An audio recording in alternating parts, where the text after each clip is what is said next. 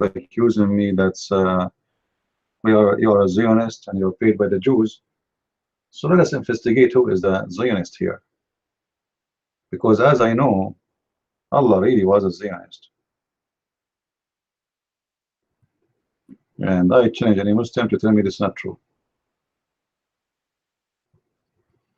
The Quran says that Allah He favored the Jews over all mankind. The Quran says that Allah He gave the land which the Muslims call Palestine to the Jews. Allah He said that this is the Holy Land, it's assigned to the Jews. Allah He said that all the prophets of God, they are coming from the seeds of the Jews. So how more Zionist Allah can be? And then the stupid who made the Quran, he says to us, Muhammad is a prophet, but he is not from the seed of the Jews. That's because the one who made the Quran is an idiot.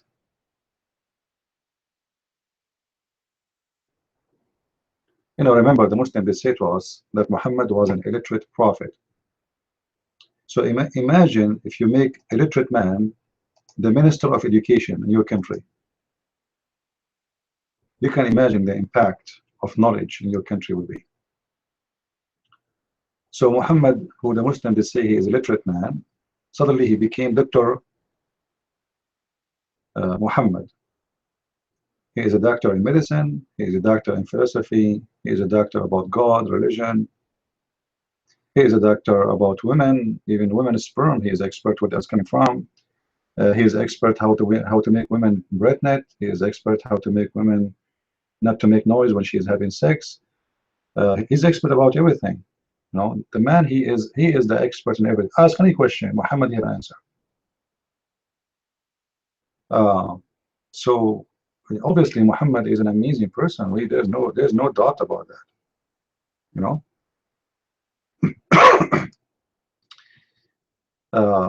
the Muslims, they translate a book about the 100 more influenced people in the world, and supposedly this man who made this book, he put the name of Muhammad in the top, and that makes his book famous because the Muslims, they love it. Muhammad is the most influenced. That's amazing. And then in the translation they start adding all kinds of lies. Go and see the translation of that book and see the original translation. You will see that the author of the book says the Prophet Muhammad, peace upon him. Like, what the heck? This guy he is not even a Muslim. What Prophet Muhammad, peace upon him?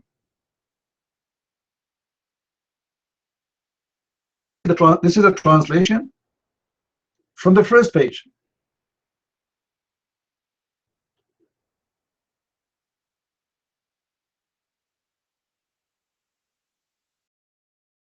Tons of posts made by Muslims about great people say the great things about Muhammad. Leonardo da Vinci. Leonardo da Vinci said something good about Muhammad. Where? What the other name? There's a guy, they made a book, but we cannot find the book. They said, I forgot the name. I made a video about it. You know, amazing. Muslims are amazing. You know, there's no question about that.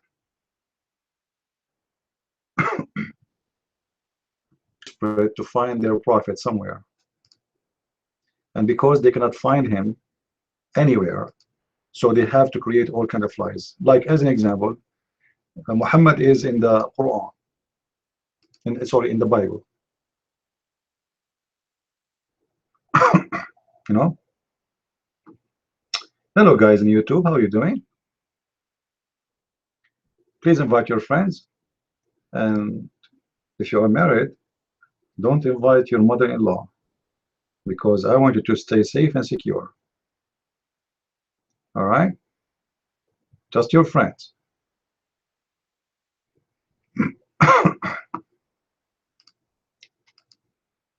You know, once I received a message, this was years ago, from a lady. She said to me, Christian Prince, because of you we are going to have a divorce.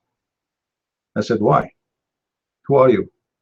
But the name is chatting with me in Palto is the name of a guy who used to come to my room. I heard him at the mic many times. You man? He said, I'm not the man, I'm his wife. She said, Well, he come to your room, he don't leave, and you stay for 12 hours online. I cannot force him to come and talk to us or sit with us and drink with us, or have some tea with us and talk to his kids. So after she said that to me, I gave him a warning. You cannot sit in my room more than 2 hours. 2 hours, and I will bounce you. Happened actually. I bounce him after after 2 hours each time we open the room. He told me, "Son, like I go there, there's nothing to do." I said, "It doesn't matter. You have a family. You have to take care of them. Your wife is not happy. I go there. She wanna watch opera and etc. What I would do there. I said, I don't know. Same. Ask her the same as she forced you to turn off Paltalk. Force her to turn off opera and talk to you then."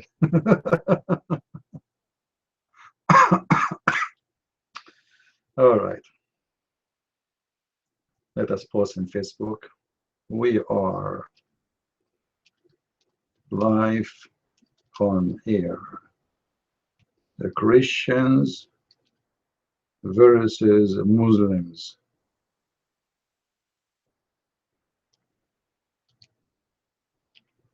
Live debate.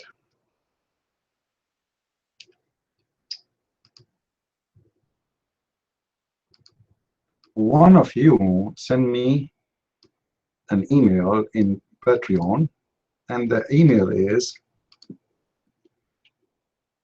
about David Wood. In one of his videos, he said that the word Allah Akbar mean Allah is great.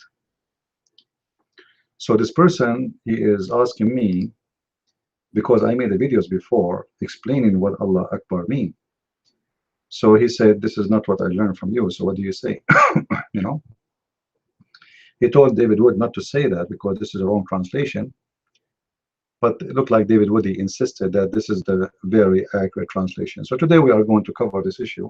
However, I'm making a video about it. It's going to take me some time because I'm making it like kind of a professional, so we can show people, Yeah, that's false. No, he didn't say Allah is greater. He said the word Allah Akbar mean God is great. And that's absolutely false. But I don't blame him. He is just an American who learned about Islam from what Muslims they say about their God. If you follow what the Muslims they say about their God, you will never receive anything or learn anything about who is their God. And all of us, we knew that. Muslims are the last one to know what Islam is about. And here we go. The name of the room is a clear evidence. Uh, each time we open in here, they say to us, we ask them who is Allah. They give us a very funny answer. Yeah, Abdul, who is Allah? Again, funny answer. Nobody knows. What they give you as an answer is what Allah supposedly do for living. But I'm not asking you this question. I'm asking you, who is Allah? Can you tell me who is Allah? So how I can copy? And I notice not only him, most of the Christians, they copy paste from the internet and they publish what they learn from the internet without investigating, as for granted. So my coming video, I will make a video about to answer what David Wood. I'm not here to talk about David Wood. Don't take me wrong. I'm here to share the correct information because we don't want anyone to give you wrong information, and just because he is very well known, etc. So you take what he say for granted. Don't take anyone says for granted. Investigate yourself. So if I say to you something today, don't believe it. Don't take it blindly. Check it out. If everything check out, that's good. We store this information and this knowledge in our brain. If it's not, we send it to the garbage. You know what I mean? But some people, because someone is famous, they take what he say that it's supposedly he is super knowledgeable. All those who speak about Islam, not even a single one, not even a single one, who don't have degrees in Islam and they don't speak Arabic.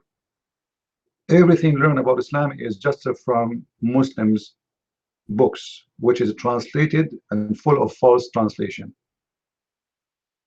Where David Wood he got that Allah Akbar mean Allah is great? This is from the Muslim translation, not from an accurate understanding for the Arabic language.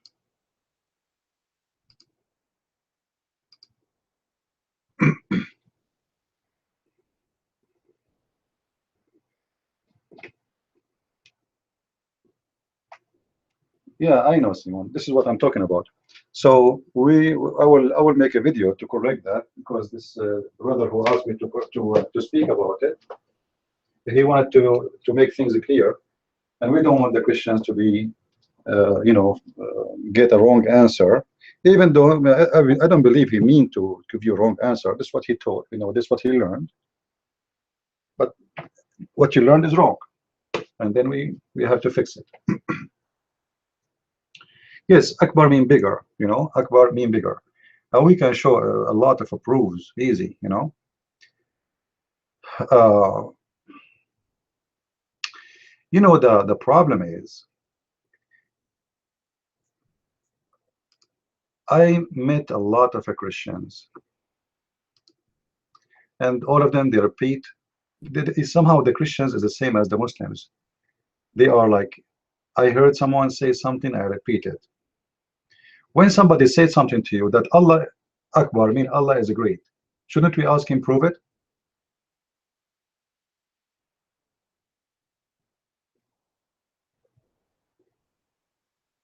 Correct? So this person, he asked David Wood, what is the proof that Allah is Akbar, is God is great? Look what he said to him. He said to him, the Arab Christians, they use, he said, let me see the text, hold on. So I don't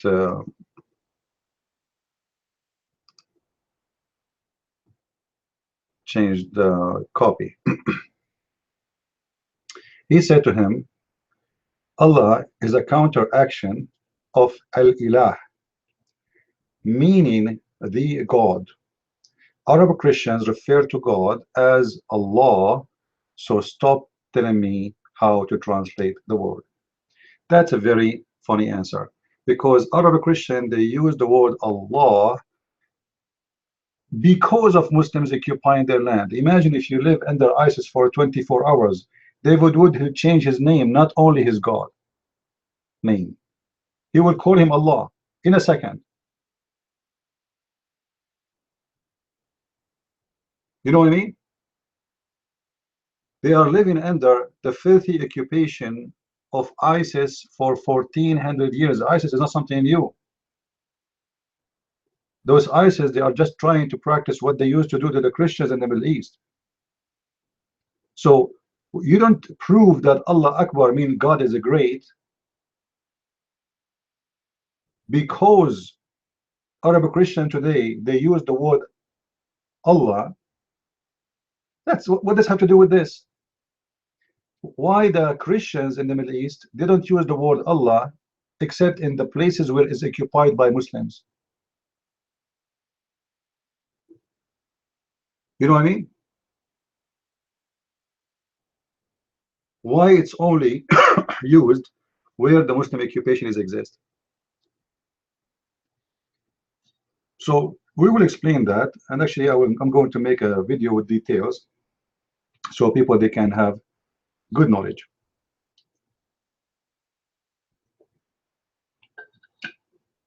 Otherwise, if Christians today in the Middle East, the Arab Christian, they use the word Allah, that will make them worship Allah. But all of us, we know that Allah, the God of Islam, is not our God as a Christians.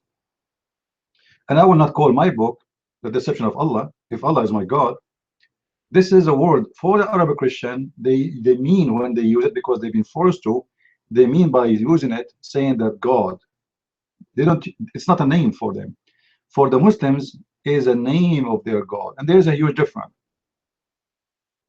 So those Christians, they use the word Allah in the Middle East specifically, for they have no choice.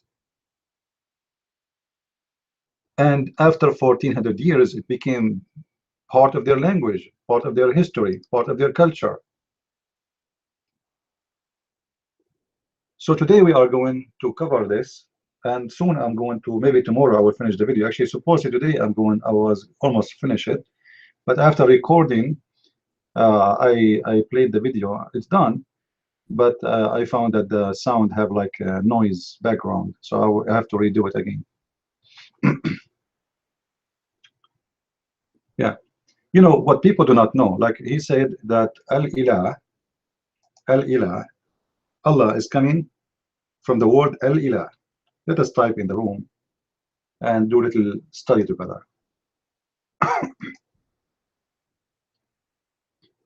And it's amazing how if you go and search in the internet, how everybody is copying from everybody. Everybody is a copy paste. It's amazing how this word is full of potatoes. Everybody copy from everybody. Nobody wants to use his brain. So let us see. We have Allah and we have Al-Ilah. We have Allah and we have Al-Ilah. Is my text big enough in the screen? Let me make it bigger. Al-Ilah. All right. Guys, the ignorant ones who do not have education do not know that the word Al is a word meaning God. So if Ilah mean God and then Al mean God, that's mean God, God.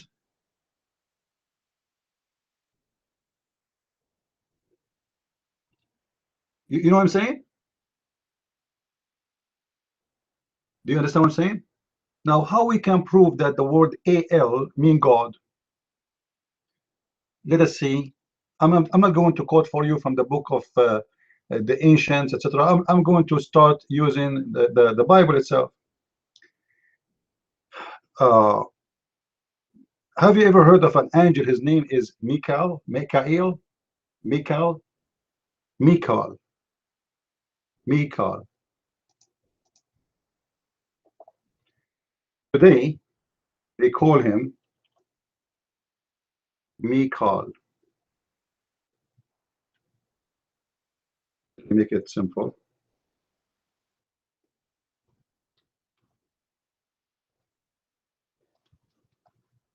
Michael. Sorry, not C. It's K. You can use it C. It's K. It's better. So Michael. The last L is the last L. Al is the word God. So this is an angel belong to God. Who is this Al? The God. It's just a word meaning God. It's not a name. The same we see with the name Ezekiel. Ezekiel, the real name, the original name is not Ezekiel. You see, there's two Hebrews. There's ancient Hebrew and there's a new Hebrew. So in the ancient Hebrew, his name is not Ezekiel, which means end with E-L.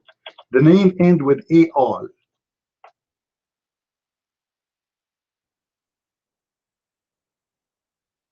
Are you getting my point? Is what I'm saying clear? So the name of Israel in the ancient Hebrew was not Israel. It was Israel, which means at the end of Israel, it was like this. This is Israel.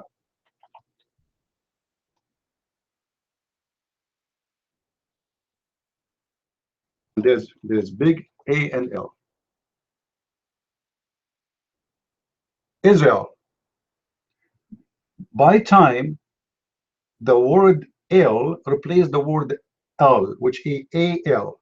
So now we hear in the New Hebrew E-L. So Israel, Mikael, Samuel, Emmanuel, Israel,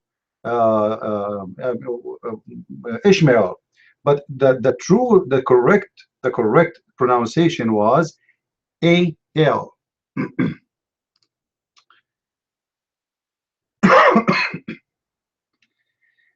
The prophet Daniel, and you know, guys, the prophet Daniel, right? Anyone here do not know who is Daniel? Okay, the prophet Daniel, today, his name, you know, like you can go check the name, you will see that his name is the same as it is. Daniel. What is the A-L at the end? Dan mean judge. I mean my. A-L mean God. So the name will be like this. Dan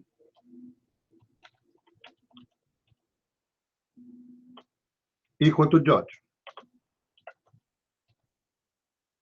Then I equal to my. Then Al equal to God. That is the name of God, the name of Daniel. So now, do we have a very clear confirmation that Al is a word meaning God? All right. So if somebody says to me, Al Ilah, well, already you said Al, we proved that Al is God. So, and I is my, then La is the name of God. Do you get it?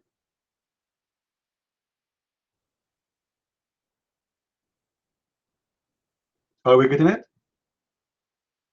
I mean my. So Al, I, La.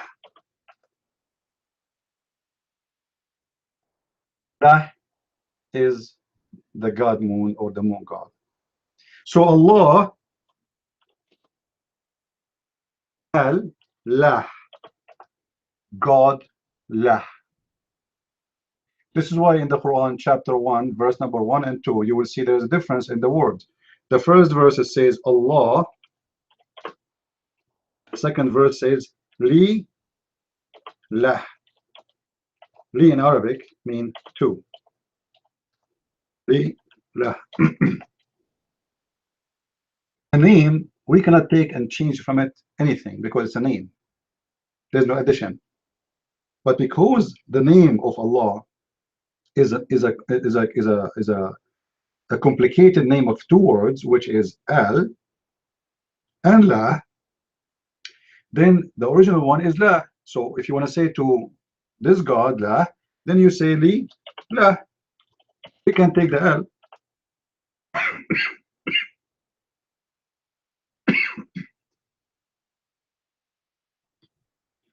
And if Allah is just a word mean God, that's mean that the God of Islam have no names. Now where David Wood he got this from? You know what I mean? Is the idea clear? Are we clear? Anyone don't understand? We repeat, no problem. So my friend, don't copy paste. Knowledge is not about someone is famous and he have a lot of subscribers and etc. Knowledge is knowledge, and nobody can touch that. People they copy paste. Go and see right now the word al-ilah. You will find thousands and thousands of videos or sorry articles saying the same. Al-ilah is a word coming. The word Allah is a coming from counter etc. from the word al-ilah. That's false. That's a pure false. You are there? Oh, okay. Maybe some people they can watch how it's coming. If you can post, there is the way to post a link. I don't know. So Allah Akbar does not mean God is great. This is the first mistake. It was Allah. The second mistake is Akbar. Akbar does not mean great. I mean, how he come to this conclusion? That's very funny.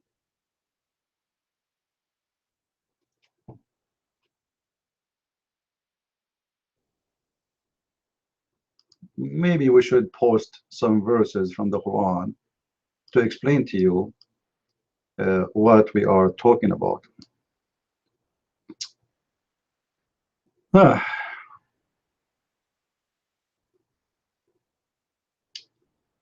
Akbar, yeah, no, so Kabir in Arabic the same as English somehow. Like you say, big, bigger, biggest, right? Biggest is the last one. So Akbar is Afdal, which I mean, it's like, you know, you are comparing between two things. So when the Muslims they say Allahu Akbar, That is nothing but a statement of the idols they worship, because they used to say they have a competition. This idol is Akbar from this idol. Why it's Akbar? Which means it's more important. So the bigger, the more bigger the idols, the more important it is. So around the Kaaba or in the Arabian Peninsula, they have many idols. The big one, as an example, the biggest one was Hubal. So Hubal was Akbar in some time. Then Hubal shrank because Allah became more important. So Allah became Akbar. Then in some areas, Allah and Hubal, they even not exist. They don't like them. So they have Al-Uzza. So Uzza get bigger. So the word Akbar is about we are in competition who is bigger as an idol. And the bigger idol it is, it's like today, you see in the news, like, you know, that they are saying in New York, there's the highest like building. Then the Emirati, they have money, they want to build a building like New York, so they build 100 floor, or the in Emirates. So it's like to be proud about your idols. This is idols worshiping in different way, about how high the tower is. But we know that those towers are stupid and they are foolish. We just saw how 100 people got burned alive in their tower, right? But those towers is nothing but they are proud about how high they can go far in the building, but they are not proud about how high or how fast they can secure people from fire or disaster.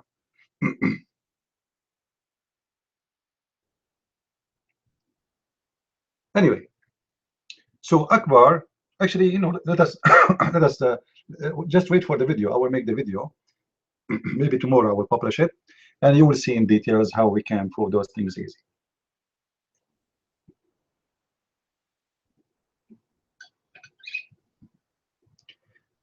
But for sure, this is a very wrong statement, and Allah and Akbar does not mean God is great. This is why Allah is the name of the God of Islam. He is not, it's not a word meaning God. Yes, I see you, Thomas, but I don't look always. Allah is not a word mean God. In the meaning itself, like when you say the name, you are talking about God, supposedly, if you are a Muslim. You get the idea? Like if I say Trump, right away I mean the president.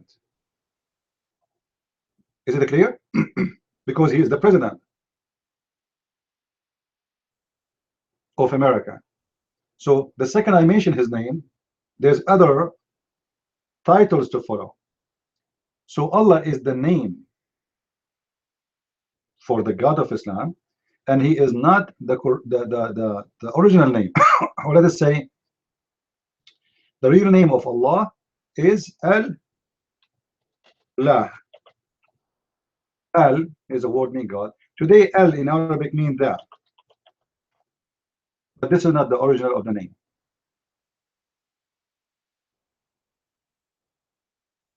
You know what I mean?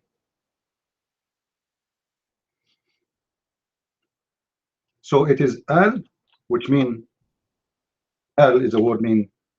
Guys, how we write the word Baal? Somebody give me the word Baal.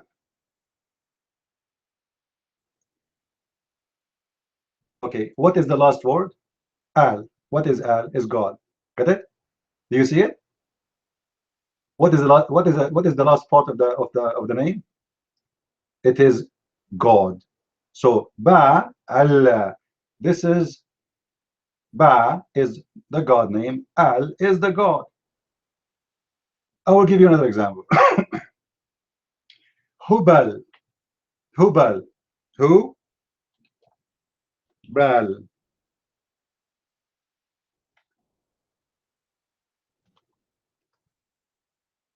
Got it?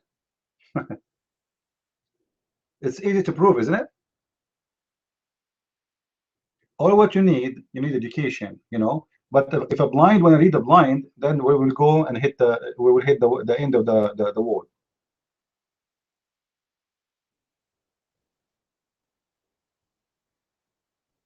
No, Allah is not the God. Allah is not the God. Allah, Al is the word God. La is the name of this God. This is the moon God. So Al, it's not one word. Mistakenly, people think it's one word because when we write it in Arabic, it's coming shown as one word, but the fact it's not. All right.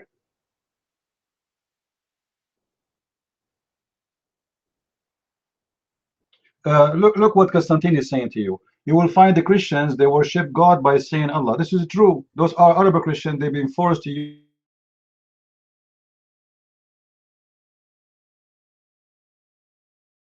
the word Allah they use there is for God who have a son. For a God who is Father, Son, Holy Spirit. For God, He did not teach the faith of Islam. So even, this, and our problem with the Muslims is not even the names. You see, let us say the Muslim, they change the name of their God from Allah to Elohim. Still your God is not our God. The Muslims are cheaters. They think if they change the name, will prove themselves to be right. Like Muhammad, he changed his name. His name is Qasim, so he called himself the praised one. And he think if he called himself the praised one, that will make us praise him.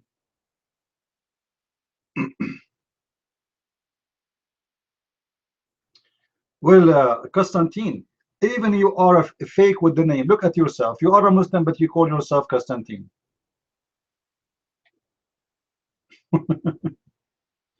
Why in the world a Muslim he called himself Constantine? Fake. And Constantine, why you don't put your hand up and let us hear you? What do you think? Do you have the courage and the knowledge to come to the mic and prove me wrong? It's very naive, very stupid to say to us that the Christians, Arab Christians in the Middle East, they use the word Allah, that's mean Allah is your God. Absolutely not. I spit on Allah every day. Allah in the Bible, in the Hebrew, is a curse.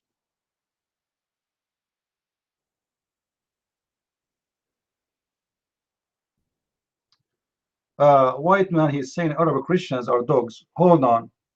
Your prophet, he did marry Zainab bint Jahsh, and he himself, his last name is Muhammad ibn Qusay ibn Kilab, which means the sons of dogs.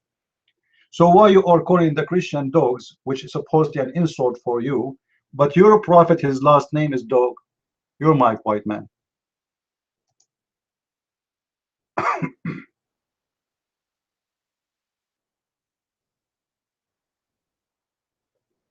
I hear nothing.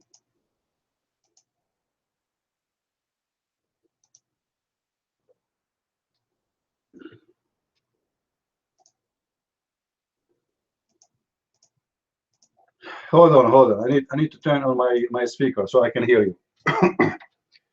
For some reason my speaker is not on. I think I need to hook up.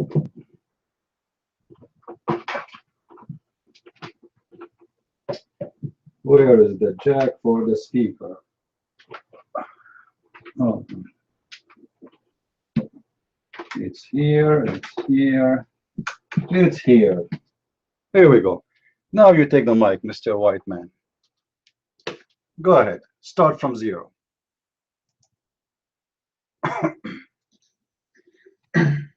Assalamu alaikum to the Muslims.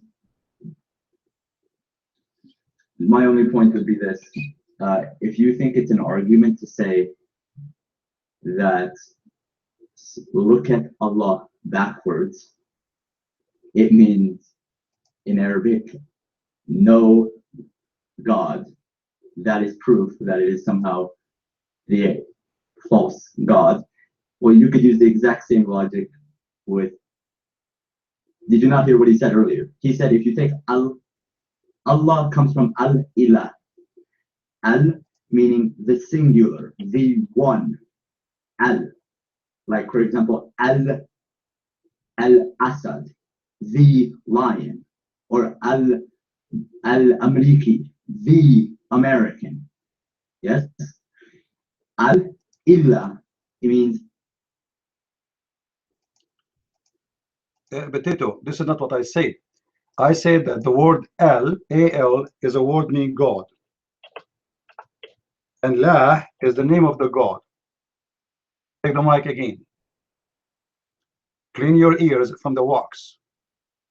Well, I did not say that.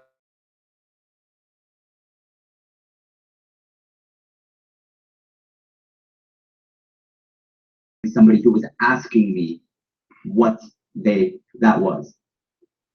Relax, okay? You're so terrified of hearing a Muslim destroy your pagan religion that you have to adopt them as soon as they say anything that makes you uncomfortable. So first of all, so yes, al-ilah, al means the singular, and then ilah means God. Yes, you were correct in that part. Now what you were saying, Abdul, I did not say that too. I said, let me repeat again, Abdul. You are blind and deaf, like your prophet. Al-ilah is the following. Al is a word mean God.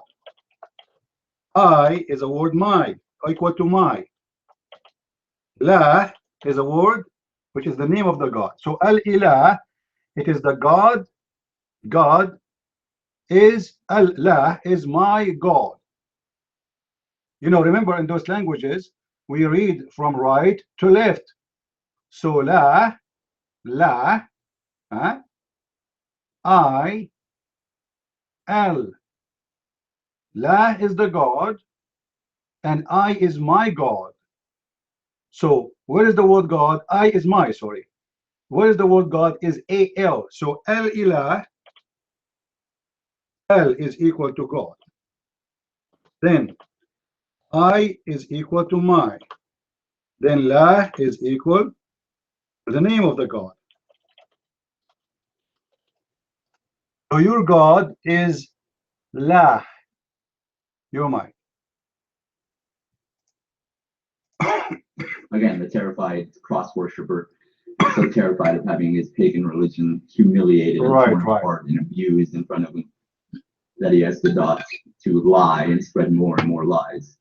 It means al-ilah, the God. It's that simple. You can make up anything else you want. All right, I will go with you. So if we take al from the name of Allah, what is going to be left? Your mind. Guys, he agree. Al-ilah mean the God. So the first al mean that. I will go with you. So we take al from la, Allah. Take al from the your God name. What is left? Your mind.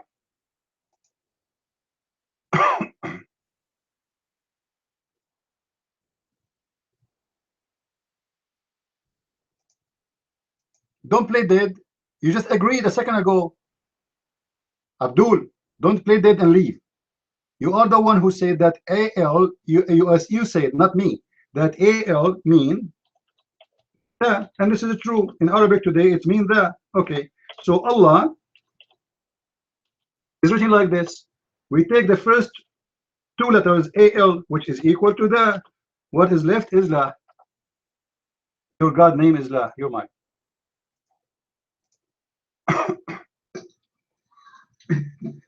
Right. So again, before the cross worshipping pagan guided me, right before I began to humiliate his point, what you're claiming is right now that because first of all, no, what's left is al-ilah, the, and then ilah. Strip it. We don't have ilah in the name of Allah, Abdul. Are you stupid? Show it to me. Where is the I in the name of Allah? I want to see it. Go ahead. Where we can find that?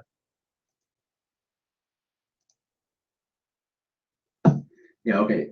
So the cross worshipping, self-hating.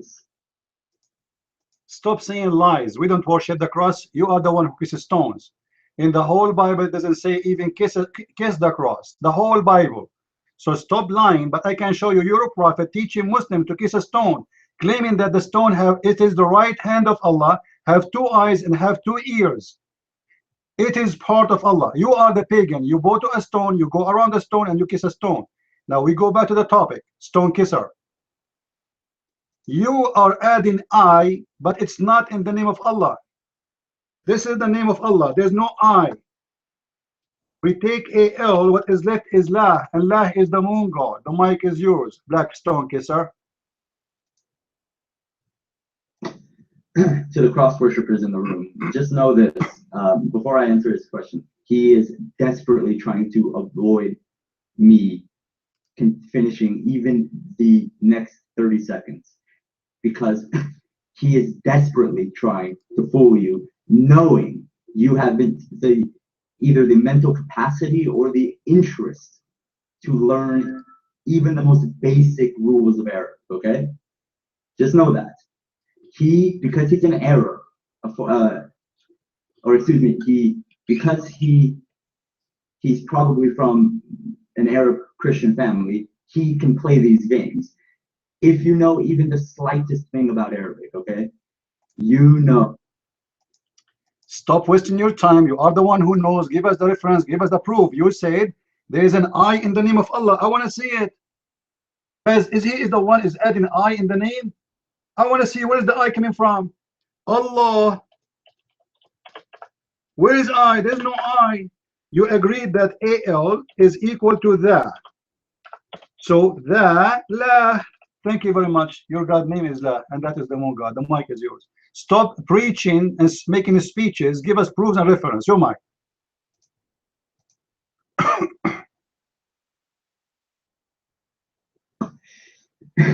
In Arabic, when you combine separate words together, it's naturally, just like in almost every other, remember, in Arabic, you combine words together. It's not the same as English. For example, with English, you just add them in. You can put all the question marks you want. If you're a total buffoon, then you can't comprehend it. In Arabic, you combine words together. So, for example, if I call myself Al-Albani,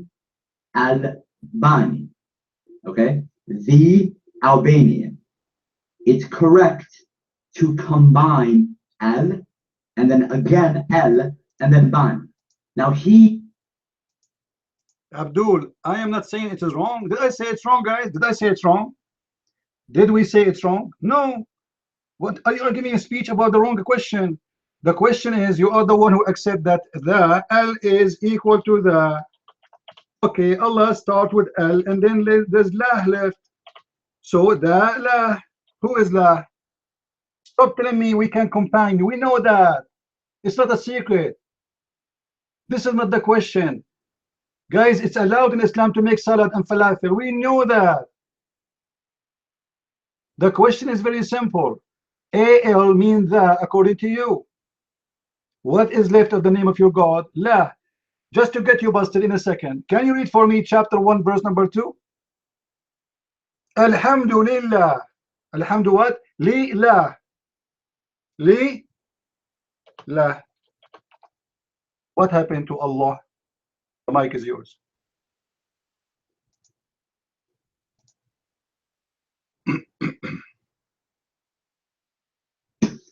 I actually did not say that. What I said was it's Al-Ilah. So if you take away the Al, what's left is Ilah.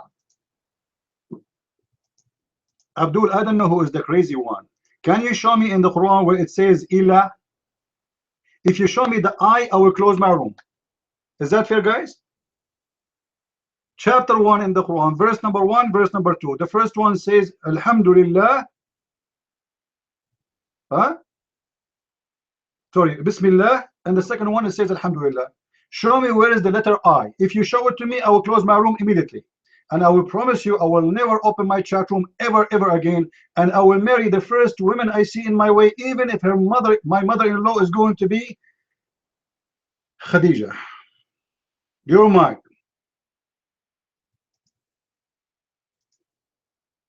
Okay, I asked him to say the Shahada. This, if you look up what the Shahada says, what does the Shahada say? La ilaha illallah. La ilaha illallah. There, you just asked where in the Quran does it show the word illa right there. La ilah. Stupid. Just let me show you. Let me show you. First of all, you are changing topic, and what you are saying to me, proving to me again that you are ignorant, because la ilah illa la, proving my point. Because I mean my, la mean the moon god. There's many moon gods. There's Hubal, there's Baal, there's Sin, and there's La. So none of them is God, my God, except my God, who is Allah. Now, the Shahada I find very stupid, by the way, because how you deny God and you accept God in the same time? You just said there's no God. You just said there's no La, and then you say but La. It's like saying there's no zucchini but zucchini, and there's no tomato but tomato, and no cars but cars, and there's no Abdul but Abdul. It's a stupid statement. You denied the God already, and then you accept the God. So you denied who? Who is the one you denied? Let us go back to zero. White lion. Chapter 1, verse number 2. What happened to the name of Allah? Can you explain to us? That will make it clear for everybody. Alhamdu means thanks. Li lah. What happened? Li in Arabic means to. To who? To lah. Who is lah? Your mind.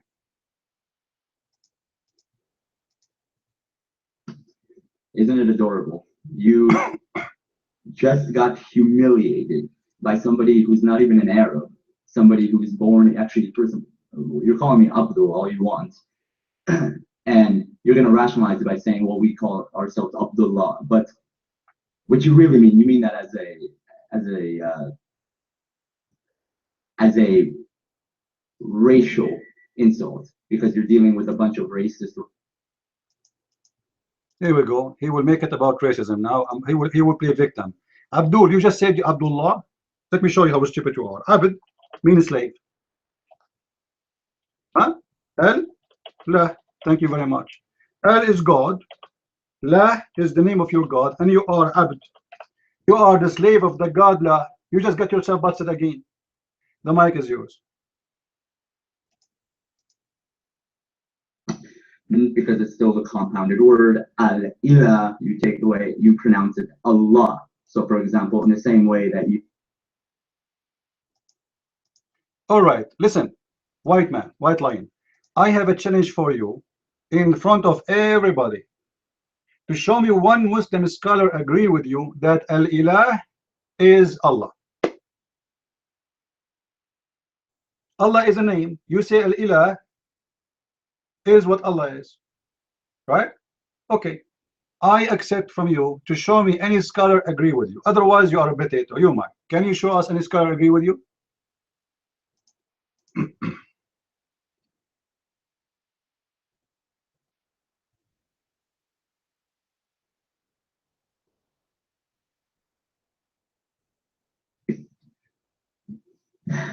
So before you go back and worshiping your Jewish God who got beat up and thrown. You see, you are trying to insult, so I will balance you and save yourself, right, from getting busted. You are busted already. Show me the proof of what you say. Guys, is that simple? If this is what the Muslim teach, it means it's going to be in every Muslim website. Show me where it says that Allah is not a name. It is the same as a word mean God. If you can't show me that, then we are done. I will give you victory. I will apologize for you in front of everybody, and you can record it and you can post it everywhere you need to. You're mine.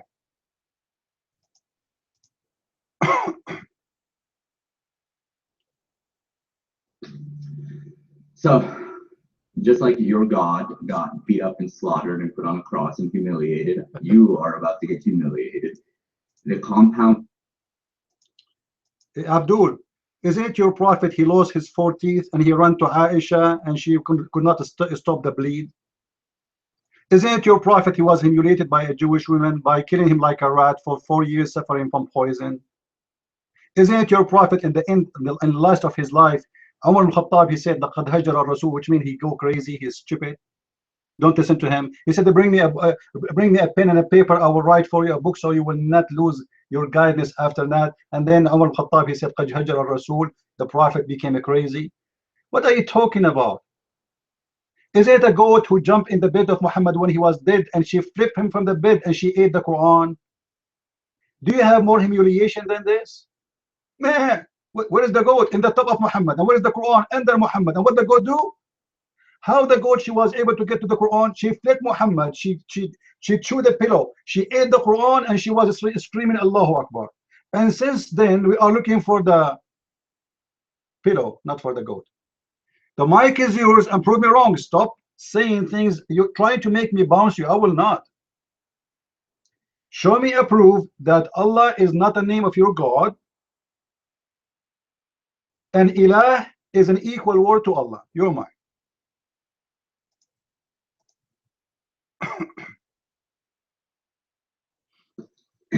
Have you guys never asked yourself, why is it that the Crusaders have always been humiliated by the Mujahideen? Have you ever asked yourself why your armies are... Absolutely. This is why half of Syria right now is divided between the Russian and the American. And all of Afghanistan is under the control of the American, and Pakistan and Iraq. What are you talking about, Abdul? What are you talking about? The whole state of Qatar is a base for us. The king of Saudi Arabia, 50 kings of you, they kiss the ass of Trump as if he's their God. This is the true God of Islam. He is a Mr. Trump. You worship Trump. You don't worship God. Potatoes. Now stop changing the topic and show me a proof of what you say. Otherwise, your God is the moon god La. Agree. By the way, I have a part of the black stone if you want to kiss it. All right. You want to change the topic? No, we have no problem. Obviously, you have no proof, no reference. Are you searching Google? I can give you time. Allah is the name of the God of Islam, is not the word being God. Ilah is a contain of two words. Either is going to be El, La, which means God, La,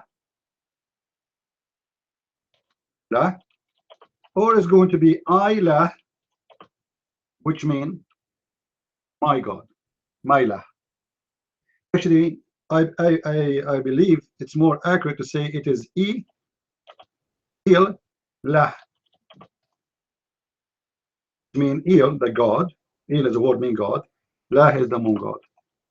All those words is coming from the Aramaic language, and many nations they share them. Even the word El is used all over the Bible, but it's a generic word for the word God. The mic is yours, white man. Do you have any proof, any reference? So, do you not ever ask yourself, why did your Jesus not help the Christians of Mosul when they were being... Did you ask yourself why the Muslims are praying to Allah for the last 70 years against Israel and he is not helping them? Did you ask yourself why Al-Qurmuti was able to kill 10,000 Muslims around the Kaaba and destroy the Kaaba? And he pissed on the Kaaba and he took the black stone and make it a shit stone for more than 22 years, and Allah did not get the Kaaba back for the black stone. And then those Muslims, they have to and the Muslims, they have to pay a bribe for the Khalifa of Egypt to get the black stone now, and now the Muslims are kissing it. And not only this, I have a surprise for you. Based on the information you receive about the black stone, that stone was not even the black stone which they have today. Because the Muslims, they say, when they took the black stone, when Al-Qurmuti took the black stone to Bahrain, it was heavy. When he sent it back, was weak. Why? Because of diet. You see, guys, how they have no answer? It's very embarrassing. So when a Christian person, he says that Allah Akbar, mean God is a great, he is helping Islam without knowing. This is an ignorant answer, and this is false. It doesn't say that. It doesn't mean that. This is a lie. You will not find one Muslim dictionary, one Muslim translation of the Quran translating the word Allah. Allah is not to be translated. Why? Because it's a name. Is that correct? You don't translate a word. It's a name. If this guy, his name is Obama, you call him Obama. There's no translation. You don't. That's a name. You cannot translate it. Otherwise, you change the whole value of the text. Because who is the one who's talking now? So guys, don't take for granted what people say to you, even if they are very well-known people and they are Christians supposedly. Because many, they teach wrong teaching. As you know, if you go to the churches, how many of you heard in the churches, people on YouTube, I wanna hear the people on YouTube. How many people of you heard in the church that the Muslims are from Ishmael? How many of you heard that? You go to the church and then they will say to you, Muslims are from Ishmael. Muhammad is from Ishmael and he's Abrahamic. They are promoting the devil. Those Christians are false Christians. They are teaching false teaching. They are giving a certificate paper to Muhammad to say you are from the children of Abraham, when the fact Muhammad had nothing to do with Abraham. Just to show you how stupid to say that the Muslims are from Ishmael. First of all, the Arab are not even 5% of the total Muslims in the world. But those Christian preachers, they keep saying to you the Muslims are from Ishmael. How had this happened? We don't know. Secondly, if Ishmael, he did marry an Arab woman, his kids will not be Arab. His kids will be Aramic, like him, for he belonged to his father. You know what I mean? As an example, did Moses married from a Bedouin woman in the desert?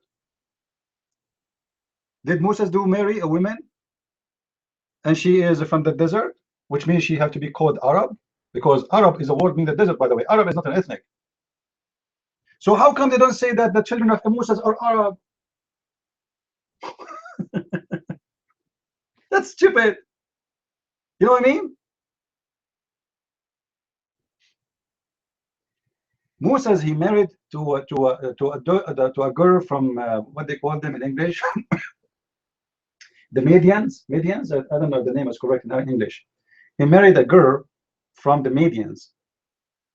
You know? Yeah. So those people are the people of the desert. I made a video before that the word Arab is not an ethnic. It's not an ethnic. Arab is an Aramaic word for whoever live in the desert. So right now, if we are Aramaic in the ancient days, and we live in Arizona or in a city, and then you live in the desert of Arizona, we call you Arab.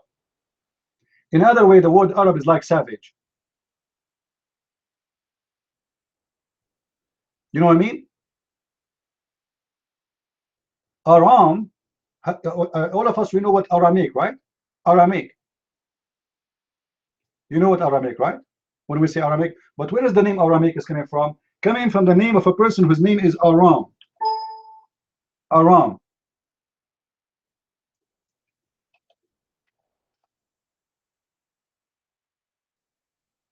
But why his name is Aram? Anyone knows? Anyone knows why his name is Aram?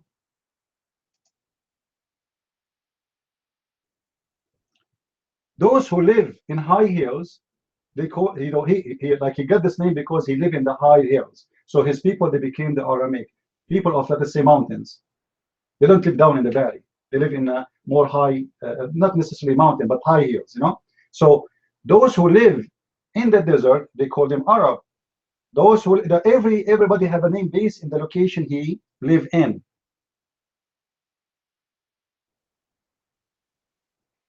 You know what I mean? I'm talking now about the Arabic language, the Aramaic language. So the Arab are people who live in the desert. They are desert people. That's why they are called Arab. So anyone he is a Bedouin who live in the desert, his name is Arab. But Arab can be, someone he have a blue eyes, can be someone he have a green eyes, somebody he have a dark skin, someone he have if you look at the Arab today, who they call them Arab, you will find someone he have a blue eyes, and then someone he have, he's a lot darker. You know, if you go to Saudi Arabia, people of Saudi Arabia don't look the same as people of Bahrain, don't look the same as people of Qatar, don't look the same as people of Iraq.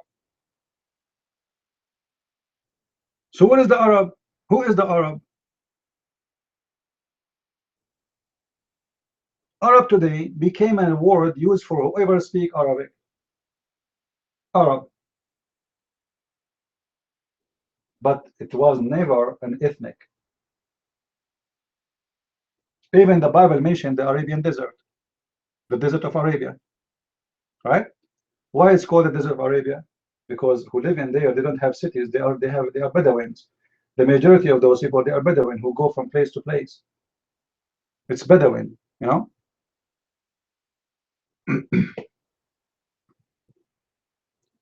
Do we have any Abdul?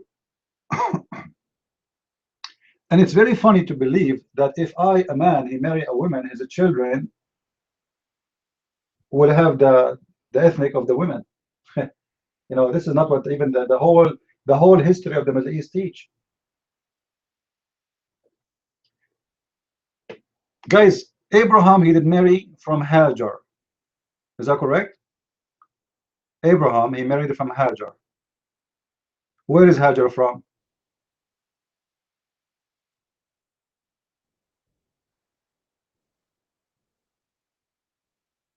Where is Hajar from? Egypt. Is that what make Abraham the father of the Egyptian?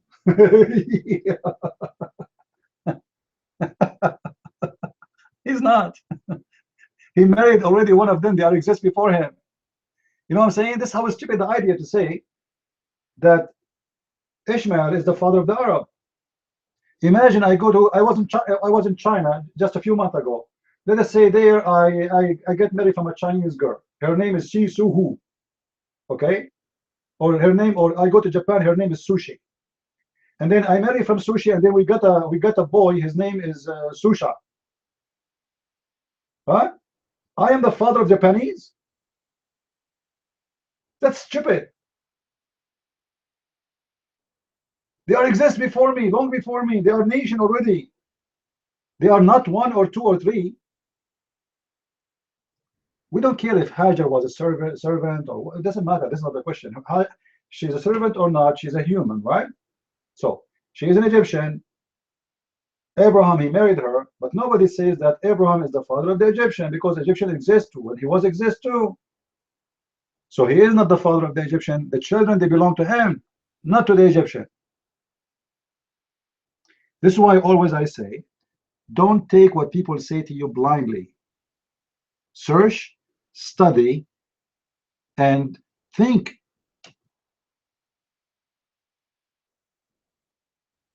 Abraham had only one wife. No, actually, no, he had more than one wife. What are you talking about? When you mean he slept with her, but she's his wife? She is considered as a wife. She is considered as a wife. You see, the term wife does not exist the same as it is today. Before, a man, he take a woman, he sleep with her, she is his wife. They live together, she is his wife. There's no religious marriage or anything, you know. So it's the term wife really. It is like about he announced her as a wife, but in fact she is a wife, you know, because he has having baby from her. Now you will say she was a slave and she is not considered the same as the wife, the first wife you have, and Sarah, etc. But in reality, she is a wife. She is the mother of his kids.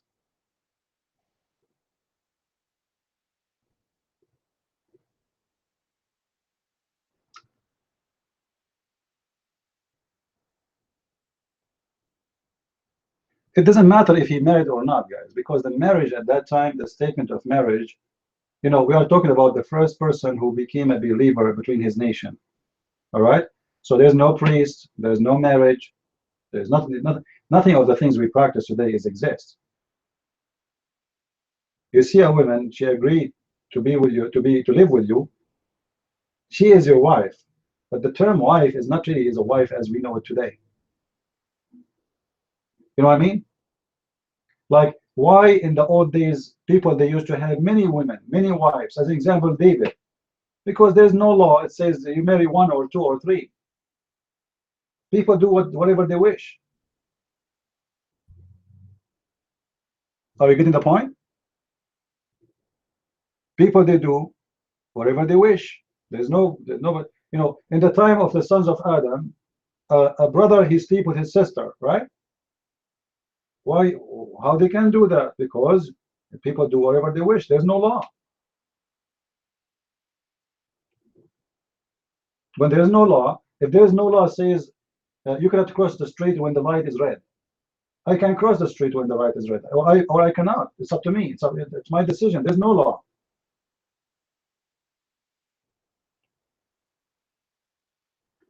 You know, people, they put in their mind that when somebody says he got married, it's the same as we have it today. You know, marriage, you announce it, and you have a priest, and you have a ceremony, or let's say, you know, whatever, you know, you do.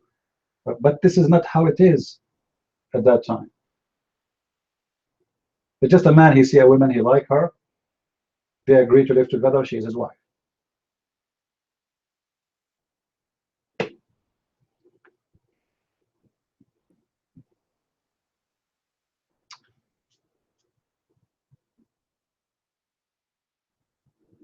Ishmael, he is the father of what? Somebody is asking me, Ishmael is the father of what? You know, the Bible doesn't say really clear, like what happened to Ishmael. But I believe most likely Ishmael, he went toward Egypt, toward Africa. And that is the logical because his mother is where? From where? Is it from Egypt? So when she left with her son, she will live to where? She will leave to Egypt, right? Because he's living with his mother, so he will leave to Egypt. That's the logical, you know.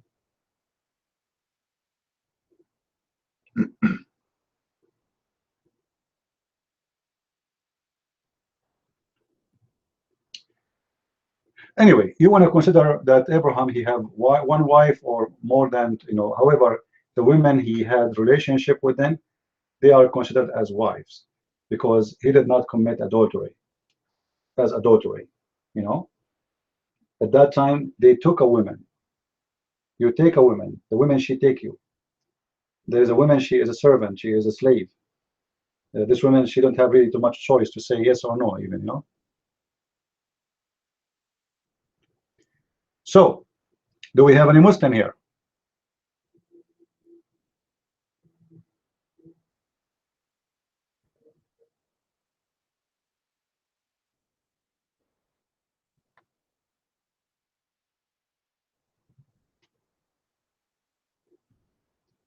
So Arab, you know, usually it is just for people who live in the desert, the Bedouin.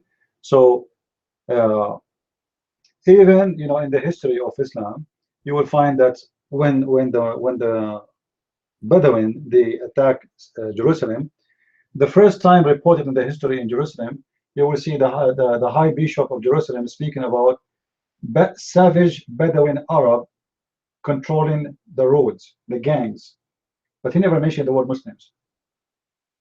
And I believe the reason for that, now some they say because there's nothing it's called Islam really, it was just a Bedouin and Islamic created after. But I believe the reason of that because none of those bishops consider Islam as a religion, as much they consider those are savage Arab coming to rape and kill and steal. And savage Arab mean people of the desert.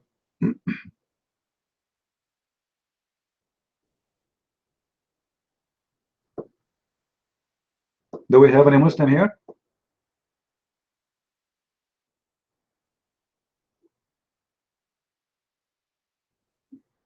Any Muslim?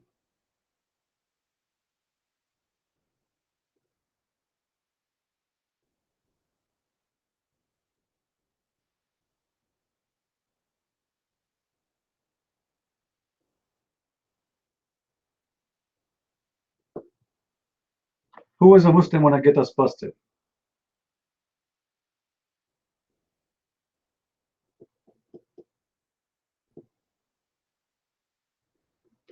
How many suicide bombing attack today happened in this beautiful month of Ramadan, just today, in the last 24 hours? News. A man, he ran to the car of a Sheikh al-Muhaysini from Saudi Arabia, shouting Allahu Akbar, and he exploded himself. Sheikh al-Muhaysini, he was unharmed. Man. the Syrian Democratic Army attacking Al-Raqqa and already freeing 2 more areas inside the city of Raqqa. So look like a city of Raqqa soon is going to be cleaned from ISIS. Another news.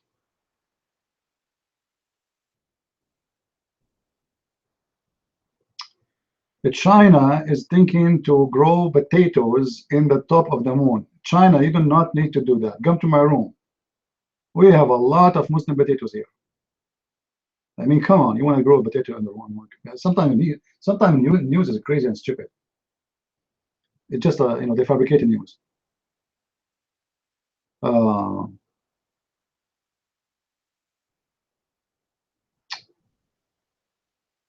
ISIS, they are taking hostage as 100,000 civilian in Mosul. Trust me, all of them, they are ISIS. None of them is civilian. Let us see.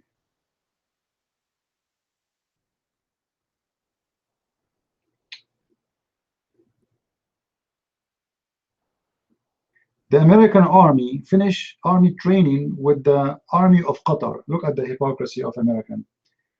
They are training with the enemies who is arming Al-Qaeda and ISIS against us.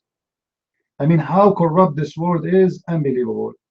How Qatar is arming ISIS and arming Al-Qaeda against us, and they are hosting every single terrorist in this world who is running for his life from being arrested, and then our army is being training with them. Okay, garbage in, garbage out.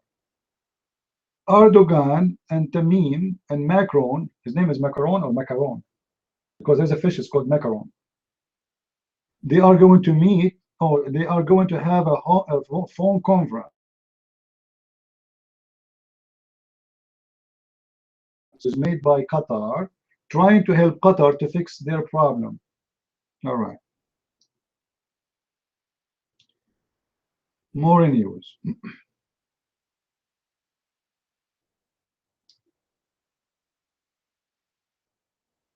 What else? One Israeli girl, she was killed. Israeli girl, she is a soldier.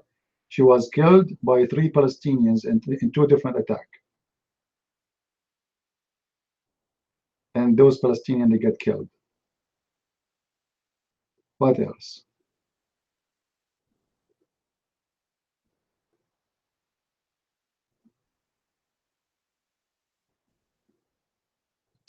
The British government is very thankful for the habit of suhoor of Muslims in Ramadan, because that was able to save a lot of people because of the fire happened in the tower in London.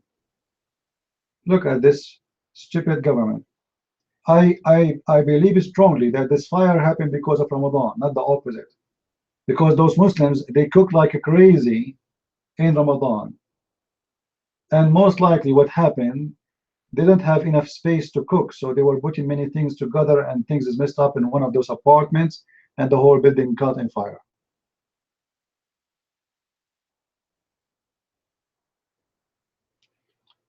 Any one of you live in a high tower here? If you live in a high tower, I advise you not to live there. They are not safe and they are not secure. Anyone remember when I have chat room open when I was in the Philippines? Anyone remember? Who remember? This is not last year, the year before. We have a very strong storm. Imagine, guys, imagine, honest to God, the building was moving like a pen, like a tree, you know. I was in the 36th floor, something like this, and the building like was like the table in front of me, the computer is moving left and right. I mean, what kind of buildings those buildings are? Just a strong wind. If this is happening because of a strong wind, what will happen if because of a strong earthquake? If you are in the 36th floor, if you want to take you only half minute just to go down every stairs, if you are young and healthy, right? How many minutes you need to go downstairs? old women and men, they will not even go through even an hour, even more. They cannot even do it in an hour if they want to go, because when you have a problem, they shut down the elevators, right? So what do? You have to take the stairs, and what if the stairs is blocked? So living in those buildings is extremely dangerous. However, when this storm happened, if you remember, the whole building, the alarm started, and everybody's running downstairs except me. I was in my chat room. Unbelievable. Very beautiful, very beautiful. You remember, everybody was scared to death except Christian Prince sitting and telling people about what's happening and showing you the crazy storm. Actually, I have a video of the crazy storm. I have it recorded too. It was really crazy. I mean, the typhoon is so powerful, man, so powerful. But you know, like if you are, just say Allahu Akbar, and you can control everything. You will be in drugs. You will see yourself like you are in Hawaii and the weather is nice and everything is perfect, brother. Just say Allahu Akbar. Please think, the mic is yours. Go ahead.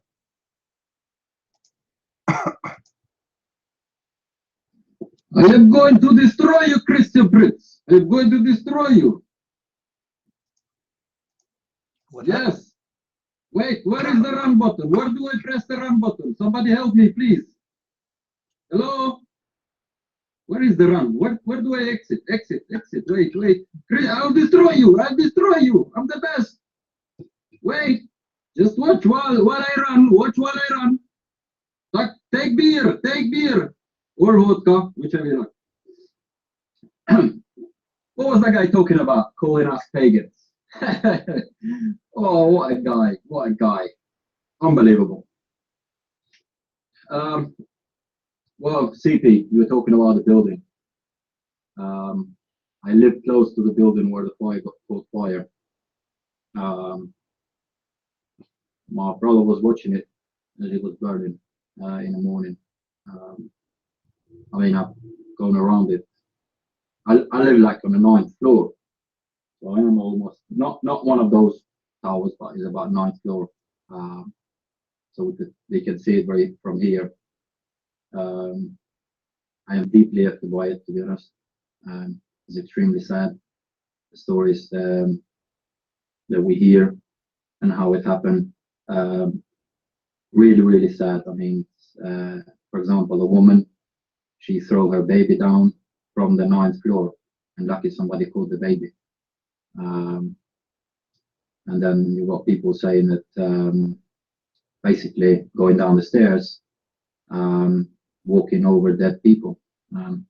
It's extremely crazy, and they're absolutely not safe. And one of the things that they did is the rich people, they didn't like the view of the block, so they said it needs to be covered. So they covered it with basically inflammable, something that it gets burns very quickly. So it was like that, and it was quite a joke and funny that I think it was Qatar or what you mentioned. Yeah, the flooding. My brother actually told me about that the other day, that they say that because of Ramadan, oh, mashallah, brother, we saved a lot of people. Oh,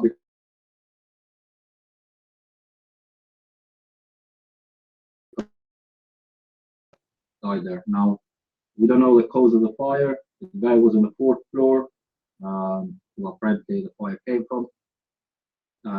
People just run.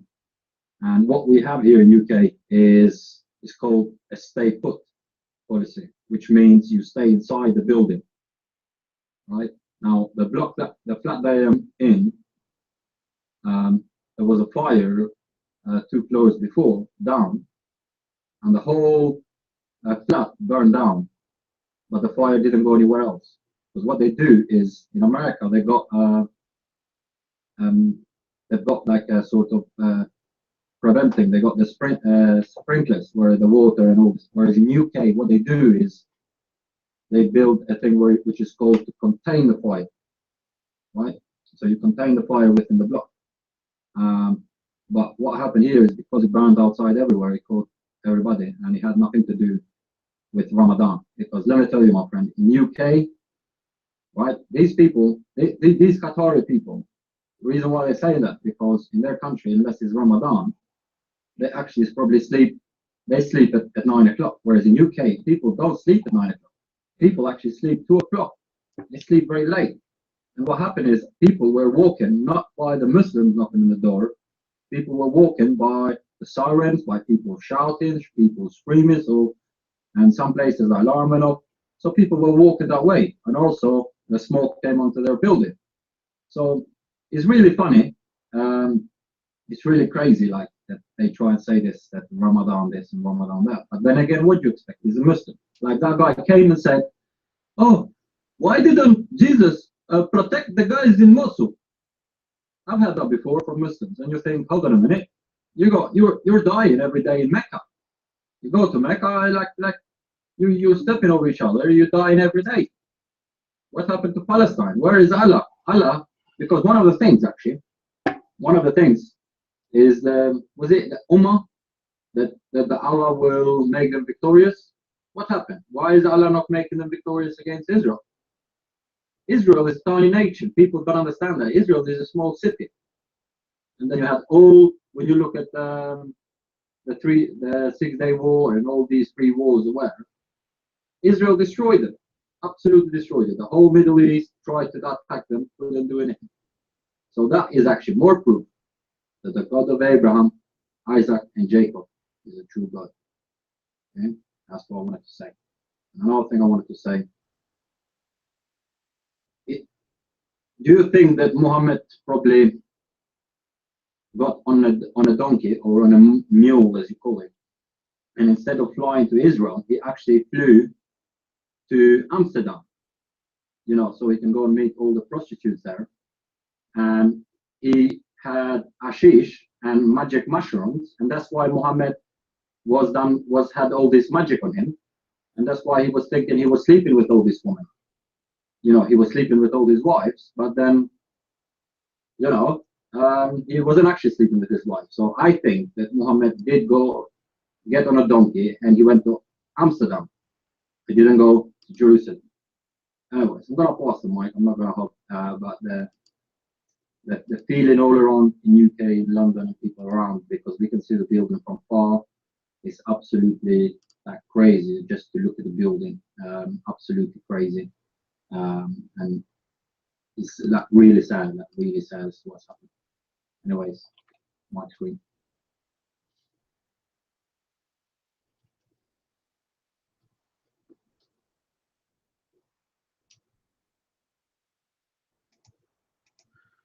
Well, I believe that living in high buildings is very dangerous, because it doesn't matter how much good the technology is. When in the case of disaster, all those stairs, they will not help you. Do we have any Muslim here? Do we have any brave Muslim here? King Romeo is a Muslim? He's not. He left, he became a Hindu.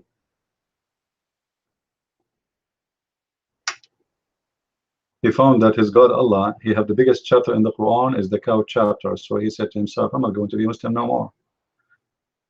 No. Do I ever use it? Yeah, I did use it once, but I did not do it again. But I think, please think right now is doing podcast there. Maybe you can watch the room from there. I went there and then I found girls stripping. A guy is spanking the ass of his girlfriend. I mean, it's really crazy website. So after I installed the application in my phone, I said to myself, let me take it off.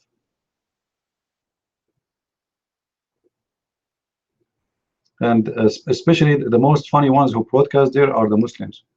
You will see a Bedouin guy sitting in his car. Assalamu alaikum. Today we are going to talk about the stock market. A Bedouin talking about stock market, and he's driving an expensive car. Today I wanted to invest $100,000 in the stock market, but I could not invest in like I wish I can buy some like a stock market in the vodka manufacturer in Russia, but I could not do that. They don't allow it here. Yeah.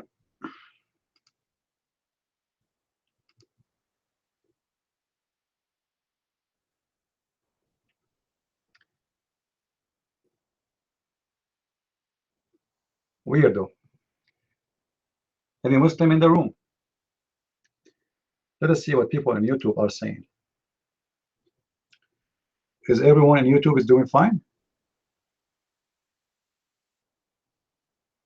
By the way, you know, I'm planning to convert YouTube to Islam. You know, what will happen if Muslims own YouTube? The first thing they will do, they will delete all the videos speaking about God and replace it with porn.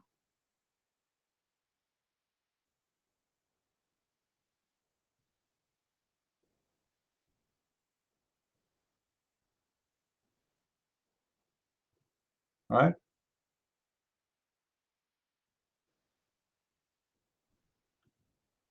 You know, the stupid Muslims, they copy my videos and supposedly like, you know, they are fighting other Christians. So they say, they make a title, Christian friends get James White busted.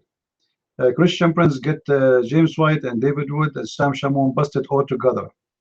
Christian friends, but what they do not know, by doing that, they are making more Muslims come to listen to my videos, because Muslims, they will ask themselves, who is this guy who got everybody busted?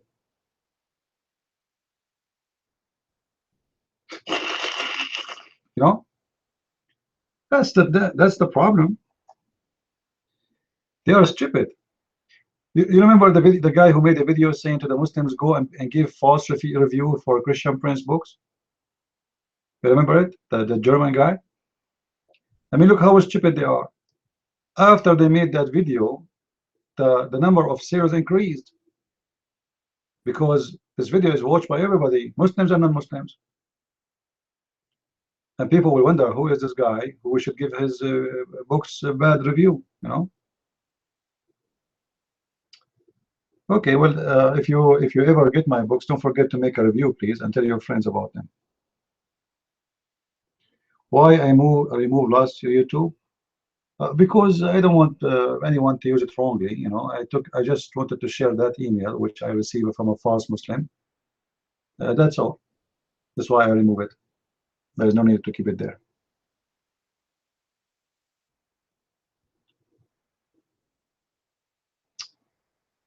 Do we have any Abdul?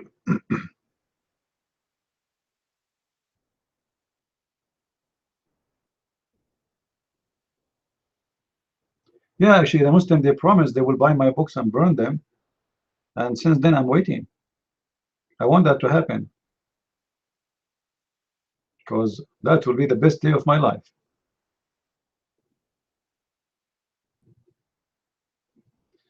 Will Allah give me cancer because I don't worship Allah? You see what Jesus said about those who they are sick. When they ask him about why this person is sick, is that because he sinned or his parents sinned? The Bible is so clear about that. He said this has nothing to do with sin, right? So not our God. We don't believe in such a thing. Cancer can happen to the good and to the bad. Doesn't matter really. Diseases can come to you, to the good, to the criminal, and to the one who never harm anyone. Can happen to babies who never even have a day in their life, right?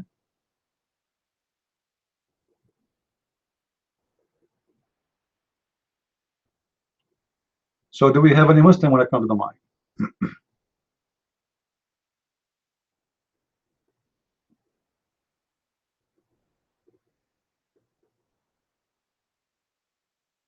Any Abdul?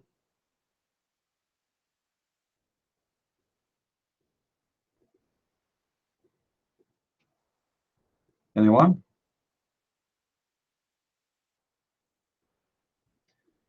The one who called himself Constantine. Either you come to the mic or I will silence you. Do we have any Muslim? Who is a brave Muslim, have the courage and the knowledge?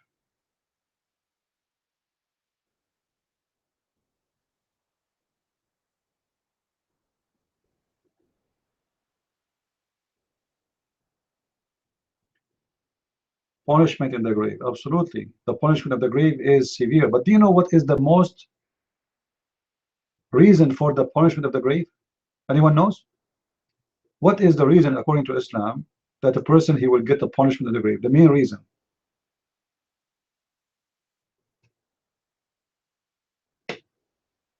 Who knows? Yes, it's about pissing. Pissing is number one reason to be punished severely in the grave. If you pee and some of the pee touch your clothes or even your body, Allah will get so upset. So Allah will torture you in the grave. So according to Muhammad, the most of the punishment of the grave, if you go right now to sunnah.com, you can go try it. Go to sunnah.com and write the punishment of the grave. You will see Muhammad saying in many hadith, punishment of the grave is because of the urine. Let me find it for you.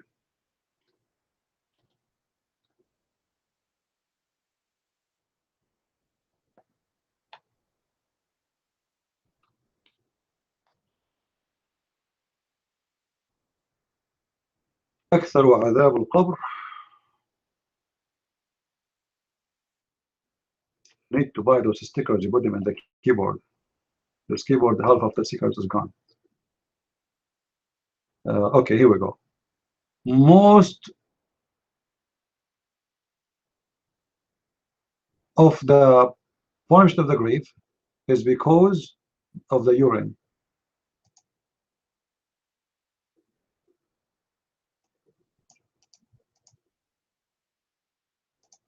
Any of you did piss sometime and some pee touch his skin or clothes? If you do that, you better get ready, because Allah is preparing for you a severe punishment.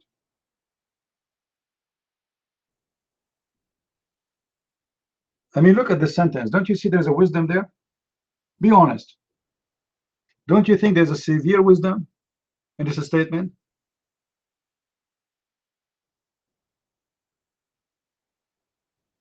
How Muhammad knows those things? There's no way Muhammad, he knew such a thing which is mysterious unless he is a true prophet of God.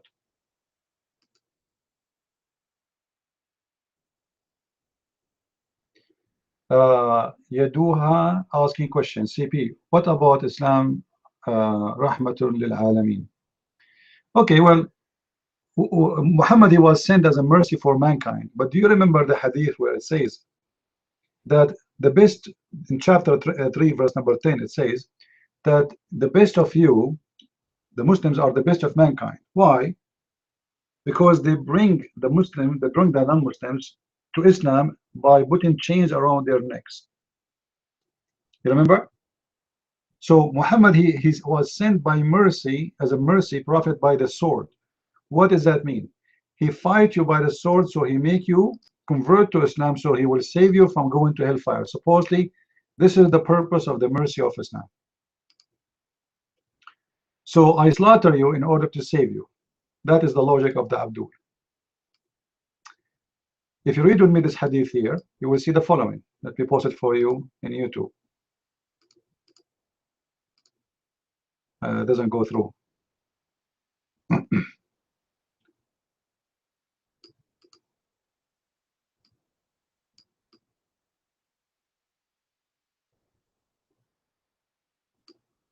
I need to open YouTube under my other account so I can post. Hold on.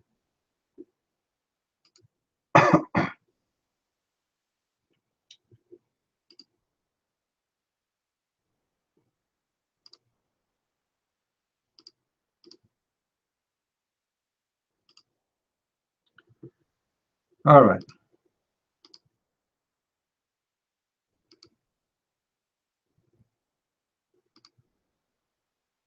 It says that it's so long.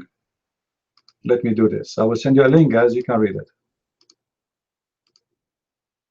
All right, here we go. Or people, they can post it in the chat room. You know.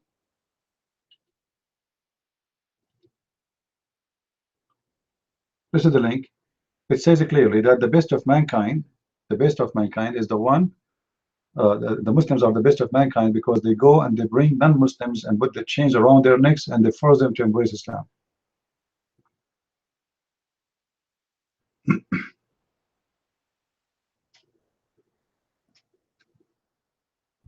Yeah, okay, it's all right. Here we go. The hadith is in front of you, and the link is there. Thank you, David.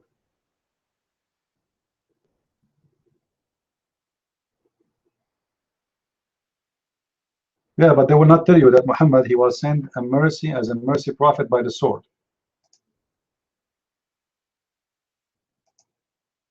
By the sword, his mercy. You see, like they cut the, they cut the story. The story says, I was sent by the sword as a mercy. By the sword, not by love, not by,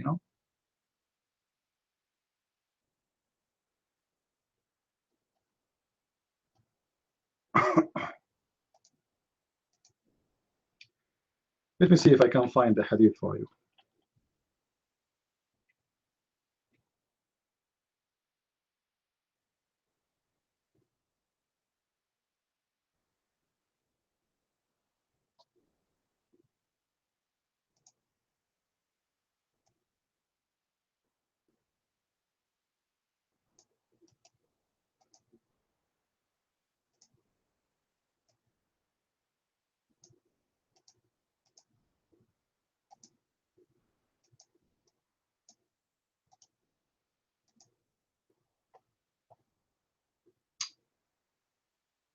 All right, let us see.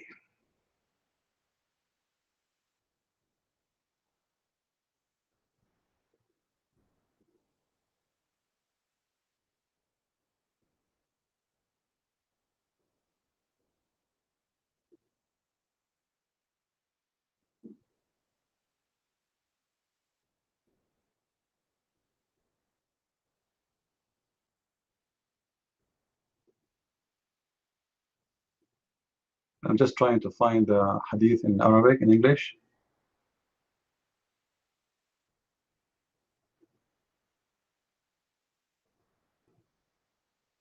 Um,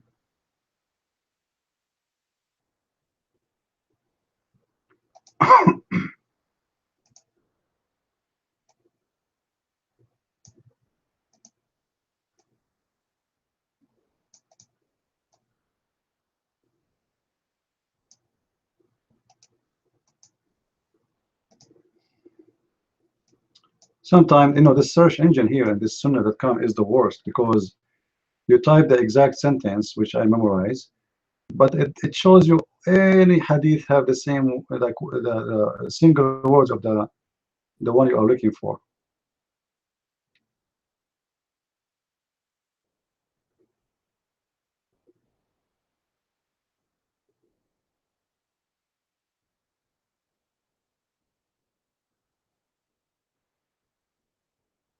Very bad search engine.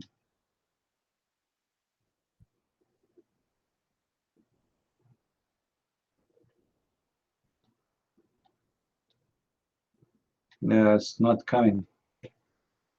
Anyway, the hadith says, I can post it in Arabic.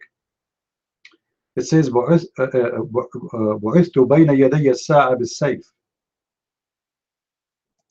until there is no God but Allah and no partner with him. And Allah, he made my wealth under the shadow of my arrow. So this hadith confirmed that Muhammad, his mercy is by the sword, and until there's no God but Allah, and all his income is coming from the shadow of his arrow or his sword.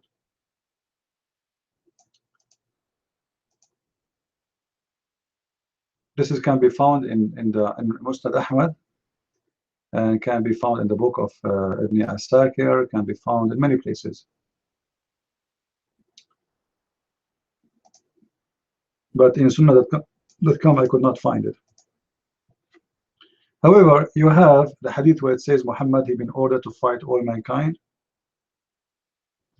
until they say there's no God but Allah, and they eat what we eat, and slaughter what slaughter, and they pay the zakat, and they face the Qibla, and they worship as we worship, and then and only then I will stop shedding their blood.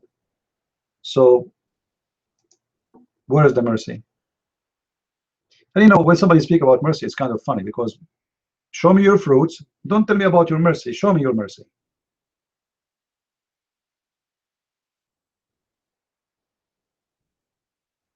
It's not a statement you say,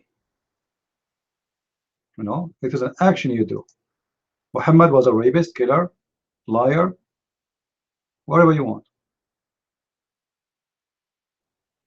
Put a quote around it, but I'm searching in Arabic. You think that will work?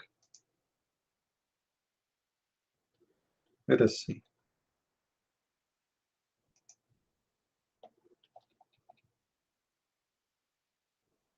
It doesn't show at all. Maybe it shows in English only. But this is the hadith. Maybe you can go and help me to find it. Let me post it. You can search in Google. Maybe you can find it in English.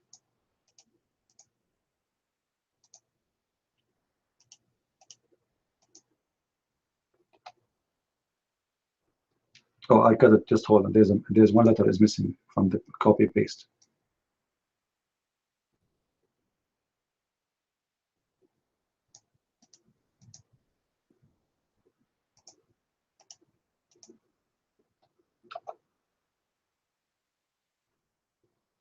Do we have any Muslim?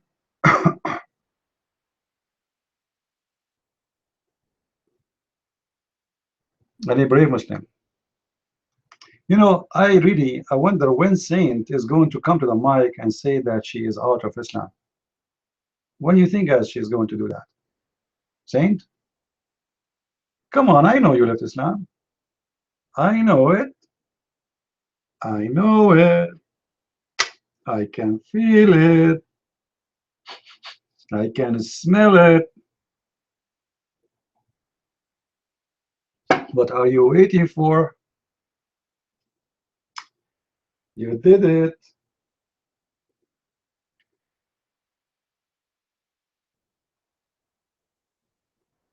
Yeah, you don't need to be a genius to know that she is out.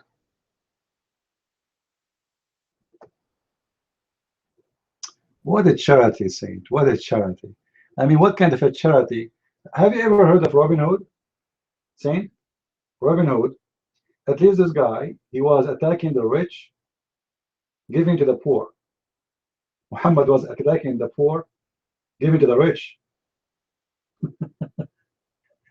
Do you know the story of Abu Sufyan? The story of Bani Muawiyah? What do you mean? Bani Muawiyah are very rich.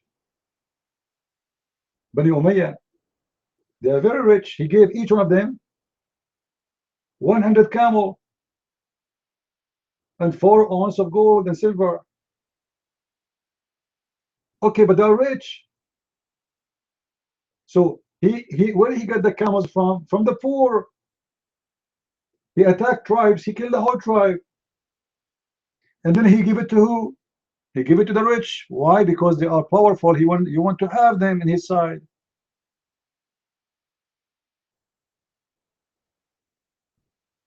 Even the Quran confirmed that. They call it al-mu'allafa qulubahum.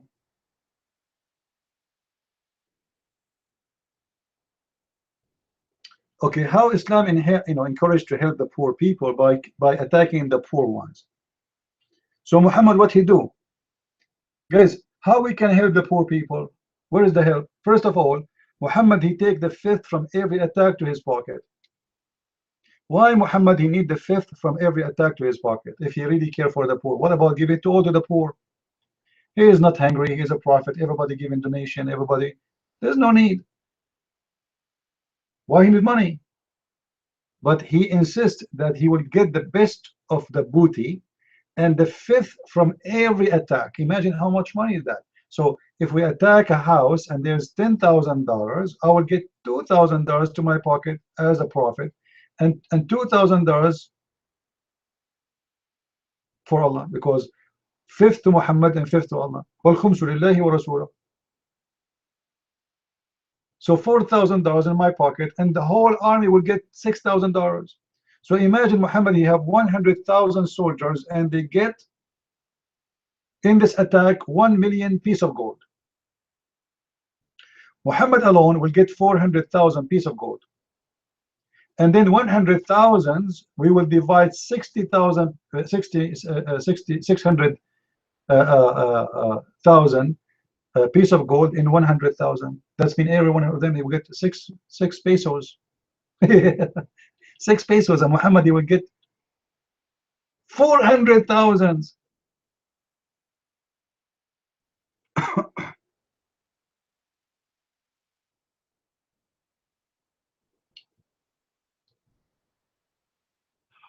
All right.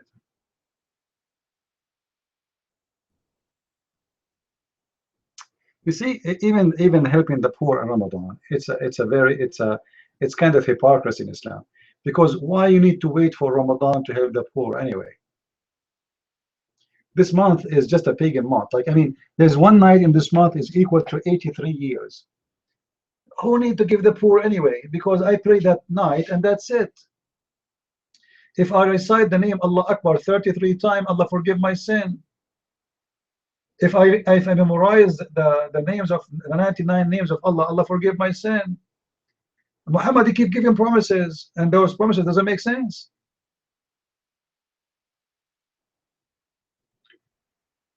What the Quran says about helping the orphan, as an example, and the poor, how we help them? We have sex with them. We have sex with them. Why you want to have sex with the orphan when this is an orphan? What kind of religion teach me in order to help somebody I have to have sex with that body? Can't you help without raping this child? Right?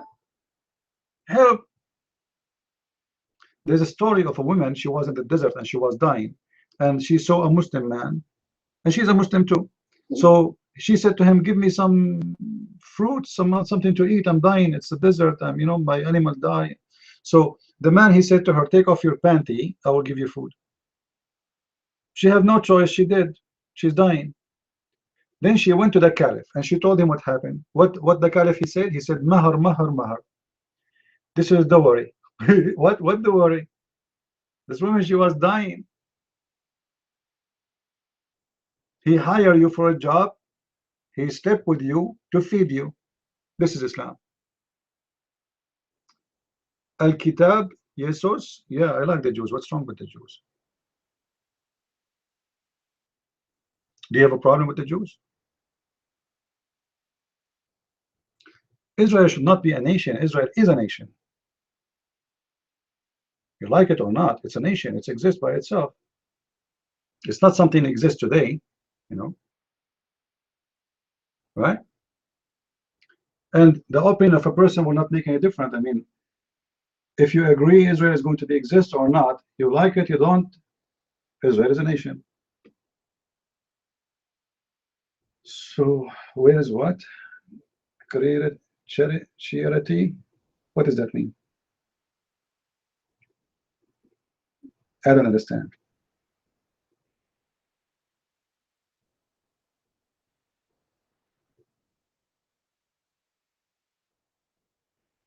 What does have to do with the first question and the second question? I'm not sure. What the first question have to do with the second question? Like, I mean, how charity jump in the middle?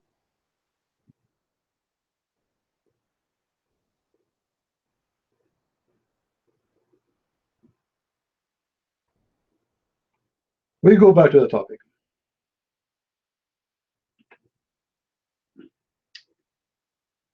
What Muhammad he says about yatama, orphans.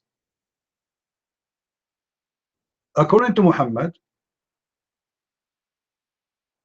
the only way to help the orphan is to have sex with them.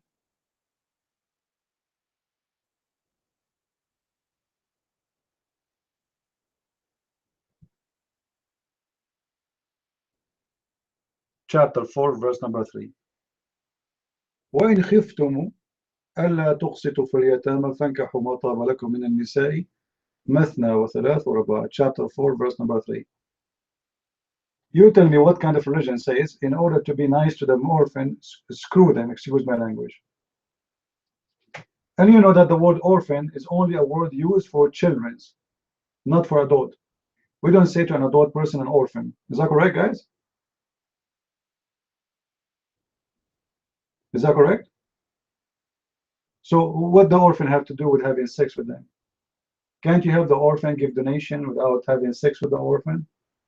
So what Muhammad teaching the Muslims, sleep with the orphan, and supposedly this is the charity of the Muslims. So he rape a child, and in return, I will give him some sandwiches, and I will give that orphan a roof.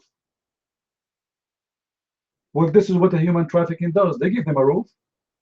They give them nice places to stay in, actually, because they send them to rich ones where they are fancy, and they give them clothes, and they dress them, and they spend and perfume on them. It's because it's a business.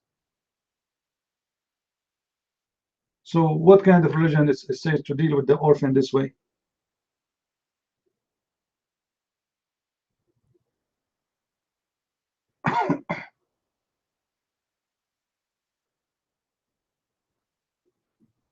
You know, when somebody speak about an act of mercy, we need to question the mercy. What is the act of mercy when Muhammad he have sex with Aisha as an example? How somebody he think in such a way and he act in such a way, he can be an example to teach us about mercy. Correct? Because it's not a merciful act to have sexual relationship with a child. No, there's no word marriage actually. The word there is inkahu. The word inkahu. You know, I mean, there's a hadith that says, Allah cursed the one who do nukah to his hand. Okay. Have you ever heard of somebody doing nukah, marrying his hand? So what he's talking about masturbation.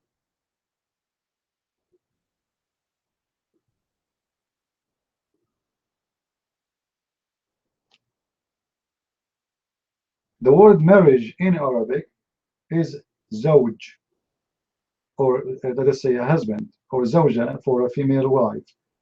The action of marriage is zawaj. And the word zawj can come as a pair, like two couple. By the way, there's a mistake in the Quran about this issue. Maybe I did not talk about it much. uh, you know, the one who wrote the Quran is sometimes like, I don't know, too much hashish.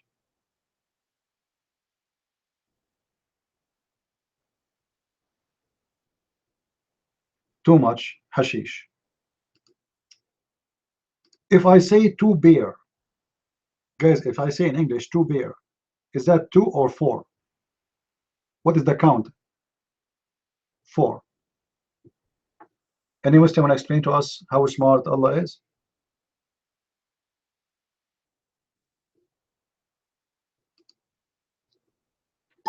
Allah created from everything two bear. That's amazing. Or if you go to the story of Noah, let's just show you how stupid Muhammad when he made this chapter of the Quran. In chapter 11, verse number 40, Muhammad is copying supposedly the Bible. So what Muhammad he said? So Noah, he carried with him from every kind of animals two bear. Any Muslim want to answer? Why he is carrying two bear from every animal? What the purpose here? Two bear? That's mean two elephant male and two female elephant, two lions male, two female lions. Any Muslim want to answer? In chapter 13, verse number 3, the Quran says Allah, when he created the earth and he make it flat, he created from everything two bear. Like, what the heck? That means there's two Adam and two Eve.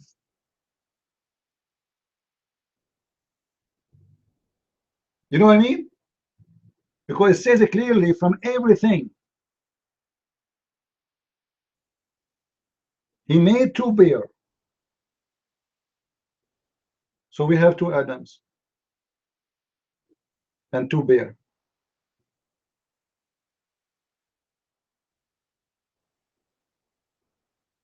Let us see what the Muslim translation is saying there.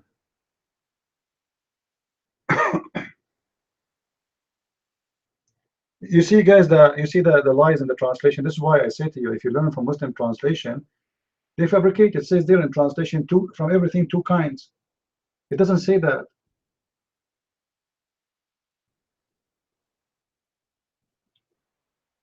Two bear, zawjain.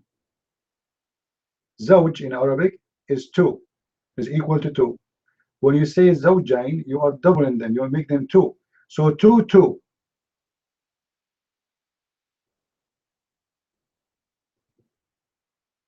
And not two kind. From every kind, he made two. Because if we go by the translation, how a Muslim will explain to us? Allah, he made it from everything two kind. What does that mean?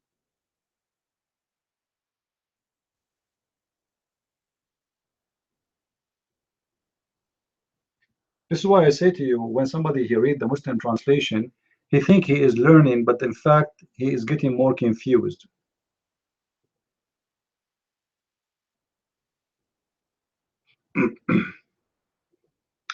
In chapter 51, verse number 49, it says, and from everything we created two bear. In the Muslim translation, you know what? I found a new website. Let me see in this website how this is coming out. Hold on. Here we go. This website is called QuranX.com. QuranX.com. So let us see.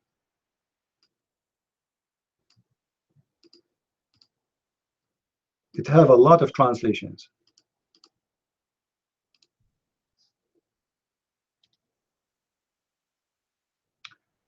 All right, I found it here.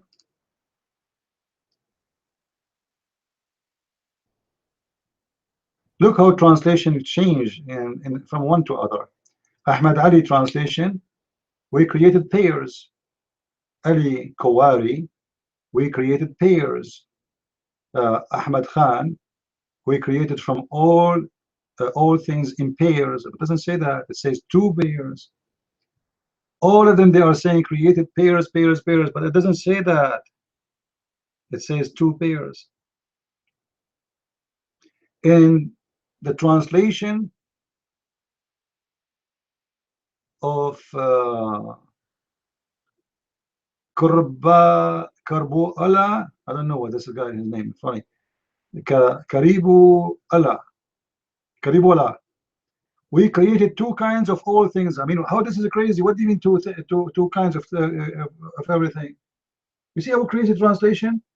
Here we go, the word two appear here finally, but it's two kinds. What do you mean two kinds? We have two kinds of a human?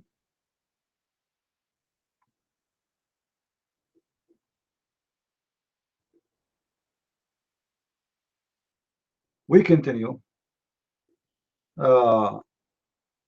Sahih Intel.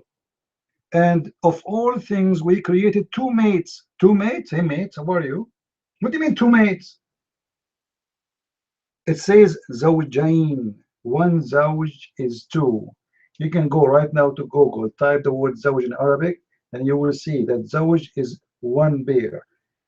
Zawjain is two bear. That's it. It's very simple. But in order to cover the mistake, they lie in the translation.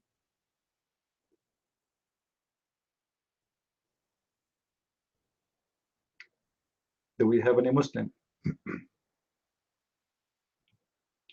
This is why I say always to you, those who don't speak Arabic very well, when they try to teach you Islam, they will go into error. Why? Because how they can learn Islam if they don't speak Arabic? From those false translations? It's impossible. Go ahead, please think.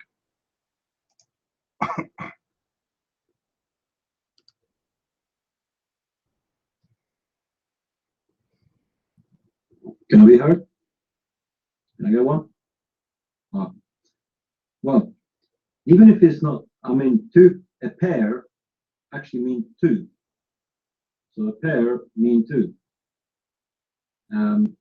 All I have to say is I'm getting a pair of shoes. So you're getting a pair of shoes. I'm getting two pairs of shoes. Means you're getting two pairs of shoes.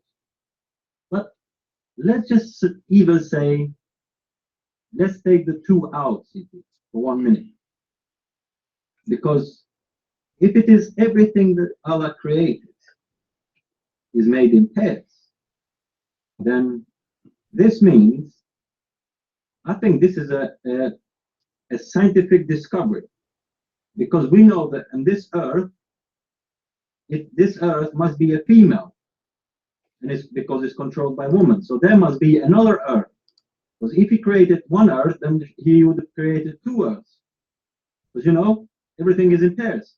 So if we should have two suns, two moons, you know, everything is in pairs. So if everything is in pairs, what, you know, there's loads of things, then that doesn't make sense. We should have two Muhammads. Yeah, well, yeah. So if everything is in pairs, that would include loads of things. So we should have two shaitans, you know, two Satans in all of this. So maybe we have two Jibrils, you know.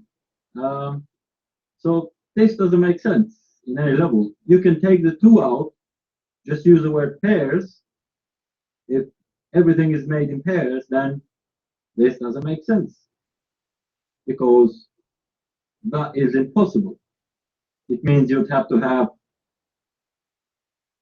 two Europes, two Meccas, two Israels, two America. Imagine we have two America, you know, two superpowers. So it doesn't make sense. So I don't know the wording. I don't know the translation. The translation, obviously.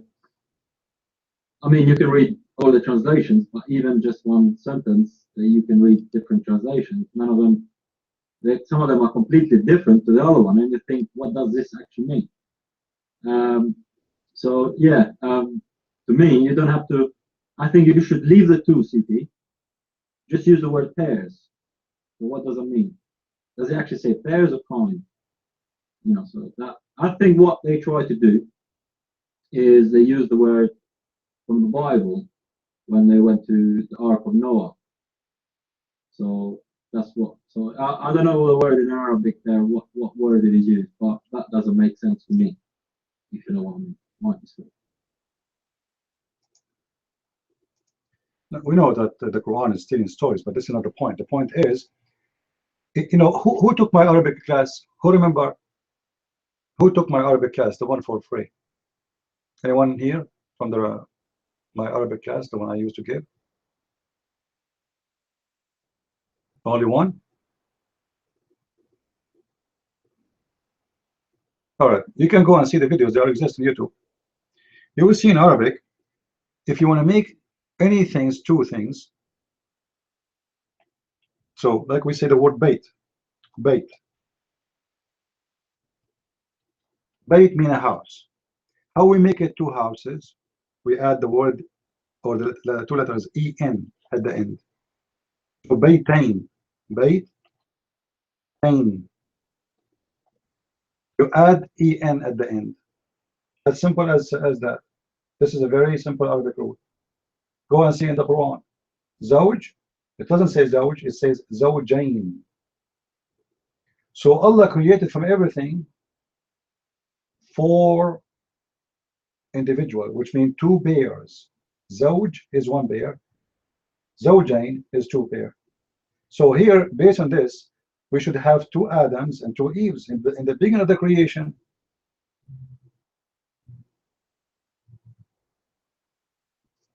Yeah, but in English, if you add S, you don't make it two, right?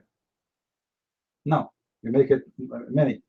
But Arabic is specifically two. When you say ya, in, it's two. That's it. This is not three, not four, not five. All right. So if you say, I saw شخص.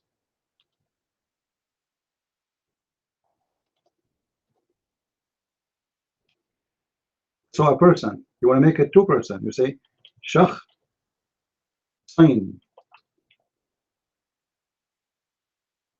And so two person. All right? It's a very simple rule in Arabic. Any word in Arabic as a name for something, you want to make it two, just add ye in at the end. So when the Quran say what it says, it's obviously a very stupid statement from the one who made the Quran. Very dumb, very crazy, very stupid.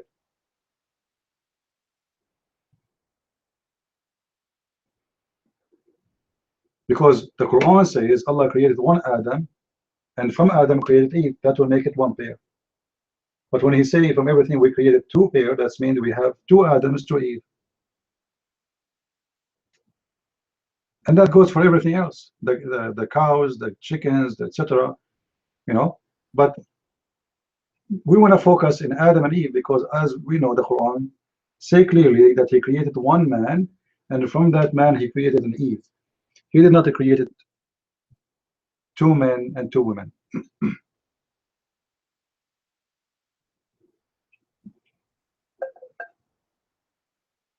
So it's very clear mistake.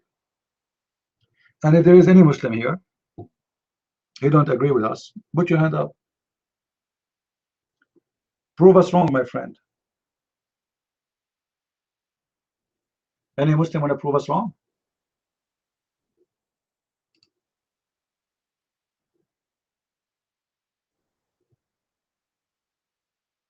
So when the Quran says Zawjain is a clear mistake in the Quran. Very clear. You know, the Muslims always try to defend the religion. Do you remember when we argue with Muslims about the Quran, when the Quran says that Allah created everything in earth and then he went to the heaven?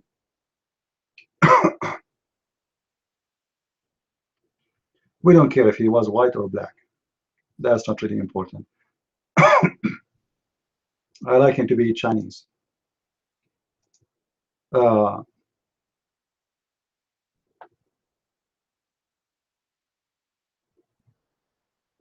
When we have Muslims who we ask them about how Allah he says that he created everything in the earth, then he went to the heaven. They said, oh, the word thumma does not mean and after that he went to heaven. And they try to fool people with it, and they made videos, etc. There's a video teach you Arabic. You can go there right there about the meaning of thumma, and you will see that Arabic teacher who's a Muslim. In the beginning, he says, Alhamdulillah wa salatu ala Muhammad. The whole Arabic teaching actually for him is about, like, let's say, it's propaganda to convert people to Islam. In this video, he is showing you what thumma means. Thumma is a word, is used in Arabic to speak about something happening after, but after a long time. Not right away. So not even after, it's long time after. All the Muslims Abdul, I spoke to them about this. They refuse to accept that thumma is after. But we can find the answer right away in YouTube. From the mouth of the Muslims. So we cannot really trust a Muslim give us an answer or translation. Because Muslims always, when they give you answers, it's based on their own propaganda.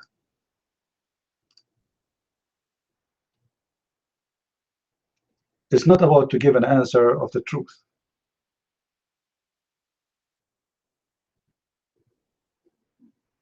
I never saw actually a Muslim. He is truthful. That's very will be very like weird. In chapter 2, verse number 29, it says, هو الذي خلق لكم ما في الأرض جميعا ثم استوى إلى السماء. It is he who created whatever for you in the earth. ثم, and after that he went to the heaven. If you go into translation, you will see what it says. It is he who created for you everything in the earth, and he created created himself to the heaven. And he directed himself to the heaven. It doesn't say that. It does not say that. The word thumma in the translation disappear. This is why I'm saying learning about Islam from someone who don't speak Arabic is extremely wrong. Doesn't matter if he's a Christian or a Muslim. Muslim, he will lie to you. Christian, he will not be having the real meaning because he will be reading translation of somebody else.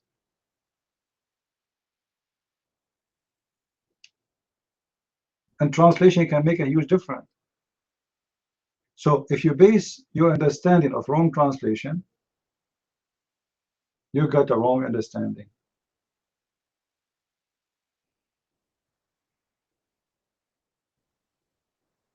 Do we have any Muslim here?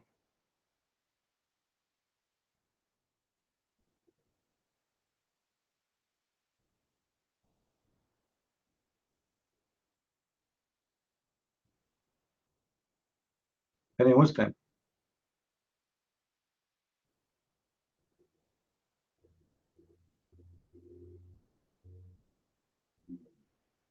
Not even a single Muslim?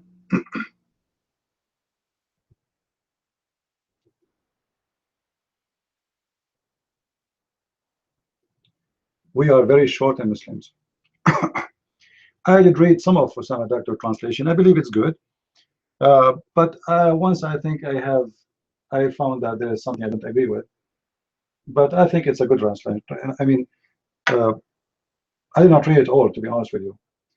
He sent me once to read for him to check if I have any comment, but I could not really. I was so busy at that time.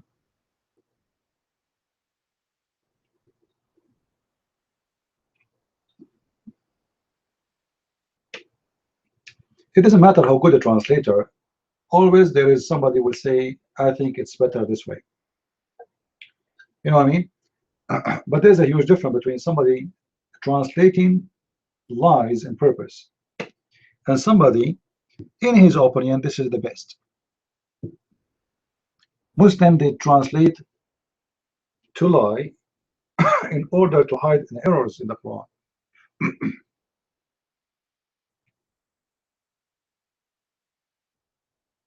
Osama Daktoki have a translation for the Quran. It's called the Generous Quran. So if you want to have a better translation of the Quran, you can go and read his Quran translation. Yeah, he had the whole Quran translated. You can go to Amazon, search for Osama Daktok, and you will find a list of his books.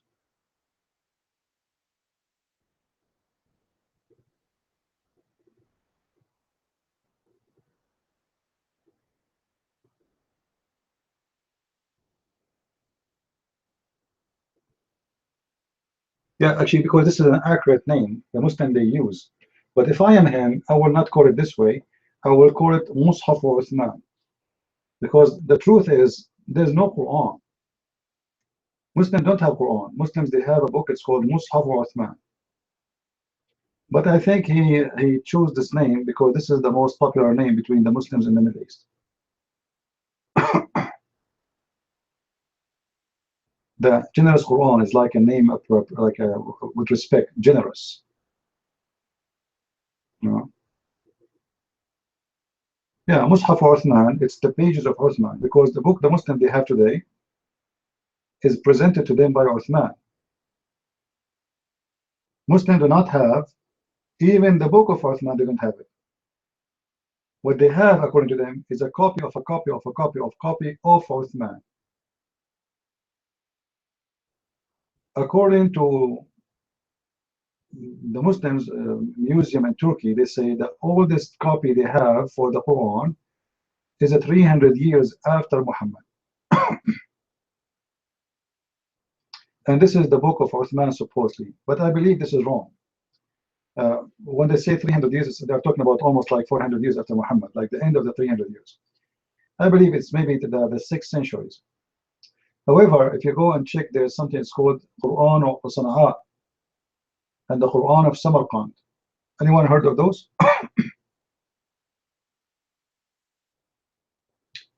You can search about the Quran they found in Sana'a in Yemen, and the Quran they found in Samarkand. There is a huge differences between them and the Quran the Muslims they have today.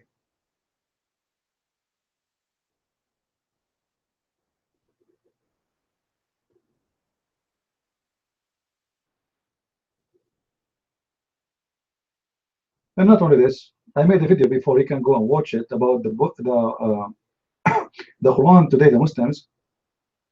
When we say the Muslims, well, we are speaking generally. As an example, Saudi Arabia and most of Sunni countries, they approve the Quran according to Hafs. In North Africa, most of them they approve the Quran according to Warsh, which is different.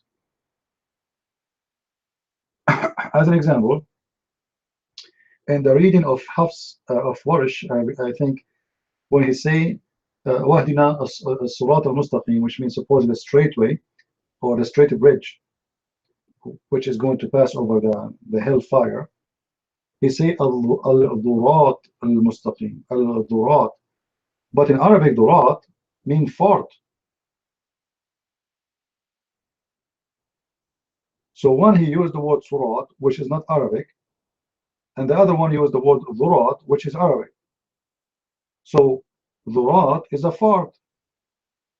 How he prayed to Allah to give him the straight fart?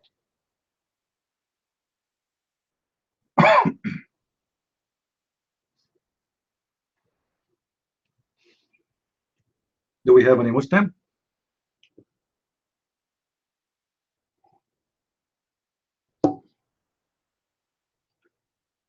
Not even a single Muslim? I mean, what is the problem exactly?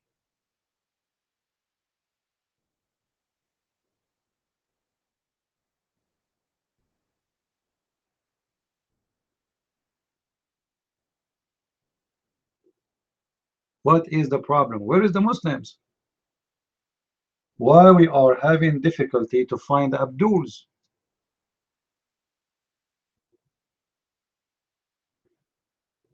Should we move our room to the to the Christian section? Maybe we can find more Abdul there. I hate my energy, man.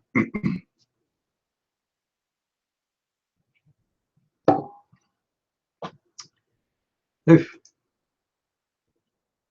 let us see if we move it to the Christian section, what will happen? Maybe we can get more Abdul there. But the bad thing about going to the Christian section, that's when you go there, the Christians, they don't like what you do. Start debating Christians more than debating Muslims. Because until now, Christians, they don't want to believe that we should fight this cult. They believe in mind your business. And they think that fighting Islam is not their business. This is why you see no Christians in their churches, they open the topic of Islam so they can warn their people in the church from this cult.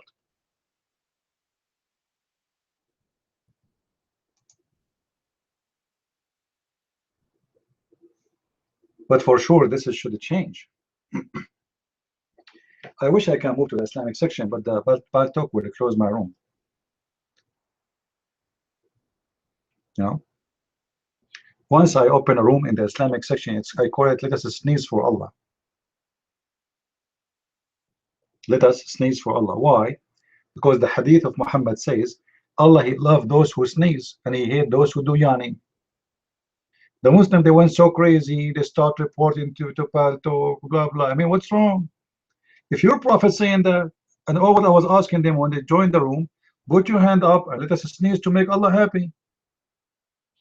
Obviously, Allah gets so excited when he hears people sneeze. And he gets so upset when he do yawning. Anyone knows why? Why Allah, he loved those who sneeze and he hate those who yawning, you know? I want to know why. It's just a simple question. Any reason?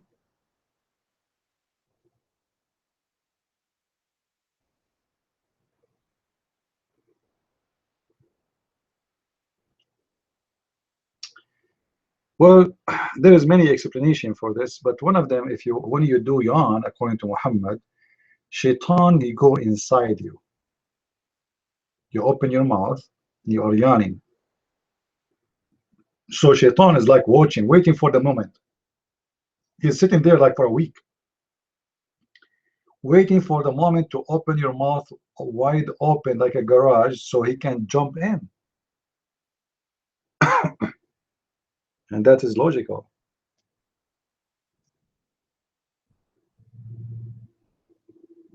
And Adam, he sneezed when Allah he created him, all right. And then Allah he says to him, bless you.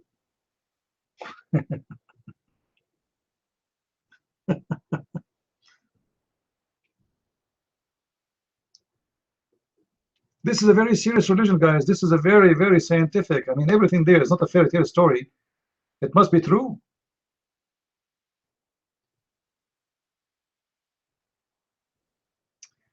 Absolutely. And we have Anne in YouTube. She is saying that Ravi Zacharias said, don't think it is someone else's duty to preach and educate people. And this is the problem with the Christians. Christian, they think, okay, let the Christian prince do it. You know what I mean? Let let them do it. But even that, they don't help us to do it. Like, how many times I say, guys, invite me to go to your church. I have a brother who is maybe here with us in the room right now.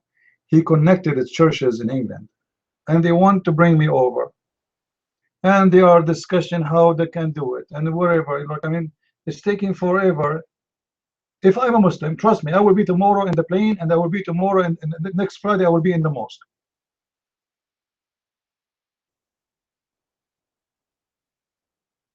You see, Muslims, they sponsor anyone who they think he can do good to defend their cult. Christians, they don't help you, they don't join you, they don't even give a like to a video you make. Actually, today I made a video, I posted it yesterday in Facebook. The guy in Facebook, he says to me, I'm going to delete your video because you have to give description, whatever, you know. They are fighting you. I mean, it's a video. What description? There's a title, there's a video. Should I make an article?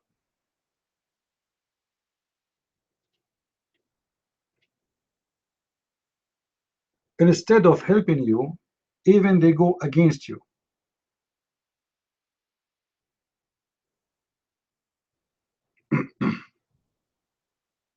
Look what Annie, she said in YouTube. She said that my pastor and I had an argument. He said, what about the violence in the Bible? I said, where? He said, read Raza's book.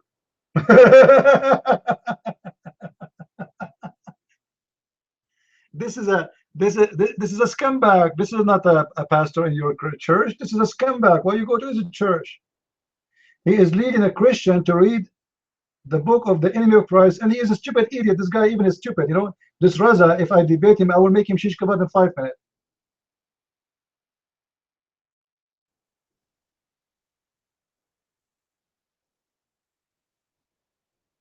What kind of churches those churches are? A Christian priest, he says to you, or pastor, he says to you, what about the violence in the Bible? What's wrong with the Bible? You know, if you see how they mix things up. The violence in the Bible is about the nation of Israel, who exists for thousands of years ago, trying to survive between everybody who are trying to kill them. They are living in a stage or a time where everybody want to kill them. And we are not even from Israel. The people of Israel, they live a history of life full of violence because everybody around them is violence. The whole nation was taken as slaves. The whole nation. Have you ever heard of such a thing? This is how violence the land they live in. So in order to order them to have them peaceful, you have to give them neighbors who they are peaceful too. So it's very stupid, very naive. We are talking about religion based on violence. Not a religion, face violence in certain time only. All the religion is about violence. Muhammad, he says, I being victorious by terror. The purpose of this religion is violence. Same time, we live under the words of the Messiah, who said, love your enemy. So why you are speaking about the Old Testament, but you don't want to remember what Jesus said? Why Jesus did not make an army to attack his neighbors?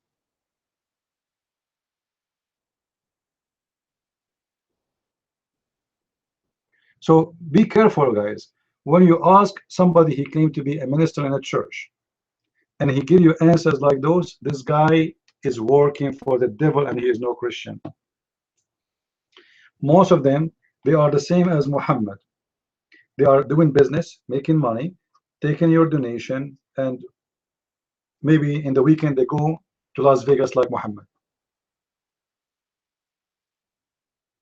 Me, myself, I don't follow a priest. I don't need a priest. I need my Lord. For every man is a sinner and nobody is good to be followed. Is that true? Every man is a sinner. Who is a priest and what the priest mean, and what all of us we are sinners. So if I wanna give you a speech about how to be good, doesn't mean I am better than you. I'm a sinner too. I better give myself a speech before I give it to you. A person who takes the side of the devil against the Bible, against the Christ, he is an antichrist. Remember the Messiah, he says it clearly, they will come to you in the clothes of a sheep, but they are wolves. And obviously, this is not a priest of the Messiah, he is a priest of the devil. He is trying to poison the Christians, lead them away from Christ.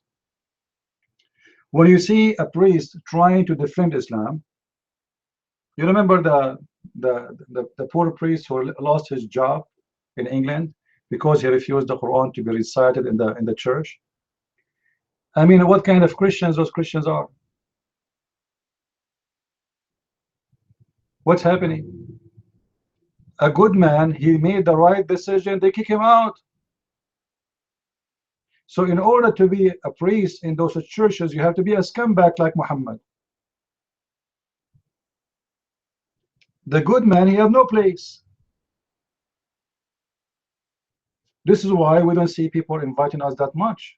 Imagine I receive invitation all the way from China, but I don't receive invitation from the church who live 100 meters away from me. It doesn't make sense. Because many, they are just doing it as a business.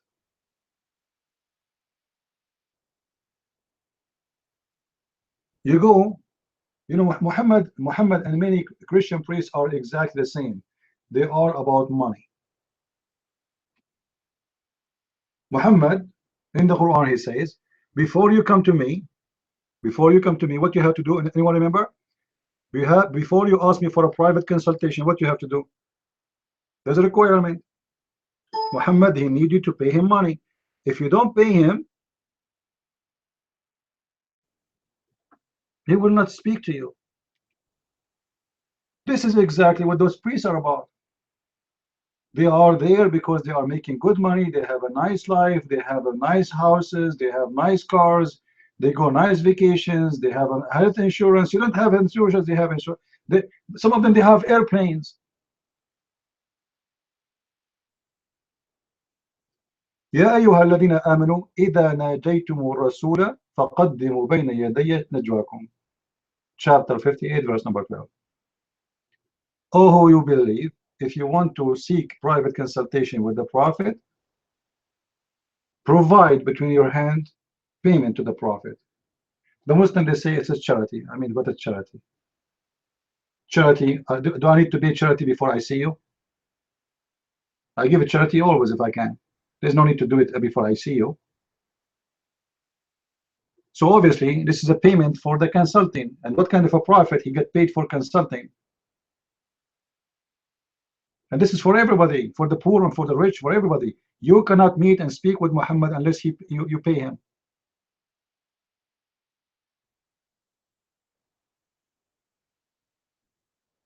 This is the this is the law of a prostitute. Prostitute, they say, no money, no honey. This is exactly how those people are. All of them, they are about money.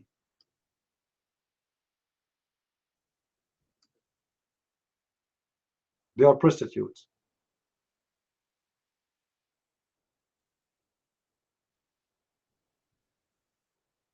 Do we have any Muslim?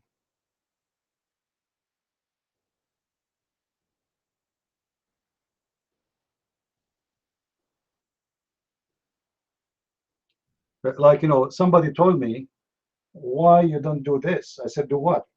He said, why don't lock your video in Patreon so nobody can see them except the one who is donating? I said, what? He said, this way you force people to donate. I said, okay. So only people who have money, they can get and watch my videos. I mean, how evil that is. You know what I mean? I'm trying to seek to everybody around the world, but only who donate to me, they can watch my videos and learn. I mean, this is obviously not a work for God. A person who is working for everyone. What if somebody is poor? What if somebody don't even have a dollar? And how you claim that you are trying to help everybody, and then nobody will watch your video unless he pay for your video.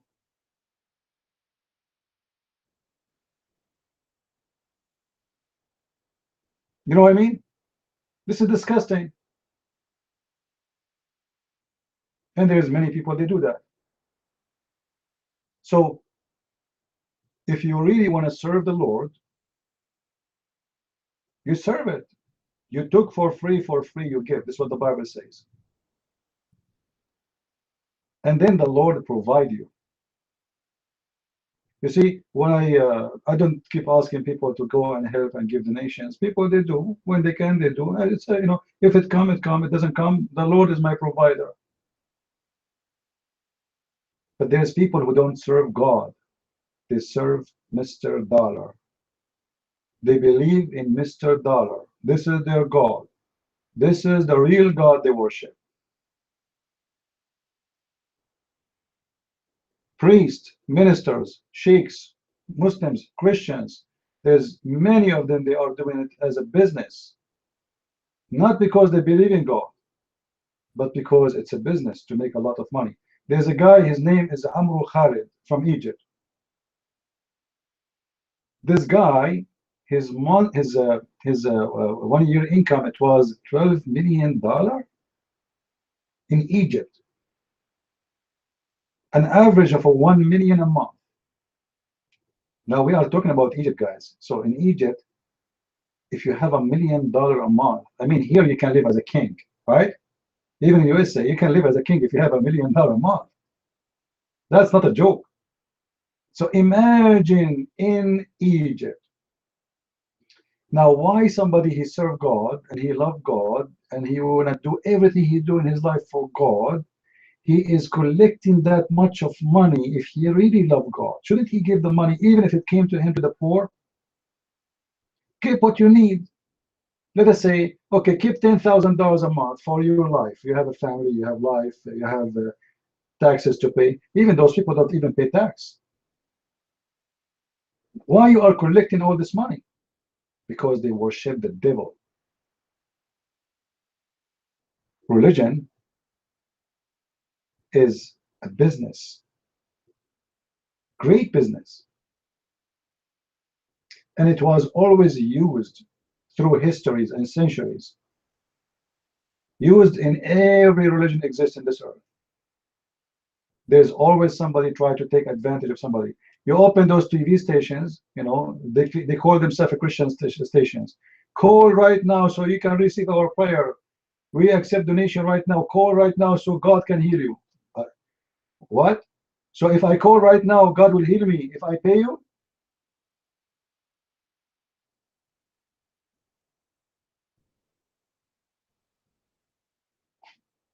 This is what God teach. And there is many naive people, they get, they get trapped with this scam.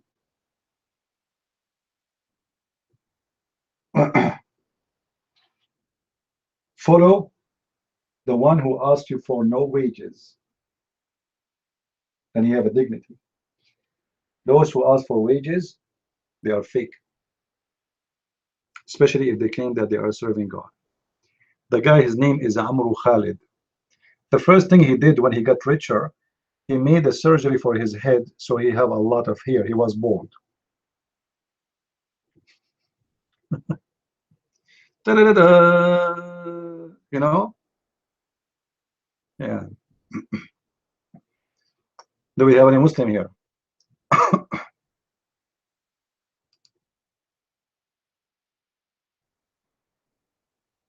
No, money is not from the devil. The problem is not the money, guys. The problem is the man. Money can be very useful, can be very good. I can use money to go and to go and teach around the world because it need money. You need to travel to pay for things. But it's not, you see, it's not gun who kill, it's not a sword who kill, it's an evil man who kill. So don't blame the money, don't blame the sword, don't blame the gun, blame the criminal. Right? Yeah, if you love money, then you have a problem. But most of people, they love and they worship money. I don't agree. I believe that money always exists because money is a property. And if you say we do not have a property, that means everybody can take everything from someone else. So the money is used for, let us say, announcement of a property. It's an easy announcement of a property of rights. This is what it's meant. Like in the old days, they didn't have money. They exchanged fruits, as an example, or goods. But still, it's money. So money, it was to make it easier. But yet the money is not the problem. It is what you want the money for and how much you live for money. So if a person who worked to have a good life, that's good for him. He's not a bad person. He's not an evil person. Even if he get rich. But if a person who work just for money and he have nothing in his life as a target except money, that would be the bad thing. Otherwise, money is money. You can use it for feeding children, orphans. You can give it to somebody want to do a surgery. Like if I'm a billionaire, I will be happy to look for those who cannot go to schools, children who they live in their bridge because they have no parents. There's a lot of people. You see, if you go in Europe or in America, you will find a woman, she is buying a purse for $12,000. But the $12,000 in some countries can cover the cost of a child until he finish university, not only high school. The brother of Obama, anyone remember the news we heard about Obama, about his brother? How much he make a month? Anyone remember? Anyone remember? The brother of Obama? Who remember? $1. $1. His filthy brother is a millionaire, and his brother, his income is $1 a month.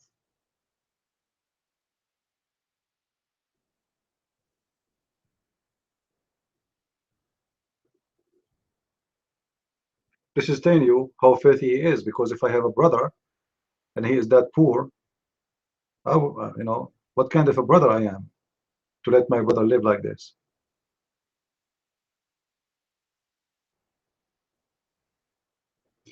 Please think, the mic is yours. And if there is any Muslim when I come to the mic, please feel free. For those Christians who join our room here, this is a Christian room, not a Muslim room. We are here to expose the cult of Islam. So if you have a questions, please feel free.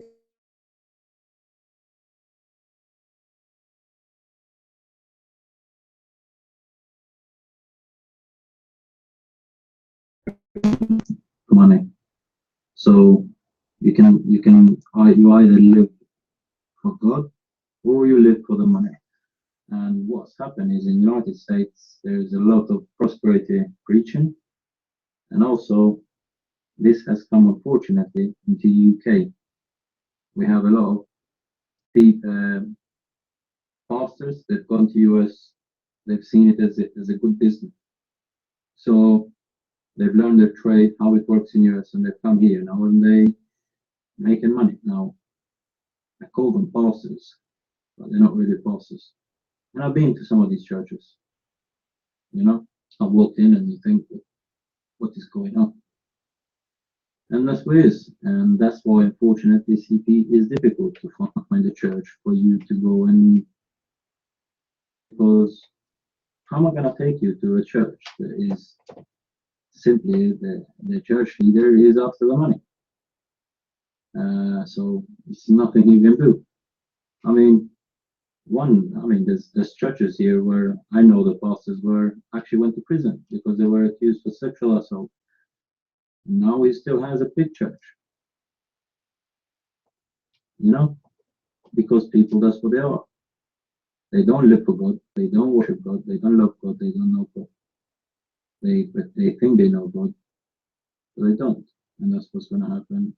And then days when they'll say, Lord, Lord, Jesus will say, get away from me, I never knew you. And the important word there is never. It means never. He never knew you.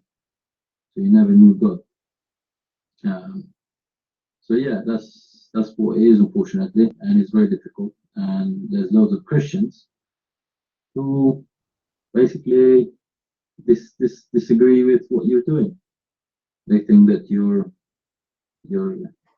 what you're doing is you're killing the Muslims. You're putting fear in their hearts. Look at them. All these Muslims.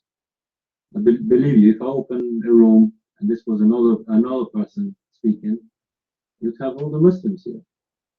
They'll come here. Where? I am going to destroy this Christian. This Christian doesn't know what he's talking about. Blah, blah, blah. Here, they come like cowards. They come 2 minutes, they say one word.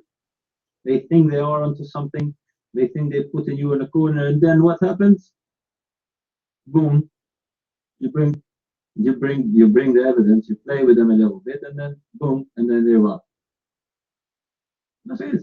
You absolutely destroy them.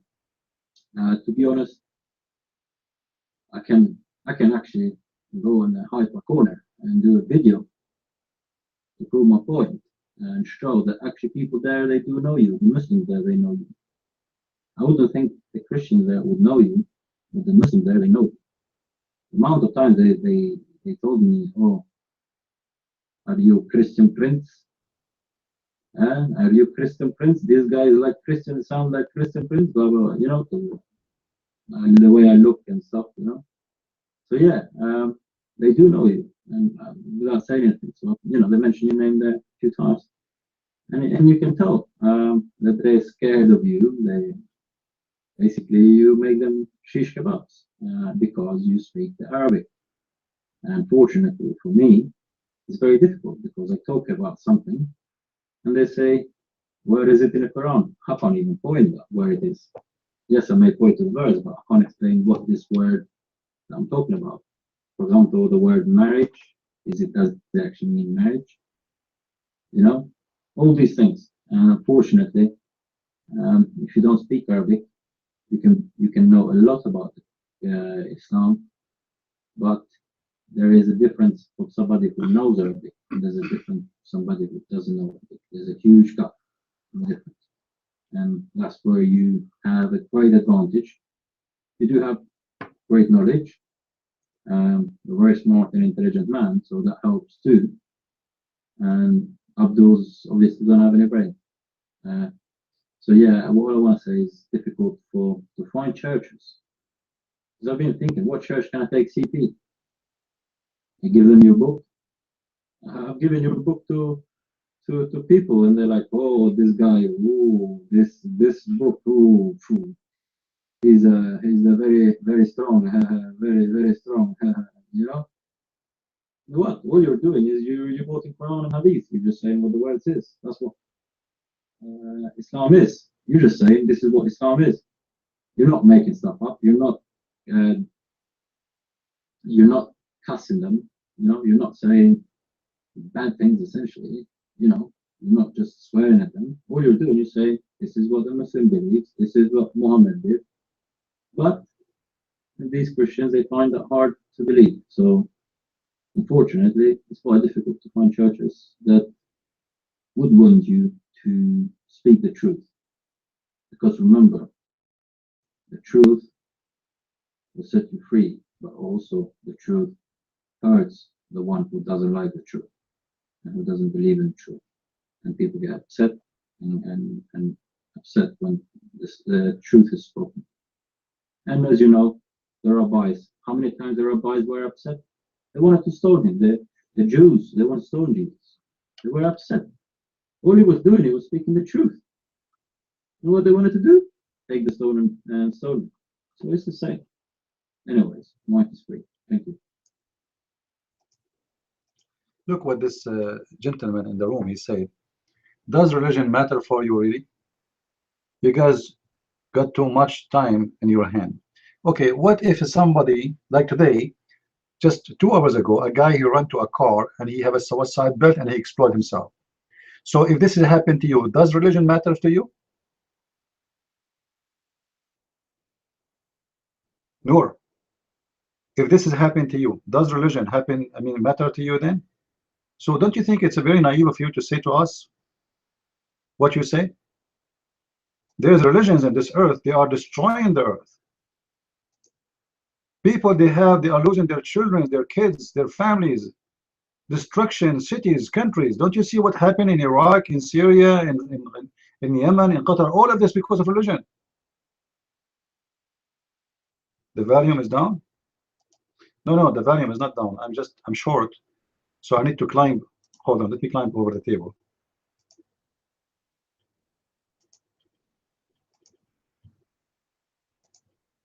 Okay. Is it better now? All right, I am on the top of the table now. So if you think religion is not important, you are just ignoring what is going to happen to you. One of the reasons actually of living in poverty, my friend, is religion. Go to Islamic countries and see how much money they spend in building mosques, but they don't spend money in building mankind. Religion is one of the reasons to go up or to go down. So if your religion, if you believe in a religion, give you freedom to think, to believe or not to believe, to follow or not to follow, to think and not to be stupid, that it can change your life. But if you believe in religion, that even hummus, you need a fatwa of somebody to say to you what you eat. You need a religious man to tell you what kind of socks you can wear. Can I wear red socks? Imagine, guys, a Muslim, they have a website about wearing clothes. Can I wear red socks?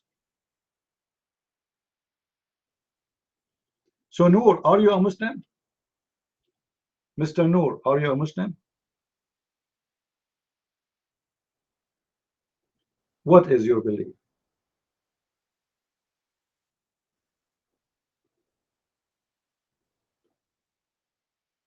What is your belief?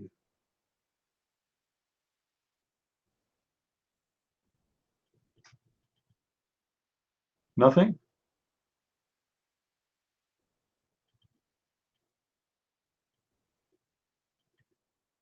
But I see you are coming to the Christian section, which is very funny. You don't believe in God, but you are coming after the Christians. It's weird for me. Why somebody don't believe that we should waste our time with religion is coming to the Christian section, guys? You know what I mean? If he don't believe that we should waste our time with religion, why he is stopping in the Christian section? It doesn't make sense. Your last name is Noor, which is an Arabic word which has been light, and this is one of the names of Allah. So are you a Muslim but you are shy to say? I'm not talking about your deeds. Here we go. 2 minutes from now, he will start crying, speaking about his deeds. I did not mention your deeds. I'm saying why you are here if you don't care for religion.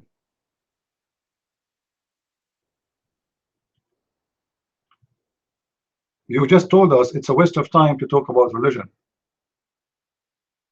But you are in the Christian section.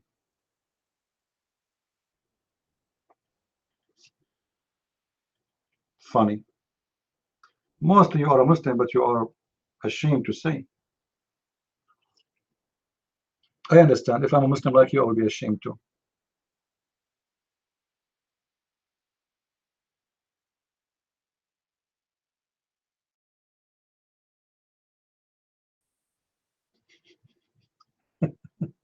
Guys, you should talk less, okay? Okay, okay. Thank you for telling us. I will go mute for the coming 2 hours just because you said so. You know what?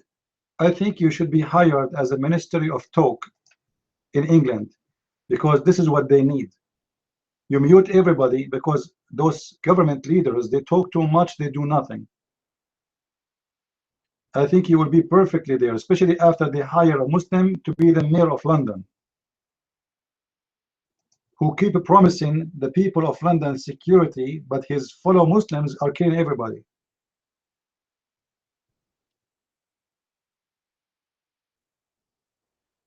Do we have any Muslim here?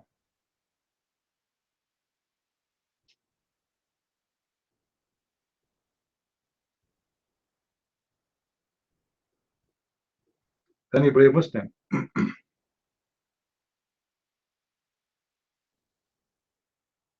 No brave Muslim? People on YouTube, which one is better to broadcast in YouTube? The one I did before, the one with the black, like color background, or this one? I think that one is better, right? Because the text can show bigger. Maybe next time I should do it this way.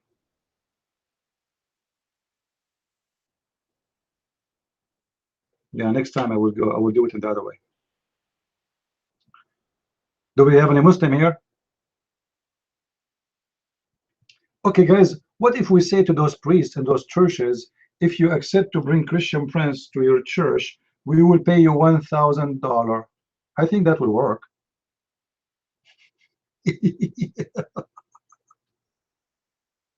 Hold on.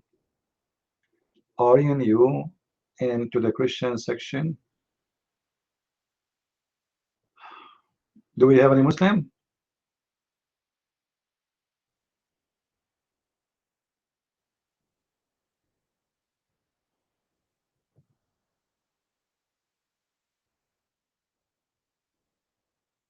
Who have a question for me? Anyone have a question about the cult of Islam? Who of you had some difficulty with Muslims? Are you Protestant or Catholic? I belong to Jesus, my friend. I don't care about those names. They mean nothing for me.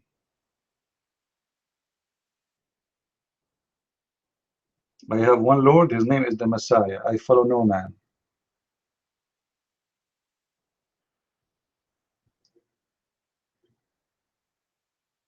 Always say ISIS is Khawarij.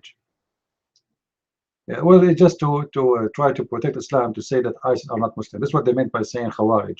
They want to say that Islam is ISIS is not Islam, but this is absolutely false.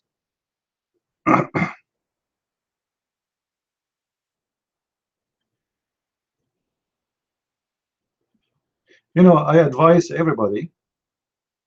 I often send Quran verses in social media to people saying Islam is religion of peace, and they say I misinterrupt the verse when I just passed it. What I should do? Well, show them the Muslim interpretation for the verse. You see, Muslim, they have scholars. All the scholars, not like Shabir Ali. Those are potatoes. You know, those are like plastic ones, you know, just to grow beard and have a PhD in shish kebab potato from England. And the one who gave him the PhD had no idea. You know, let me tell you about PhD. I contacted a university here in USA. There's one of you actually used to come to my room. He said to me, "Why you don't do PhD?" I said, "I would like to do PhD, but I can't afford it." So he contacted the dean of university, which is very well known and famous in USA, big one. And then this guy, this guy, he explained to him. I told him, "Don't tell them I am a Christian prince. I don't want anyone to know." So it's fine. So I spoke to this guy about getting PhD. When I spoke to him to the phone, he said, "To be honest with me, um, I know nothing really about Islam, but I learned about Islam from somebody. I hear his videos in YouTube. By the way, his voice is so close to him. This guy, he want to be my professor to give me a PhD, but he learned from me about Islam." Like, what? He said he have the same voice and same accent. Do you know him? I said, I don't know what are you talking about. Let us go back to topic. I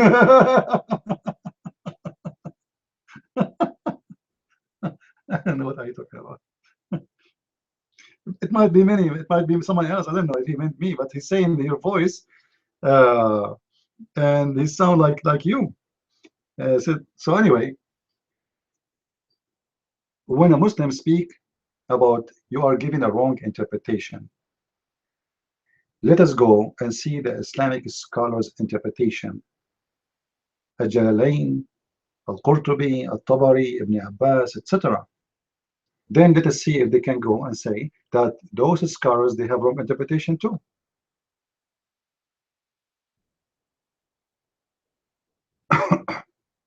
You know what I mean? They can say that to you, but can they say that to a scholar of their own?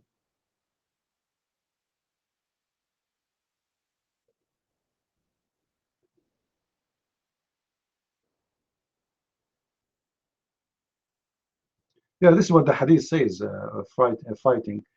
Each time Muhammad, after he heard the women, the Jewish women, speaking about the punishment of the grave, since then, he never stopped saying, may Allah, like we seek refuge from Allah against the punishment of the grave.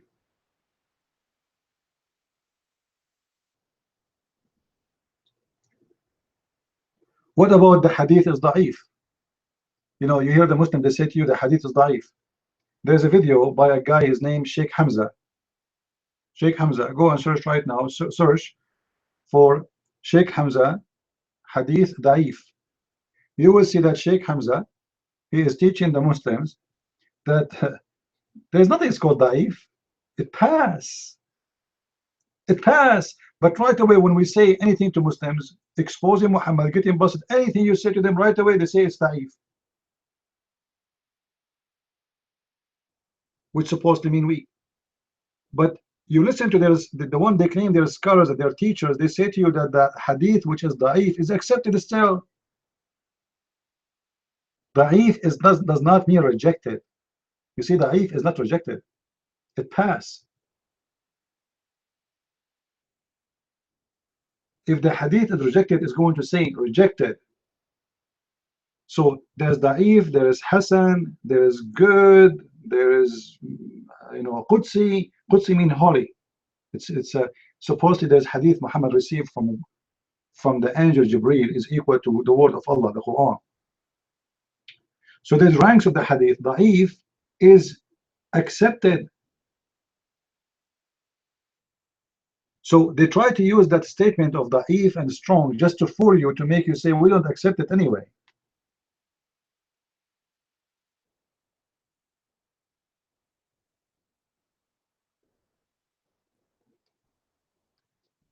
I received nothing from this guy. His name is Imam Tawhidi. Somebody is asking me about Tawhidi. I got nothing from anyone.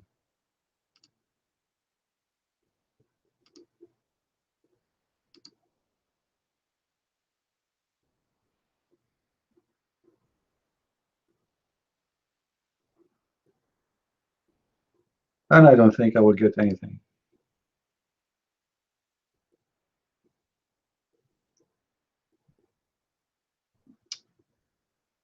Do we have any Muslim?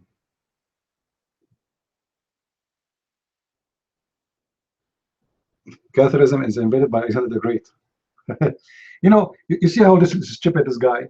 By mentioning Alexander the Great, not only a wrong time, it proved to us that Muslims are stupid. Because Alexander the Great is mentioned in the Quran in chapter 18 and is considered a prophet of Allah according to the Quran. So how stupid this guy to say such a statement when his own Quran consider and praise Alexander the Great and call him a Muslim prophet.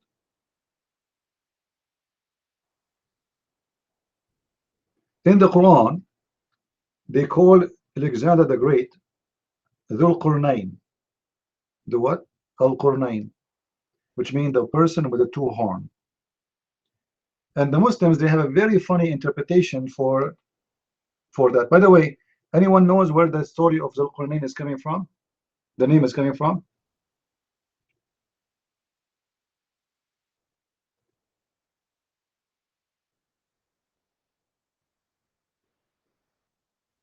Nobody knows? Where Muhammad get the name, the man with the two horns?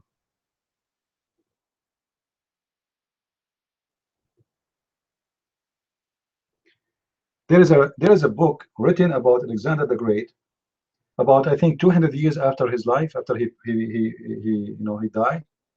And this book is a fiction book about Zulqarnain. It's a fiction book. In that book, Zulqarnain was called, sorry, Alexander the Great was called the man with the two horns. Why? Because he used to wear a helmet, have two horns. Muhammad, he took the stories of Dhul-Qarnayn, or the man with the two horns, from that fiction book about he went to the end of the earth and he found where the sun set and he found where the sun rise and he found it. This is all written there in that story. You will find this, by the way, in my coming book, which is going to speak about the roots of the Quran. And this is a very clear proof, proving that Muslims are ignorant. They do not know that Alexander the Great is written in the Quran.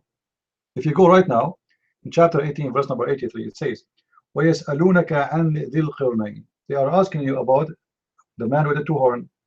Say, I will tell you his story. Now, Muhammad, he elaborate with this story, and then you will see how stupid it is.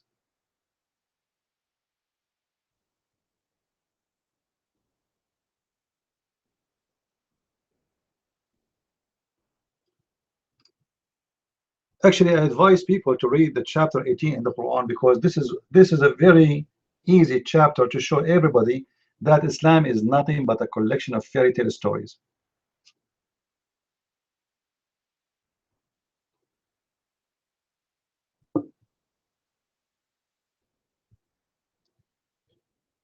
Uh, According to Muslims, by the way, why Zulqarnain was called with the man with the two horns? Not because he used to wear a helmet, no, but because, according to Muhammad, he came to his people and he told them to convert to Islam.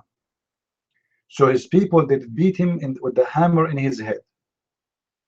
So he died and he got a horn in his head. Allah, he raised him up from death.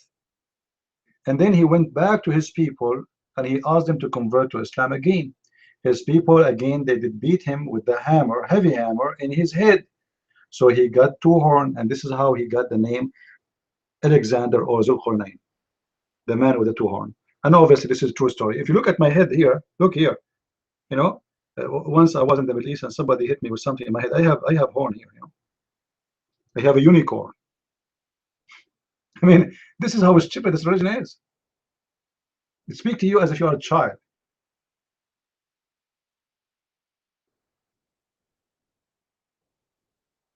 Do we have any Muslim here with the two horn, or only the Muslim at that time that are with the two horn?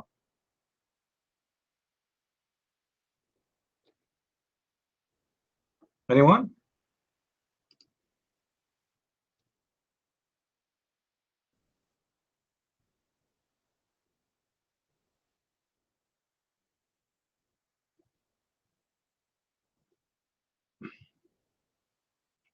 Ibn Waraq wrote in that Islamic paradise is a copy of the Syrian poetry which told of male and female angels in the garden. Okay. uh, in order in order to understand the heaven of Islam, you will notice the following: that the heaven of Islam is a collection of heavens, not one heaven. And I will give you just like a little bit of information to help you to understand that. To Muhammad,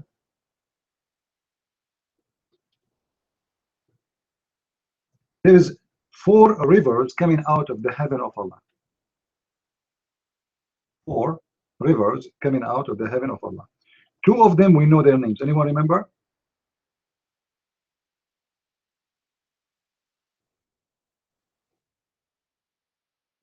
Anyone remember? 2 rivers of them in the heaven of Allah, they are exist in this earth.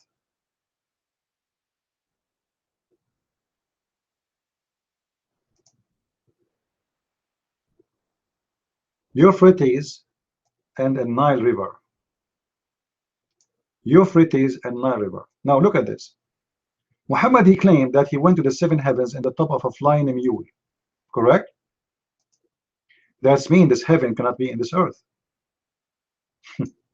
Then how in the world the Euphrates River exists there?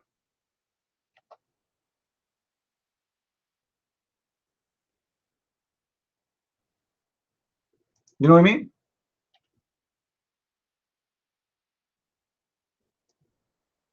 How the Nile River exists there?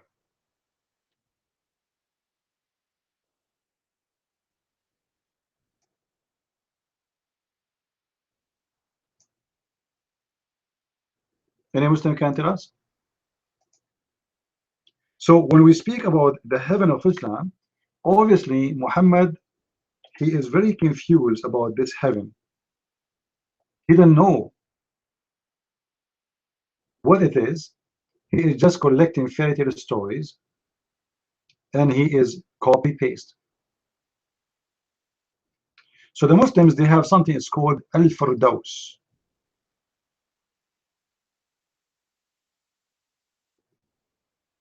Al-Firdaus is the highest heaven, and in that heaven are rivers. However, Muhammad is very confused about even the numbers of those rivers, because sometimes he say those rivers are 4. One is made from milk, the other one is from honey, the other one is from wine, and one from water. In the same time, in different story, he says that there is from that paradise or that Firdaus, which is 2 are seen and 2 are unseen.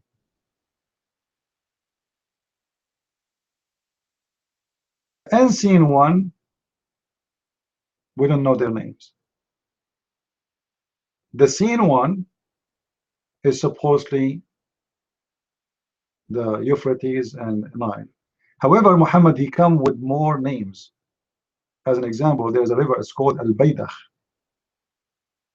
And this is a river where everyone who died for the sake of Allah, like in a war, he will be baptized inside it, and he will come like very white. And all the harm of their skin happened to them in this earth, like cut, skin cut, like etc. All of these things will go, and he will turn to be very white in the river of Al-Baydakh. There's another river, it's in the door of the heaven, it's called Nahru Bariq.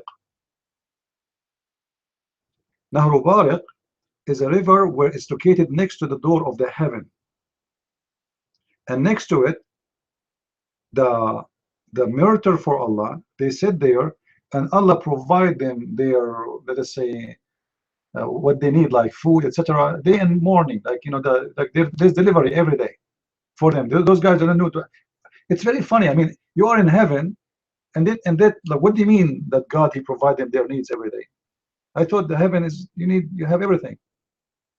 In the heaven, there's a spring of water. It's called Ainu Tasneem, the spring of Tasneem. This spring, only the highest people of heaven drink from it. It's like like if you go to 5 stars hotels, so there is like certain food served only for the rich ones. All right.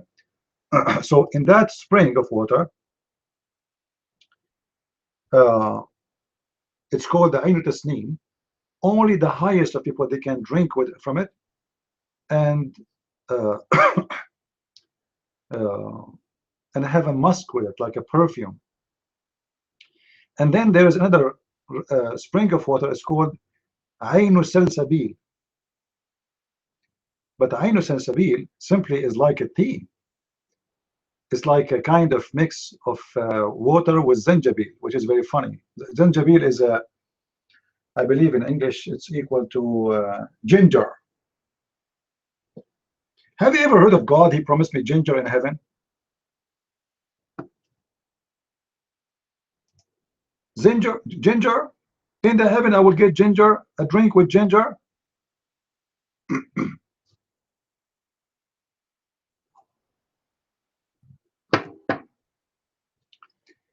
Yeah, here we go. Kim love ginger tea, so Kim, she should be sent to the heaven of Allah immediately.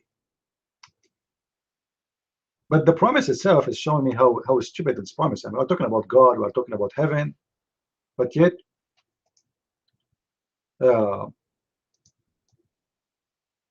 this God, he promised me ginger, a drink mixed with ginger.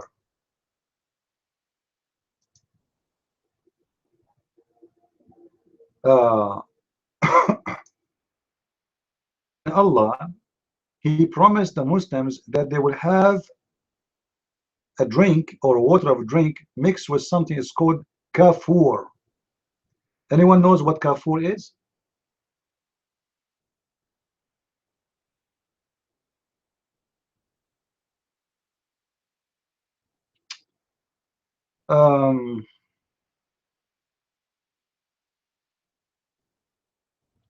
Based on the Arab understanding of the kafur, if somebody have a sexual problem, which means he have too much sexual ability, they give him kafur, so his penis will go like sleep.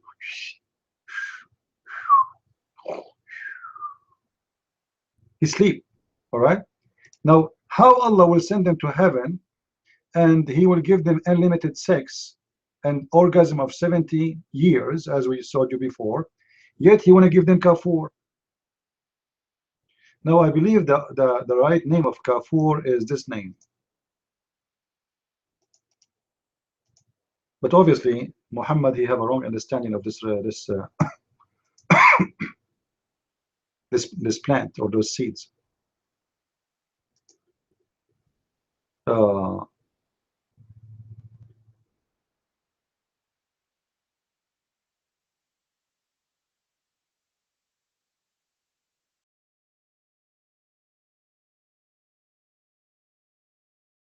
If I can show you.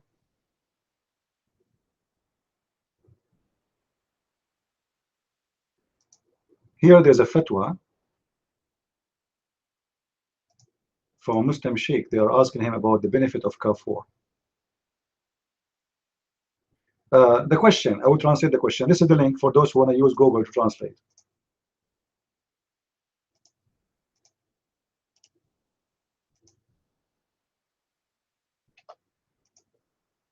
The guy saying that he have a problem, that he do masturbation a lot, and he could not stop from doing it, at least once every 2 days.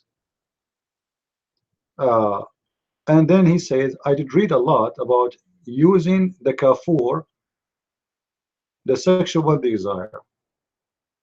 So I bought the kafur and I use it, and I put 3 drops of it on my tea. Question: am I doing the right things according to Allah, or that's it, to stop the masturbation?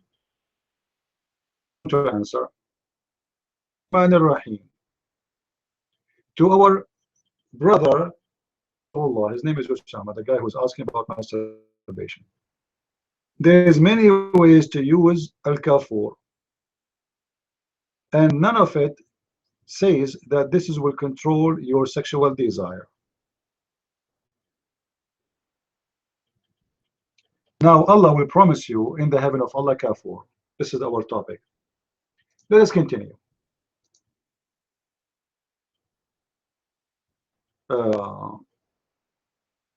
What people will eat in the heaven? Anyone knows?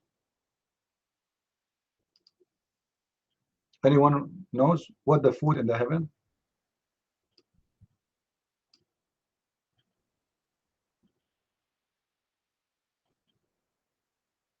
Potato? Pecan? No. You know, it's very funny in the Quran that the Quran says that you can eat whatever you want, but yet Allah, He mentioned that you will eat birds.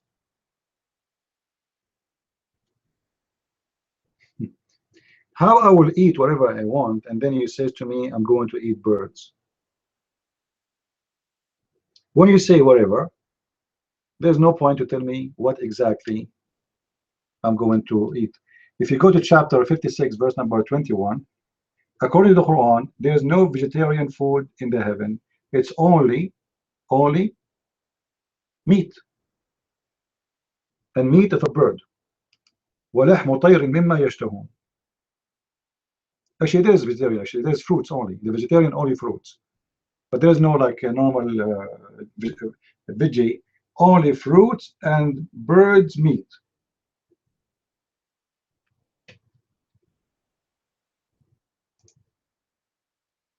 Now in the heaven, there is heavens. It's called in the heaven there's trees, and those trees, one of them is called tuba, shajrat tuba. Tuba is coming from the Bible. What there is equal name to tuba in the Bible? Let's see. In English, you know,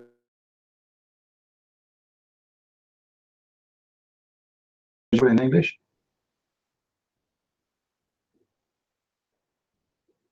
I need to find what is the word in English.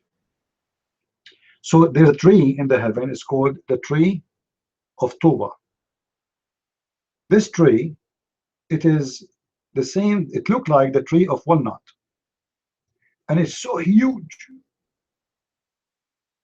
And in every in every fruit of those fruits, there's inside a closet. Inside what? Inside the fruit. Remember, we are talking about a tree. This tree have fruits. Inside it, there is a closet. And inside every closet, there is 70 dress. Have 70 colors. And it's made from istabrak. And never seen anything like this in this earth.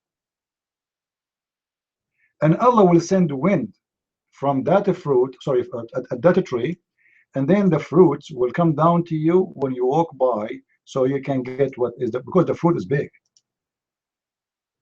All right, you cannot get by yourself. They're huge, as you see. There's like it's a big storage.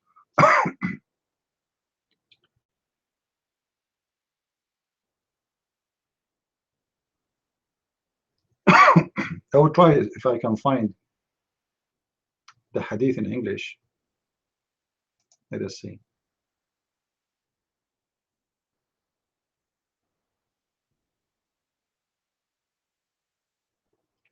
Maybe somebody can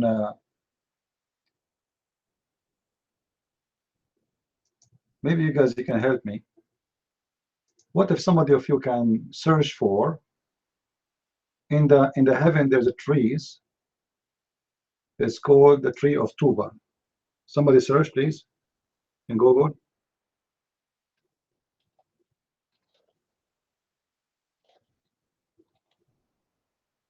Has fruit,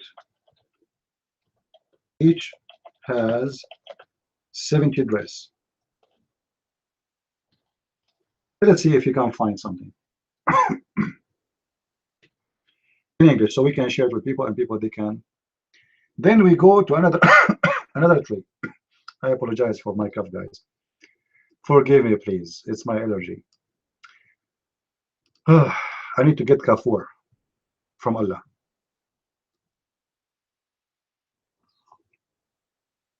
Then there is another tree. This is the biggest tree in the heaven of Allah. It's called Sudratul Muntaha. Now, Sudratul Muntaha is mentioned in the Quran too. Sudratul Muntaha is the last place any human or even angel can walk to. After that point, nobody can pass. It is the limitation of going inside the heaven. So you arrive to that tree, Sudratul Muntaha. If you go to chapter 53, verse number 14, you will see it's mentioned there. So, and this tree, you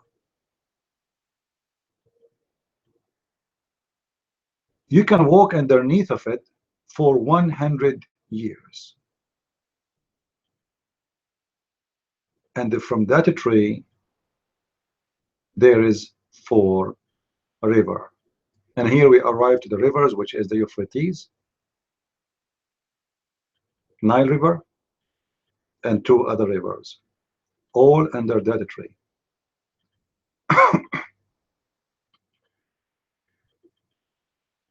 I love potatoes. This is what? This is for the tree of the have 70 dress.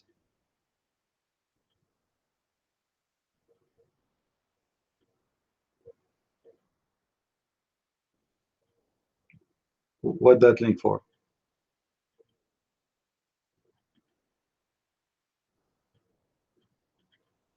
About Tuba. Okay, let's see what it says.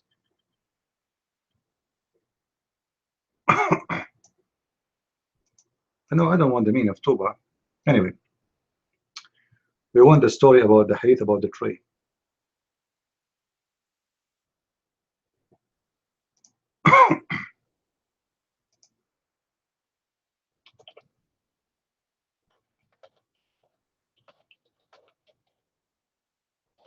Let's see. Uh,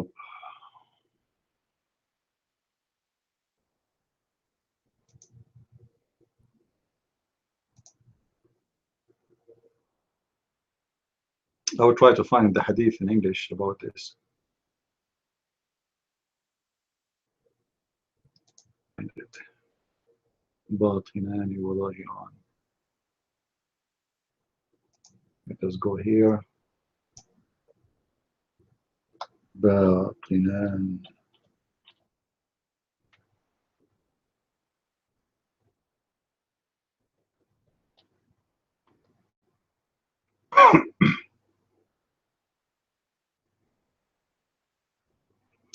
All right, I found it.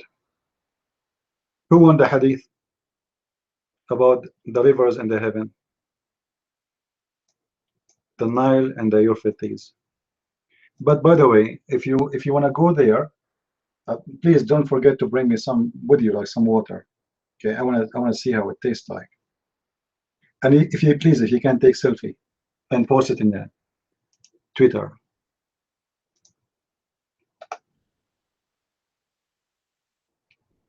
It's about the clothes, that hadith, that link. Okay, let me see. Anyway, let me post this one first and go to your link. Guys, this is the link for the hadith about the heaven of Islam. Have 2 rivers, 4 rivers actually. 2 of them is Nile and Euphrates.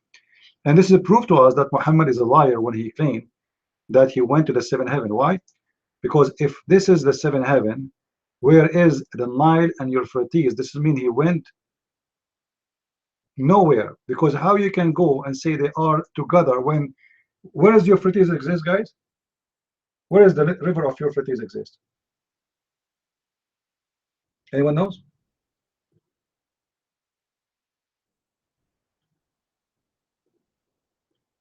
Where is the river of Euphrates? Nobody knows. Egypt, Euphrates. It come from Turkey, go all the way through Syria and Iraq. All right. So look how stupid what he said. Muhammad, he claimed that he went all the way to seven heavens, but where? That is in Turkey. And same time, it's the same place, it's Egypt, because Nile River is in Egypt.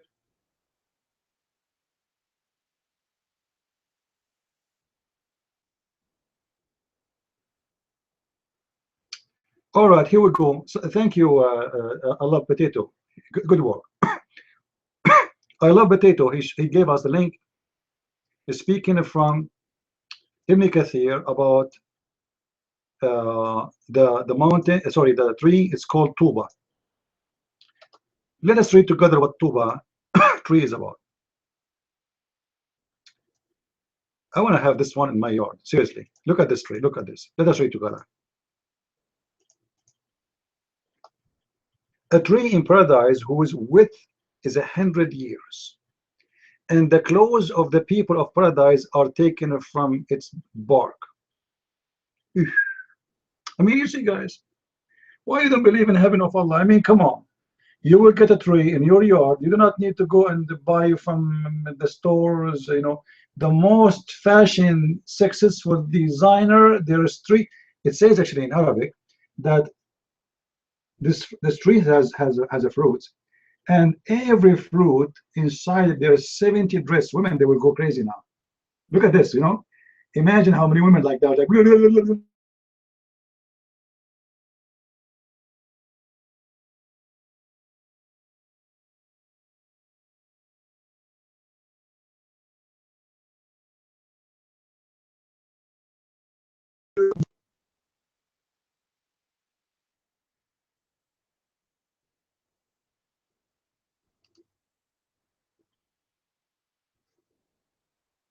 any Muslim have a comment?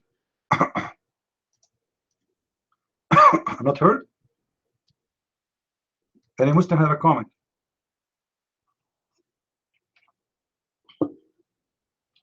We continue because the story of this tree is not over yet. This is a very fantastic tree. This tree who have a fruits have 70 dressed each fruit inside. It says there is a tree in paradise. If a rider travel it shade for 100 years, he would not be able to cross it. True story. Let us continue.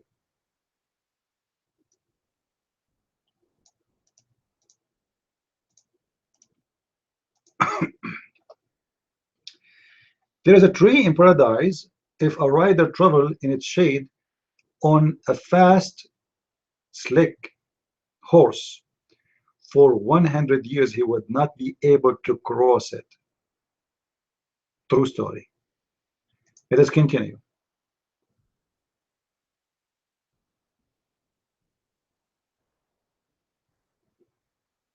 I mean, obviously, this is a true heaven, and there's Euphrates there. What do you want more?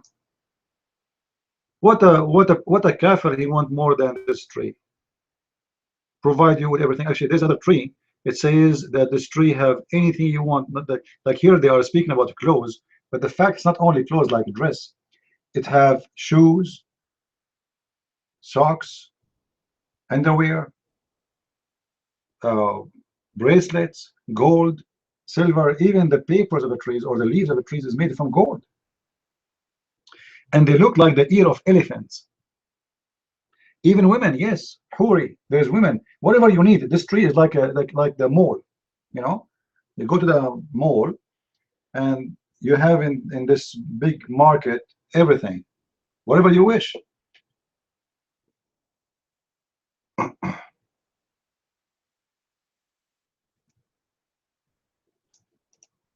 Do we have any Muslim here wanna have a comment about what the Quran is saying?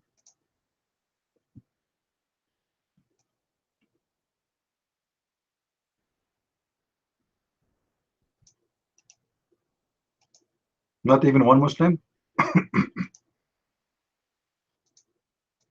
All right.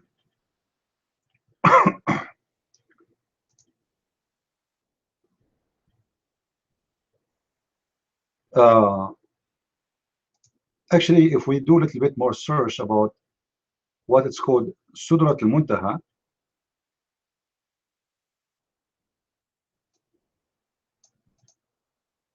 let us see. Maybe we can get something for you in English.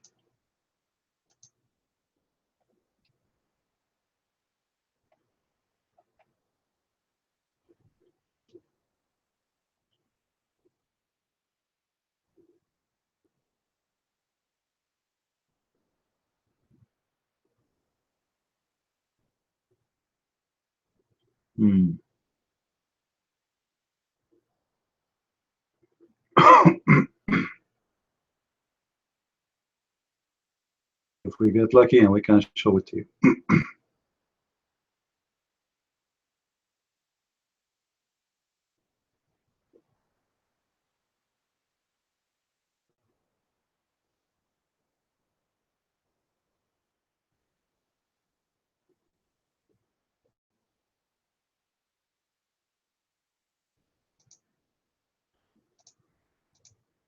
Let us see.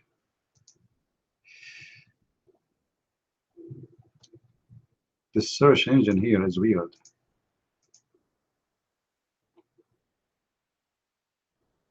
I don't know even how.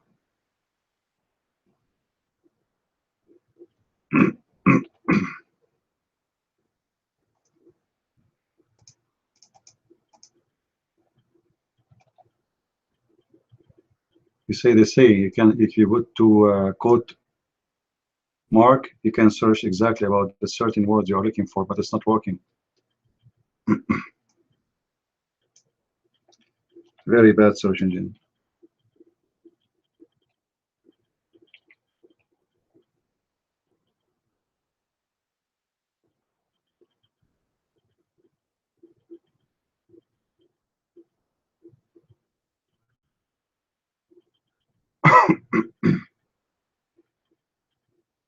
Okay, look at this one. I found another hadith about Sidrat al-Muntaha tree.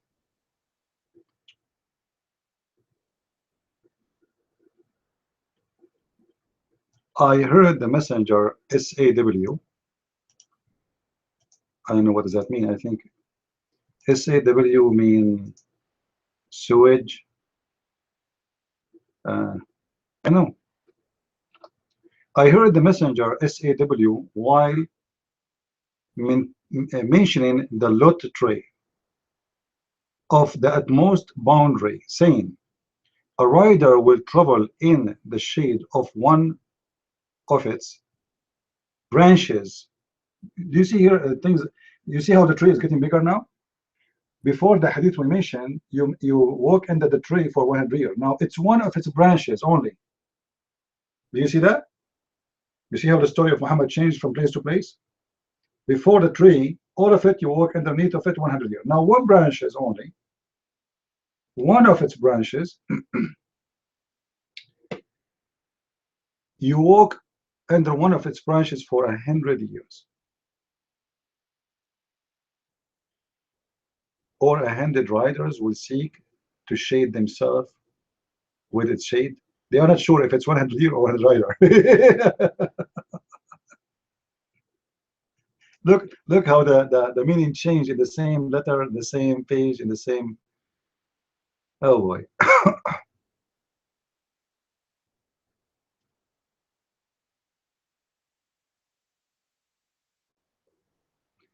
Under the tree, which is called Surat al-Muntaha, Muhammad, he saw a bed made from gold.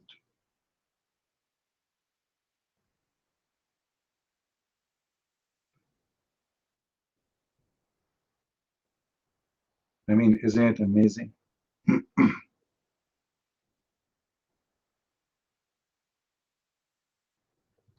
But the funny, I'm looking at the hadith in English translation, it doesn't say that.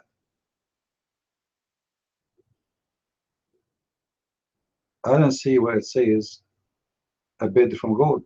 It's gone. In the in the English translation, it's gone. It's eating.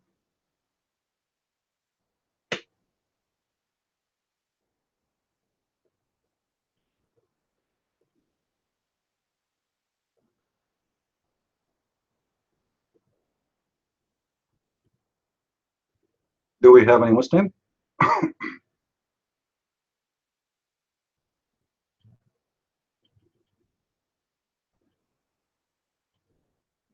Who is a Muslim? He would like to come to the mic.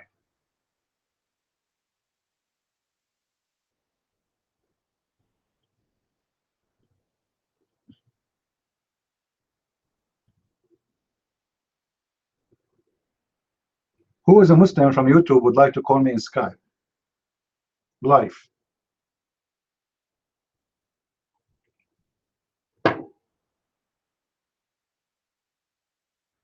No one? Where is the Muslims? We are seriously short of Abdul. What happened?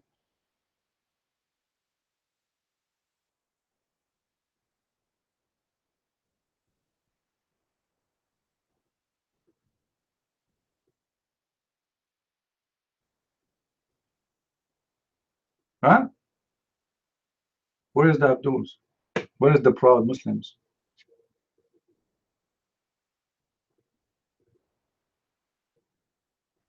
Guys, honest to God, if I turn the TV for you, you see I have almost all the TV stations in the Middle East. I have an app in my TV. I can watch for free, you know, those TV stations, broadcast online. Nothing in the month of Ramadan except Quran and belly dancers. You flip channels, Quran, belly dancer, Quran, Quran, belly dancer. Like they switch right away. Allahu Akbar, Allahu Akbar. The prayer is over right away. You know, a girl, she's wearing no clothes and she's dancing. If I turn my TV right now on and put it in and put the TV in the screen, you will see what I'm talking about. It's a horrible movies about drugs and prostitution and you know, and stupid Ramadan. And you see, and then you see a guy suddenly. You flip the channels in the Middle East. So this channel is, you know, they have a girl, she is dancing and jumping, showing her bum, and you flip channel, and right away, a guy like the devil appeared in front of you. He have a long beard. The Prophet said, "Those who do jihad for the sake of Allah, they will never fail." You flip the channel, you're scared, right? You're scared, you go right away the channel after. Then you find a comedy movie. What is the comedy movie? It's about a guy who divorced his wife 3 times. Following Allah law, but he want to get his wife back. So what he do? He look for a guy, he pay him, so he marry his wife for one night stand, so he can get her back. You flip the channel, you know. It's endless. Actually, don't make me open my TV right now. The problem, I'm using the same screen for the computer is my TV. I don't have a monitor for my computer, you know. The one I use for Paltalk, it's because this is window. So I use the only TV I have as a monitor. I don't want to buy a monitor.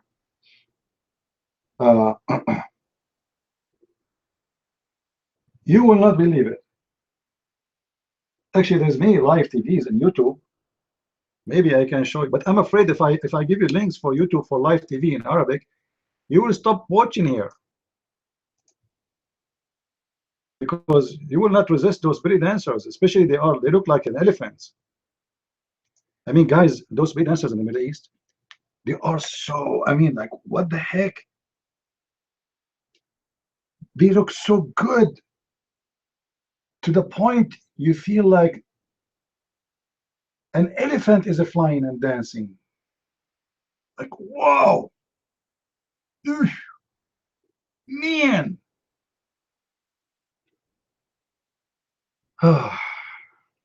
Let me see if I can find you something.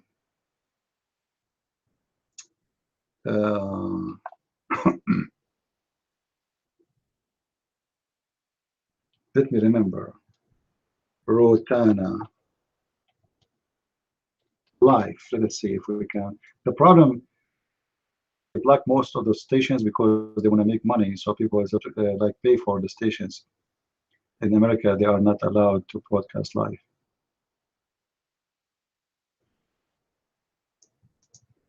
Like now, right now, they are doing, they are preparing to eat, right? Middle East almost.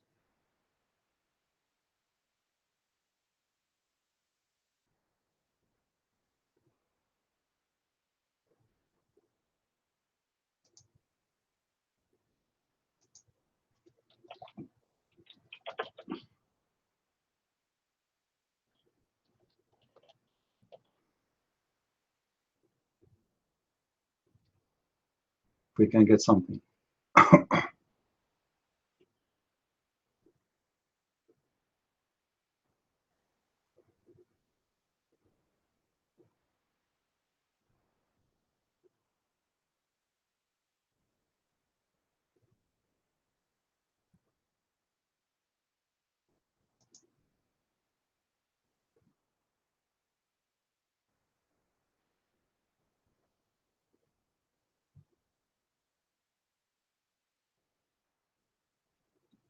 Until now, I don't see really anything live.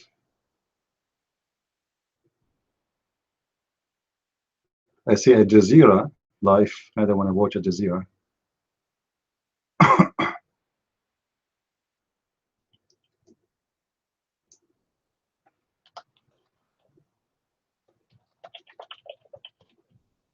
However, there's a program in Arabic. It's called Fawazir Ramadan.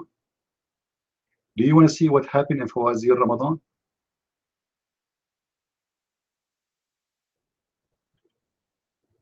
Man, oh man. It's very, very, it's about Ramadan.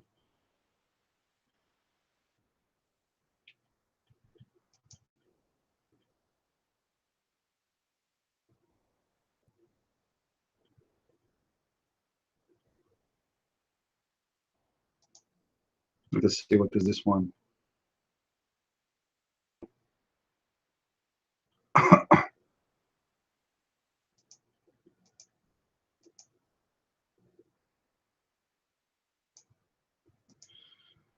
Anyway, look like maybe to show you.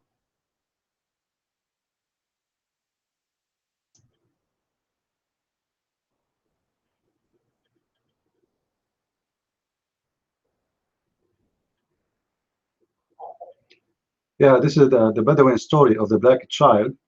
It's one of the funniest stories Muhammad he came with. You see, guys, this is a story about Onyx, what he's posting. A guy, he is white, and his wife is white, and all their family are white, and both sides are white, and the child is black. Now, Muhammad, Arab is like, you know, let us say an image, or let us say like inheritance, you know. But that's impossible because if the father is white, the mother is white, the grandfather, the whole family, the whole tribe, those are Arab. Arab are tribe. Do you know what tribe mean? Anyone knows what tribe mean? Tribe mean in one family. They marry from each other. They don't marry from strangers. All of them, they are the same kind, the same color, the same language, the same. So they are tribe. So how the wife is from the same family and the father is from the same family and both are white. And the proof of that, the guy, he is surprised. Why he's surprised? Because that child is black, which means nobody of his family have such a thing before. Correct? Otherwise, he should not be surprised. If you have somebody in the family is black already, the guy in the story there, he should not be surprised. Obviously, his wife, she is sleeping with an African, maybe he's a slave they own or something, and she got a baby, he is an African, or he looked like one. So Muhammad trying to explain what happened.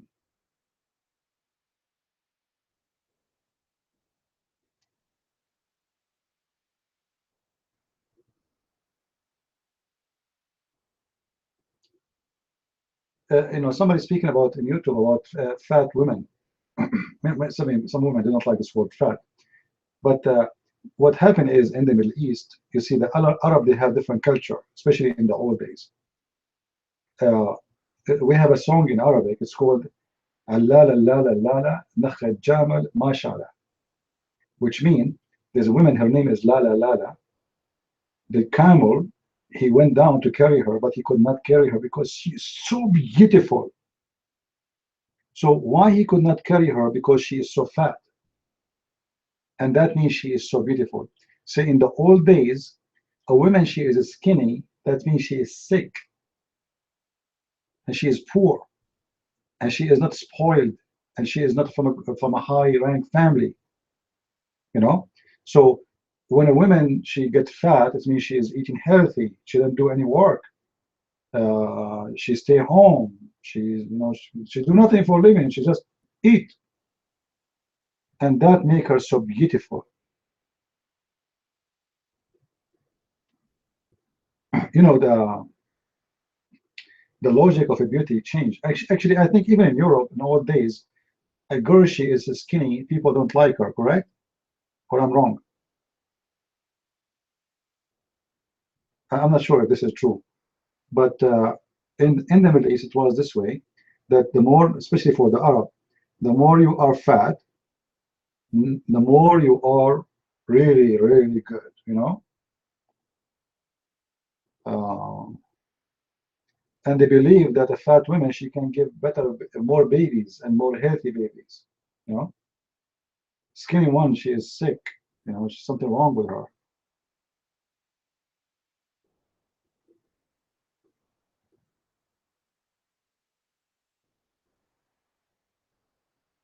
I'm sure many women, they would like to go back to the time of Muhammad, because at that time people, they like big women.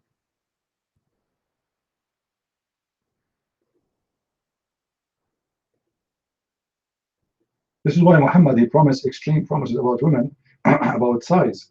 This is why he says that women, they're in the heaven, their ass will be 1 mile. So he knew that those Arab, they like women have a huge ass. So he gave them extreme one. Okay, 1 mile. I mean, what do you want more?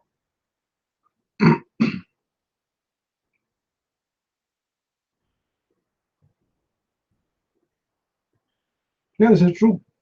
There's two kind of women, they are not wanted in the Middle East. Skinny and have dark skin. So if you have dark skin, you're lucky to get married is a lot, your luck to get married is a lot less.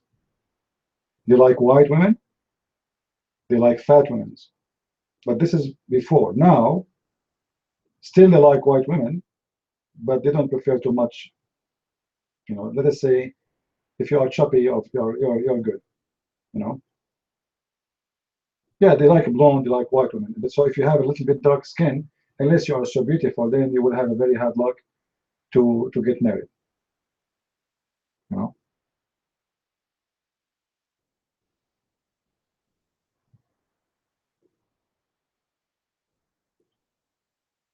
Well, if you read my books, you will see the Muslims are fighting over his ablution, which he cleaned his testicles and his underwear with it.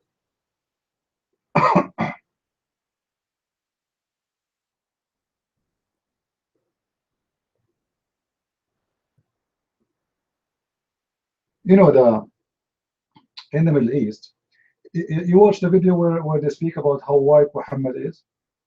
You remember the guy who looked at the moon and looked at the Muhammad.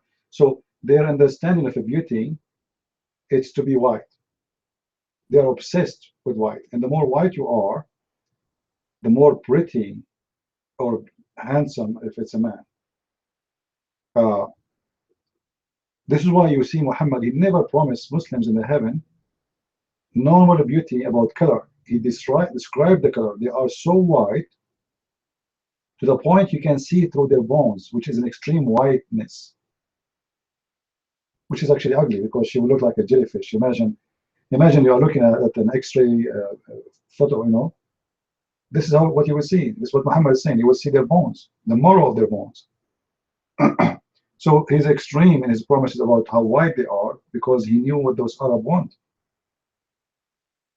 You see, Muhammad in his heaven, he promised them exactly what they like to have. He designed the heaven based on their desire. Arab like to drink. He said, no problem. River of wine in heaven. And you will never get drink. Drink as much as you want. It's made from alcohol, but yet you will not drink. You will not get it drunk. They like milk, they like etc. They like gold, they like silver, they like women, so they like boys. Everything an Arab person he wants. Muhammad he said that in the heaven you will never have heat. But this is something Muhammad will not say if his people used to live in Alaska, because people in Alaska they don't want shade. He promised them shade and cool, because simply he's speaking to Bedouin who suffer from the heat of the sun.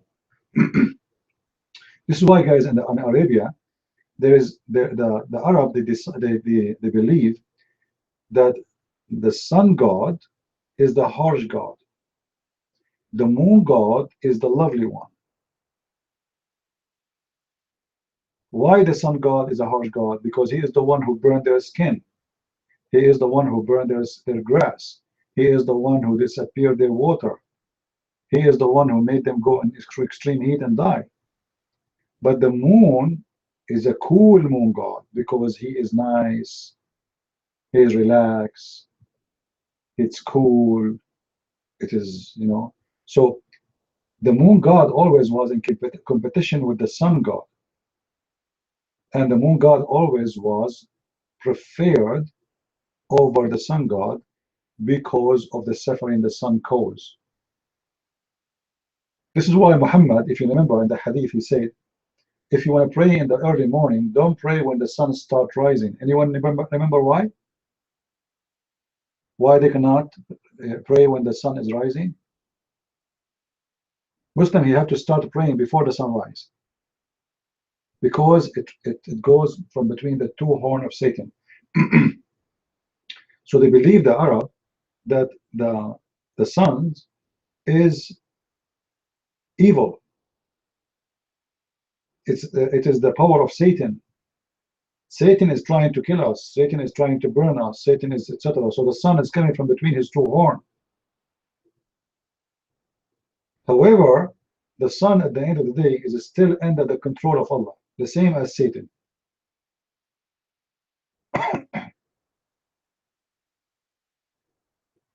And this is why the Muslims, they have in the top of their mosque the crescent moon. Why the crescent moon? Because the moon god, who is Baal, when he have sex with the sun god, and they have three daughters, when he got horny, he went against the sun. He defeated the sun. And that supposedly is the eclipse. What happened in the eclipse? What exactly the eclipse is? Anyone knows?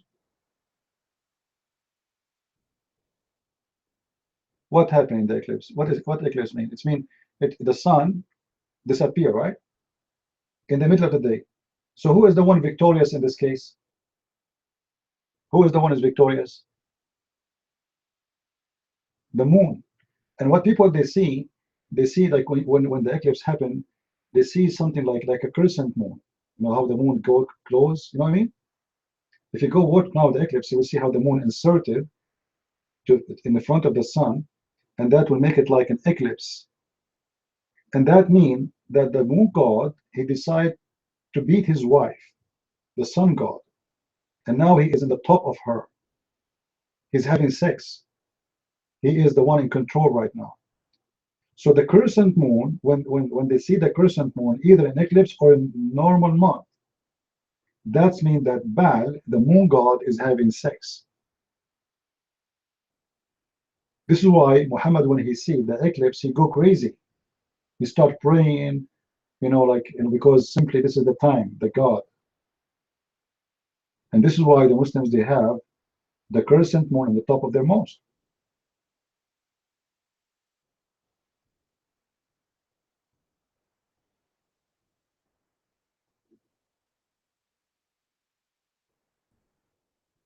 Do we have any Muslim here? Oh, we have somebody is listening to me when he's in Walmart. You're in Walmart and listening to me. I mean, what are you trying to accomplish there?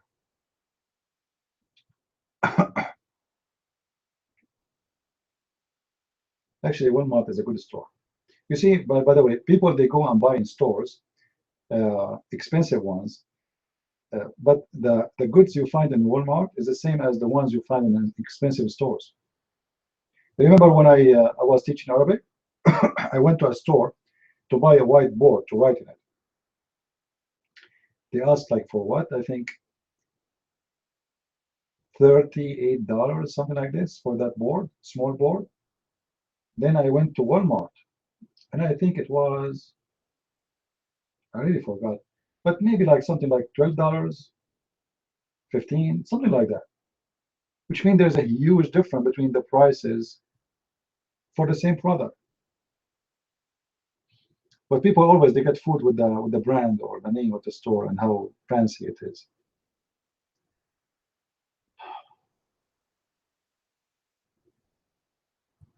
Do we have any Abdul here? I mean, seriously, Abdul, if not one of you is going to jump right away in the mic right now, I am going to call Zakir Naik and I will bring him here and he will make a speech for you in Ramadan before you break fasting. And that will make you lose your fast because he will rush his spit all everywhere.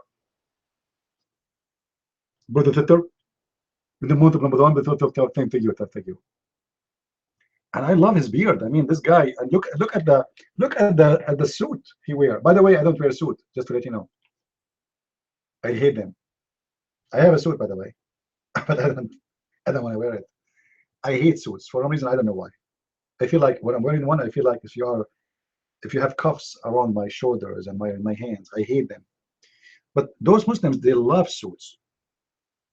And the question is, why Zakir Naik? And there's other Indian guy. He's trying to copy Zakir Naik. He wear the same kind of suit too, same color too. The question why those Muslims are not following Allah, but they are wearing the clothes of the infidels.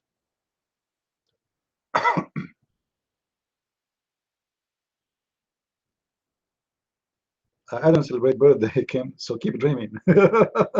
You choose a wrong occasion, my friend. I never celebrate my birthday. Anyone knows why you should not celebrate your birthday?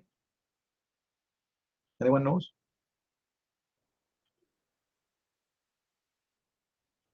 Because when you do, you align to yourself. First of all, nobody can celebrate the same birth date. Why? Let us say you are born in January 1st. But January 1st next year is not the same as January 1st this year. A different date. If you don't understand, the calendar is not accurate.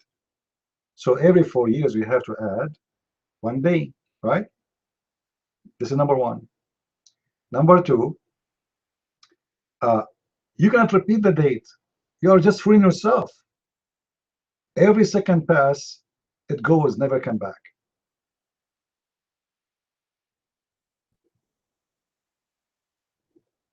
So it's a fake date. It's not true. There's nothing is called birthday date to repeat again. That will never happen. However, if that occasion make you happy and your family happy, do it.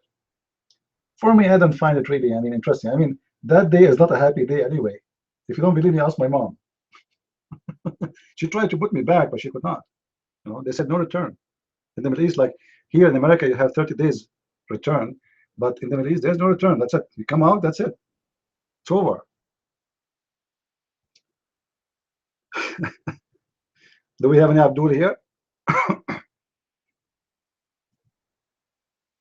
Actually, every day, every year, in my birth date, the Muslims, they wear black clothes. It's like a funeral day. So I don't want to cause harm to anyone feeling. No yellow. Any Abdul? Not even one Abdul.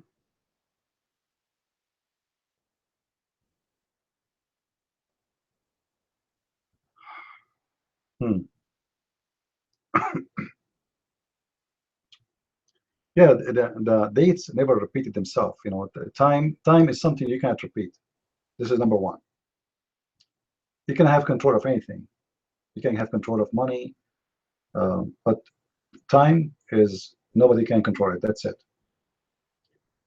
And every second go, like right now we are talking, a second we passed now, never come back again. Never, never, never. But you know, people, they like to create an occasion of happiness. That's good. No problem. You know, for you, if you believe it's good for you, do it. Time does not exist. No, time is exist physically more than it is, you know, which means it is something passed through your body because you age. That is the time. Otherwise, there's no time. As long you are aging, time is exist. If time come and you can live forever, then time does not exist.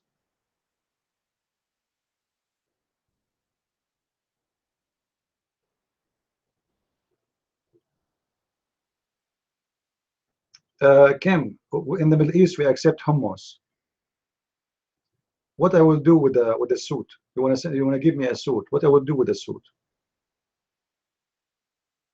We accept hummus, falafel, and give us something useful. Sharp blade, how are you? The mic is yours. You're always 18. My mom is doing better than you. She's 17. I mean, I don't know what's the problem with you. You have to see a doctor. Check it out. Go ahead, Sharp.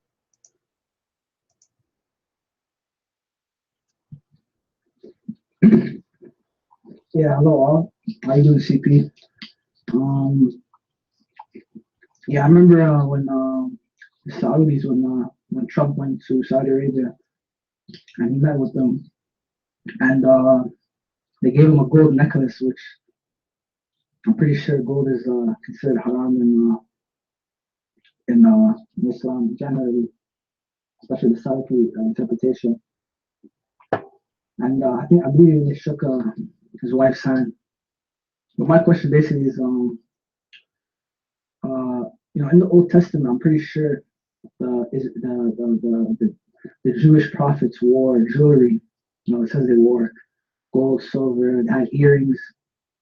I think also there's a verse where it says they had nose rings. Some prophets had nose rings, earrings, you know, jewelry. But Muslims, they consider that according to them, they say it's feminine or it's you know, it's not good, especially gold. So I want to know, where they come up with gold is not good for men. Science says gold has a lot of good elements. So when people have like gold jewelry, even men, or gold teeth, good for their body. And you know, there's nothing wrong with a man wearing earrings or a nose ring, but Muslims, they can say, so did Muhammad have an issue with this, or he see something? I'm sure there's a story behind this, you know. I've seen something in the Old Testament. I'll look for the verse later on, right? I'll check for the verse, but just give me the Islamic version, you know. Well, what's wrong with gold for men and what's wrong with jewelry for men? What does Islam have to say about that? Mike's free.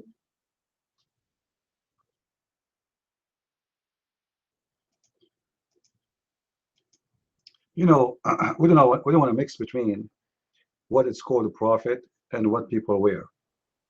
There's nothing that's called prophet wearing jewelries. The second you say jewelries, you are talking about certain kind of accessories to make you look pretty.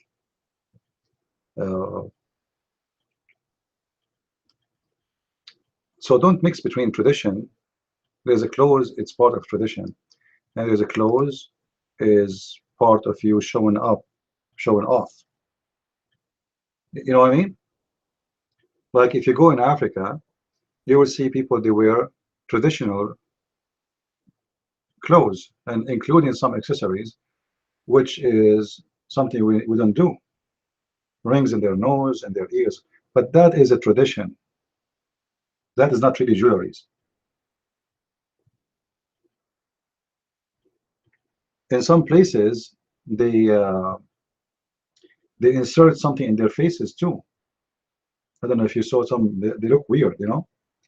Some they put. I saw like in Africa, some places they put like metal made from gold around their neck, so their neck will get longer. All right. So this is a tradition. This is a culture. This is not really about jewelries. And Each culture have a reasons. All those things happen for a reason.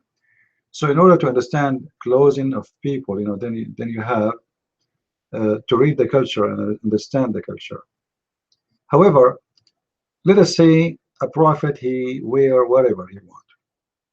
I mean, should I concentrate in his clothes or concentrate in his teaching and his deeds and the good about him and the bad?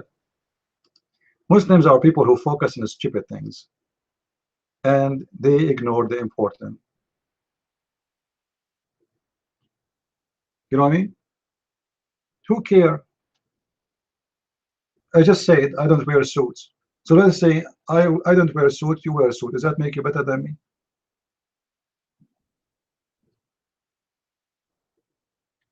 And about wearing jewelries. Do you know why Muhammad he did not wear jewelries?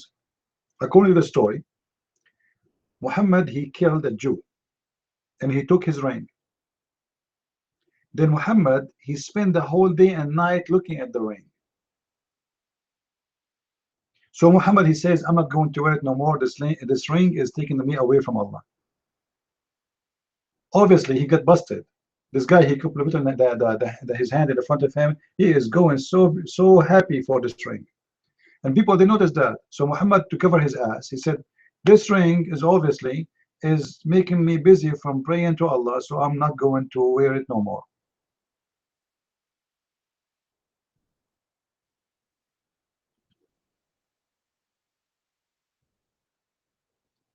But yet, if wearing rings and wearing jewelries is bad, why the Quran promising jewelries in the heaven? You know what I mean? Why we take jewelries to a place it's called heaven? And those jewelries are made from silver and gold and etc. In chapter 76, verse number 21, it says, عليهم ثياب سندس خضر واستبرق وحل أساور من فضة, and they are wearing bracelet from silver. Why men they will wear bracelet?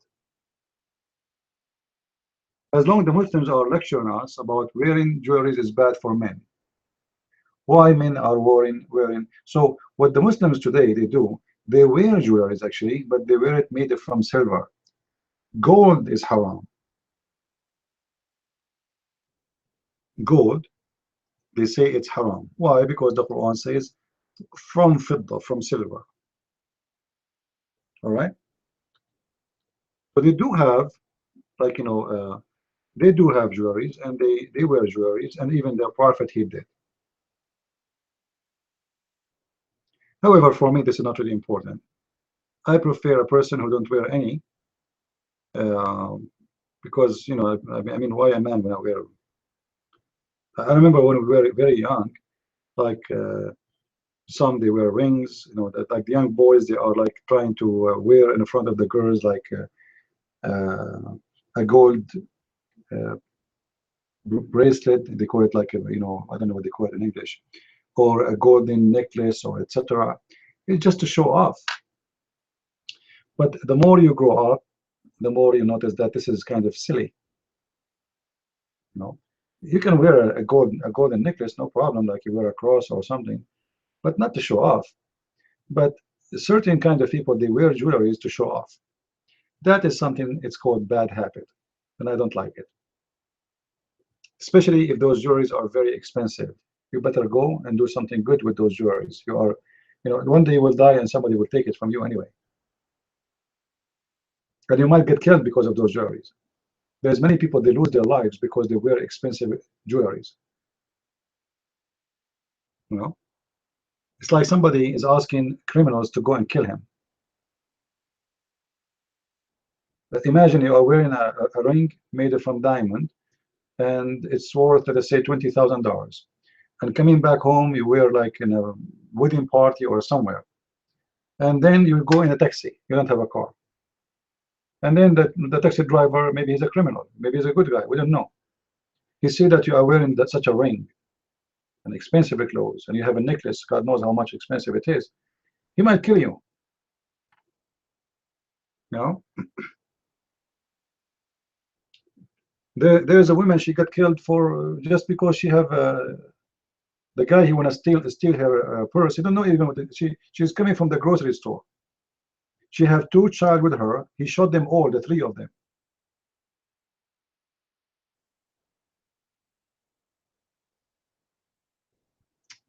This is why I say that's not even smart. You know, there's people they kill for $1. I heard a story when I was in Asia that a guy he shot a kid in the head. He was driving his motorcycle, and then the kid he is playing with. You know those games you play, the kids they play with. You know those games, like work by battery. So he's sitting in front of his door playing with this toy. This guy he won this toy. The kid didn't want to give it. He want to snatch it from his hand. The kid he hold it very hard. So what this guy in the motorcycle he did, he took his gun, shot the kid dead. The toy is not even $15.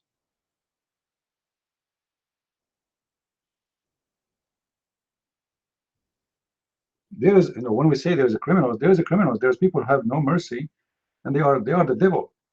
They kill for any reason. So wearing jewelry, expensive clothes, etc. It's an invitation for criminals to come to your house. Even if you buy something new in your area, don't go and throw the boxes in the middle of the day. Those thieves, they will know, oh, he bought something expensive. You know what I mean? Like let's say you bought a big smart TV. Don't throw the box in front of your house. Wrap it, push it in your garbage cans. Nobody see it. Push it there. Do something about it, and try to get rid of like during nighttime. People they throw their, they are telling like Christmas time. People they give a lot of gifts. So what they do, they put all the empty boxes outside.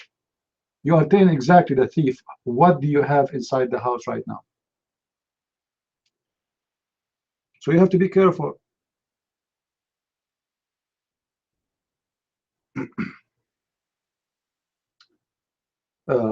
Anyway, wearing certain kind of clothes is not my business.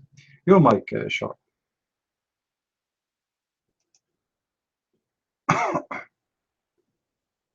Yeah, those were some good points. Doing comparative research. By the way, for those who don't know, I'm an ex-Muslim. I'm an atheist. Like when I look at the Bible, for example, I haven't seen. I know the prophets have sinned. The biblical prophets, they've done, certain prophets have done sins, and the Jews and the Christian communities, they agree with this, right? However, the Muslims, they say Muhammad is sinless or is perfect, even though the Quran says that he sinned and he had to ask for forgiveness. I believe there's one ayat, one chapter, one verse that says he asked for forgiveness in the past, in the present, and in the future. But my point is, I haven't seen any biblical prophet do anything of thievery, stealing, stealing, yeah, thief. But I know in Islamic sources it says that Muhammad used to rob caravans, like people traveling with animals and equipment and whatnot. They call it caravans, right? And when you bring this up to Muslims, they always bring, oh, he robbed caravans because they stole from him. So basically, they're saying people stole from. Yeah, basically they say raiders attacked Muhammad, stole from him, and he was stealing back. He was taking stuff back. But when you show them the different sources, the hadith, there's nowhere it mentions that they got Muhammad's group got theft, and then he's retaliating, getting stuff back. It just says that they initiated. Muhammad and his companions, they initiated. They would steal themselves. And you think like, how can this guy be a moral guy for all humanity? How can we follow a man who used to just steal from other people just because he wanted their, he wanted their equipment, he wanted their resources, instead of buying himself or earning it? And Muslims, they always like to, do some gymnastics and make excuses, for this, and try to they tried to, sweeten it and soften it. And, oh, what happened was really blah blah blah. He was taking stuff back, but it doesn't say that. So I want to know what your opinion on that is, CP, on Muhammad. Was he a thief? Is there examples that he stole? Did he steal to get stuff back, or did he steal just for his own purpose? If you can elaborate on that.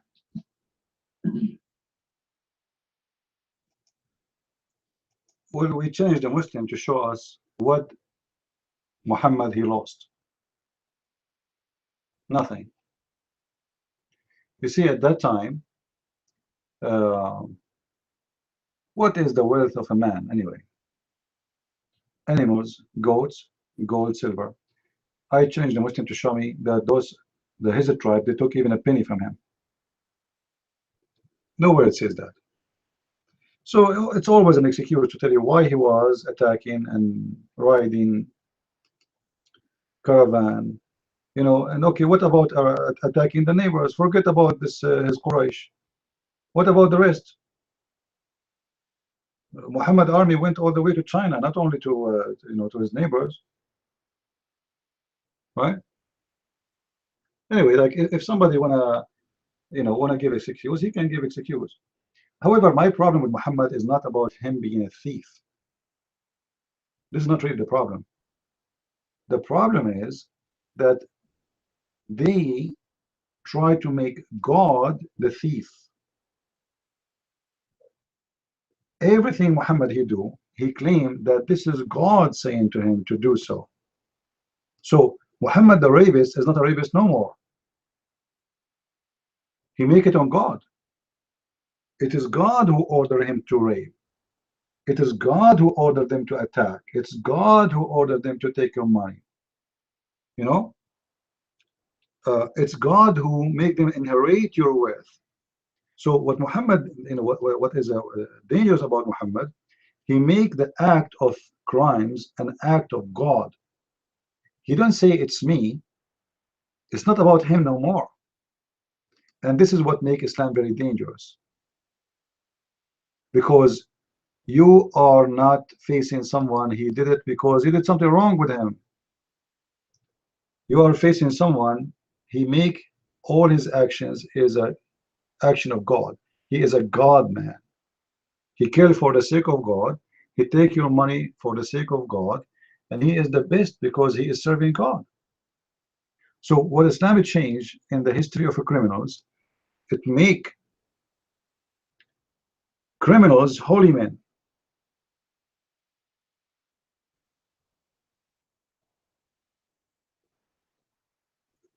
Criminals are holy men. Like this guy who attacked those people in England just last 2 weeks ago, and then before that they killed more than 20 child inside this theater. This guy, he think he is a holy man. He is killing children, yes, but he is a holy man. He believes he's a holy man. And that is the dangers of Islam. Muhammad was a criminal, that's fine. There's many criminals that exist in this earth. But this religion became so dangerous because the criminals now became heroes, and they believe they are heroes and they are serving God. And this is why Islam is very, very dangerous religion. Just before we open our chat room, a Muslim guy, he rushed into a sheikh truck, and this sheikh is from Al-Qaeda. He's from what? Al-Qaeda. And he exploded himself. Okay, he's a Muslim now. The guy who exploded himself is a Muslim. He exploded himself trying to kill as many Muslims as he can. So what kind of religion this religion is?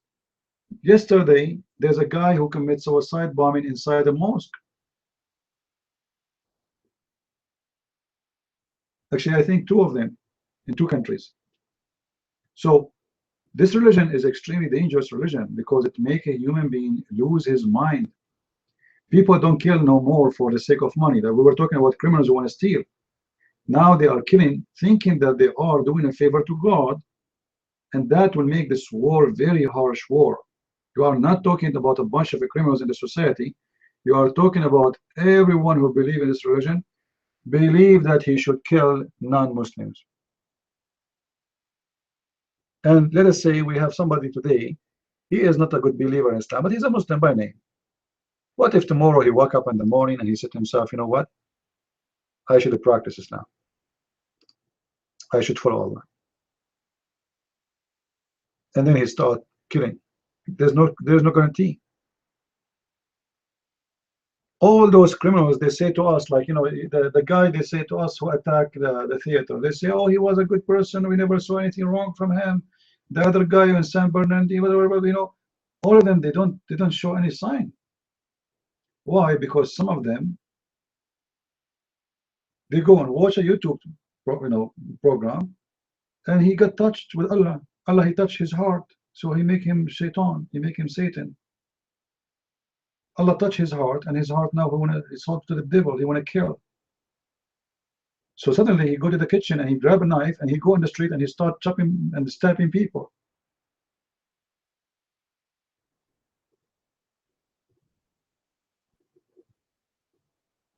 This is what is bad about Muhammad. Otherwise, Muhammad just was one of the criminals in history, and there's a lot of them. In all days, people like Muhammad, there are a lot.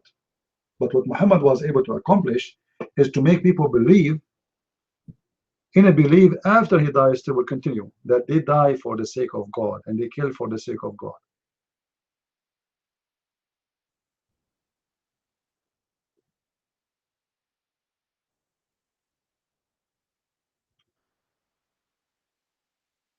Do we have any Muslim here?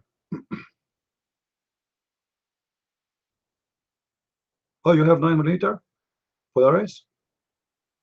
Why you choose 9mm? Why not 45? I know it's more cheap. The bullets are more cheap. Actually, I advise women to buy 22. 22 is good for protection, and it aims very good, and it do the job. It's very easy to carry too, and to handle.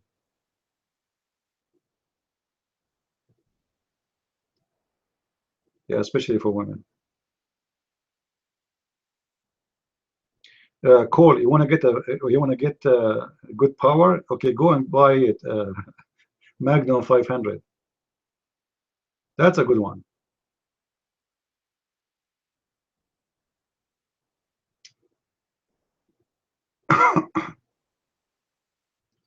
Do we have any Muslim here? Any Muslim?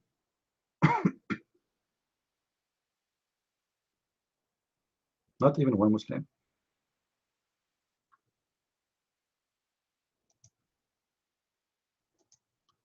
Do you guys how much suffering I'm suffering from? We opened all day long, and we are waiting for a Muslim to show up, and then we don't find any.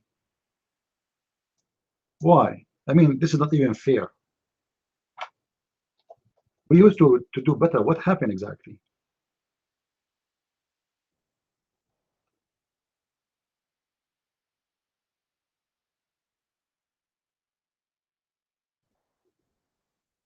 Any Muslim? You never saw Magnum 500 before? Cool. Search in the internet, and you will see what I'm talking about. This gun will open. It will open a window. But it's not practical to carry. I mean, it's so big, it's so huge. Go ahead, Shepard, you don't mind.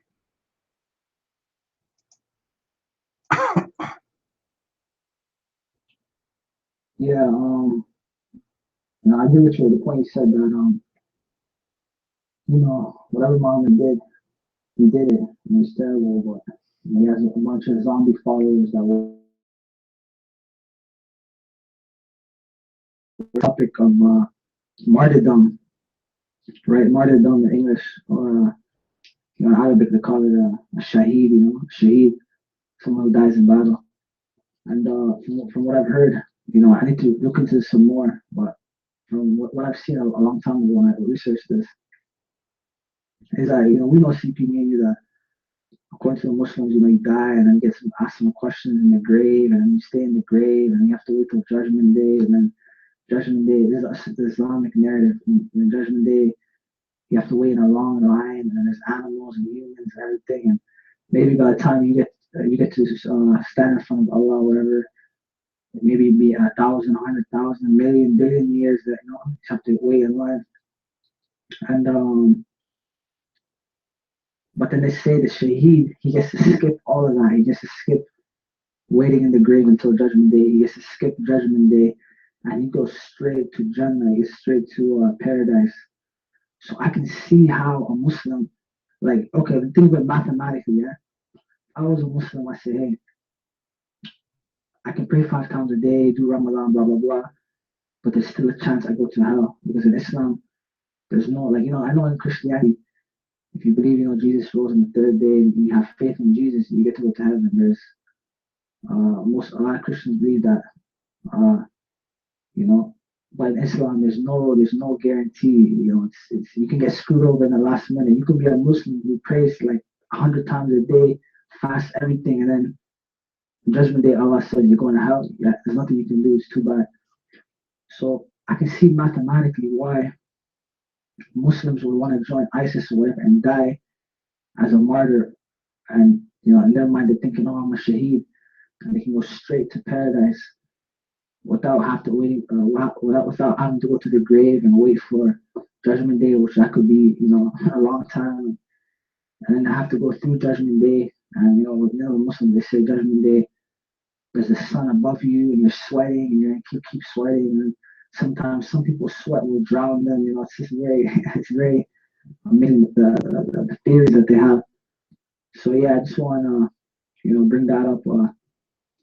How that's a crazy belief in Islam, and that's why you got these guys blowing themselves up and killing people and blowing their own mosque, and all these terrorist organizations are increasing because Muslims are saying, hey, why suffer? Why wait? You just do my step as a Muslim to further Islam around the world and die as a martyr, die as a shaheed, and go straight to paradise. I don't have to wait. So that's a very dangerous ideology, very dangerous doctrine. Yeah, all right. Mike's free.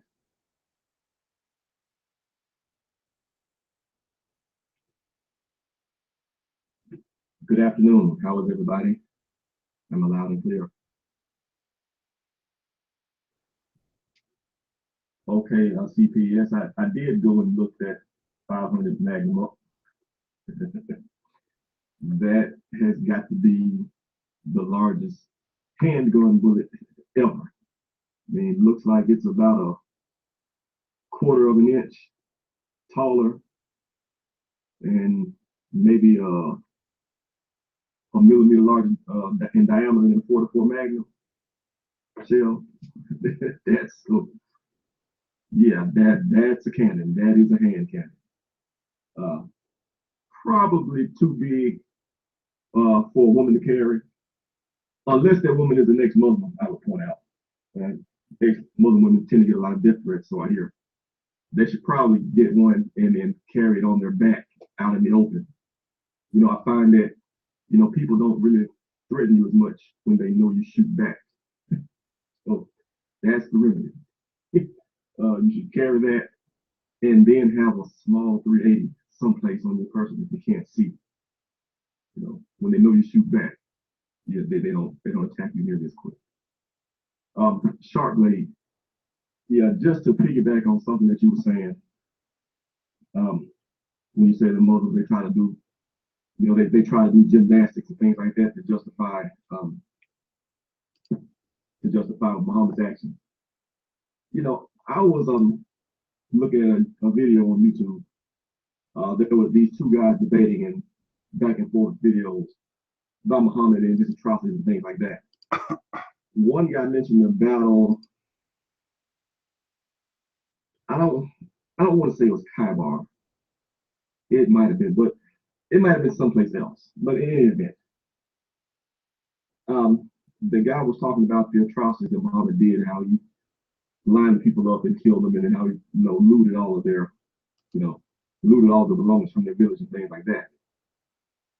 You know, and this Muslim guy actually responded that those people took they took all of their stuff to the battlefield with them. He said the prophet didn't loot their village, but these guys he said they took their women and their children and all of their belongings, all of that to the battlefield with them. And that's why he took them, because they were there on the battlefield. You know, just ridiculous. I mean, just absurd, ridiculous. You know, who's going to do that? How can you fight like that? But that's it. You know, they tell themselves anything that they can to excuse his behavior because they have to, because it is simply the center point of their religion. You know, Muhammad had no witnesses.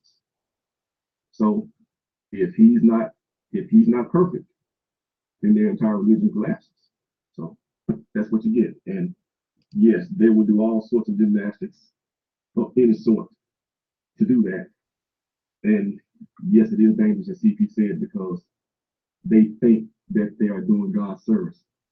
They justify all sorts of, I wouldn't say immoral behavior, but plainly immoral. You know, anybody that's been around kids any length of time knows that a 6-year-old is not ready for marriage and sex. You know, even in old societies where they would marry you off at birth, you know, you were promised, they were betrothed. You didn't actually get married until you came of age, you know. But because Muhammad did it, they don't believe in pedophilia because Muhammad did it. You know, it's really that simple. Because Muhammad married his son's wife, they don't believe in adoption. You know, it's really too much. It's too powerful. And when you see people doing this in significant numbers, this kind of thing needs to be called out. You know what I'm saying? That's correct. And yes, there is no promise. Well, I won't say no promise of salvation. No promise of salvation outside of jihad for you or I guess a family member.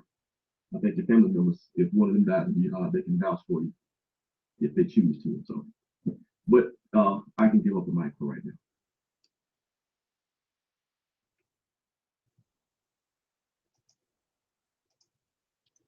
However, you know, Islam is very easy to defeat. All what you need is a stage of education.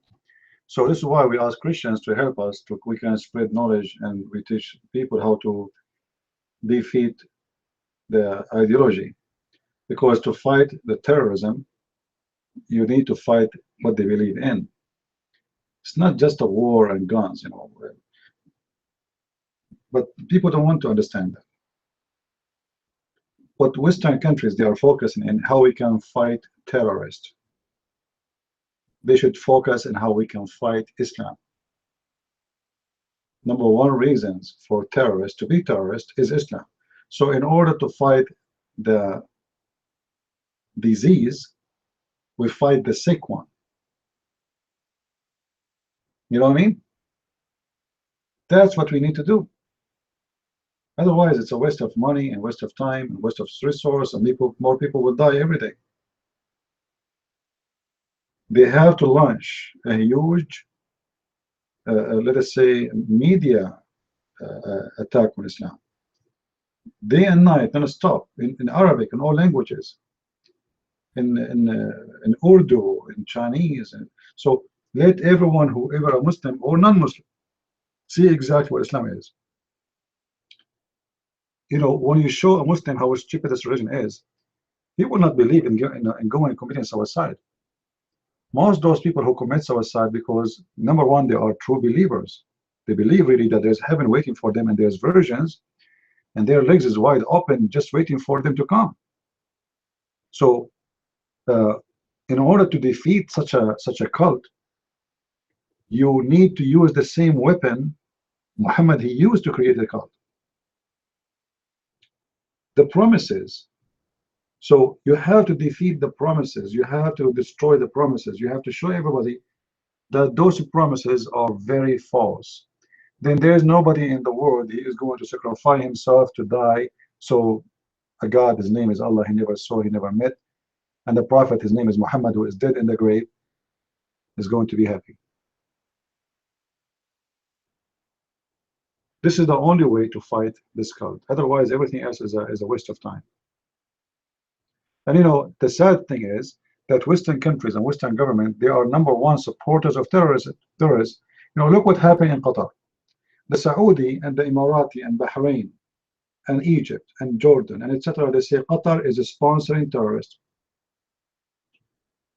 USA don't agree. Even though they said in TV, the president he said in TV that yes, they do. But they do nothing about it. The French president is in the pocket of the Prince of Qatar. The Italian president is in the pocket of the Prince of Qatar. They are corrupt. So you will never fight terrorism. Imagine the president of USA, Trump, he just said last week that Qatar is sponsoring and funding terrorists. Okay. Just today, the USA Army finished army training with the Army of Qatar. I mean, how that can happen? How you are saying they are funding terrorists and you are giving them training? It doesn't make sense. So in the West, we have corrupt mind, corrupt politics, corrupt leaders, false. Even if I voted for Trump, but obviously Trump is the same as the rest. He's no better. All of them, they are going inside one machine, the machine of gold and silver. Otherwise, I cannot understand how you know that Qatar is funding terrorists and you do nothing about it. Just to take a note, our army is right now in the middle of Qatar. We have the biggest army base in the world. We can arrest immediately the Prince of Qatar, bring him here, and if he is a criminal, hang him. What we do, we protect him. It's not a secret. This guy is #1 money bag for Al Qaeda, for ISIS, for all the terrorists. So the war we are talking about is a war somebody don't want it to end. There's somebody he want terrorism to flourish. And Western countries, they are sponsoring the terrorist countries. Saudi Arabia. Look at this. I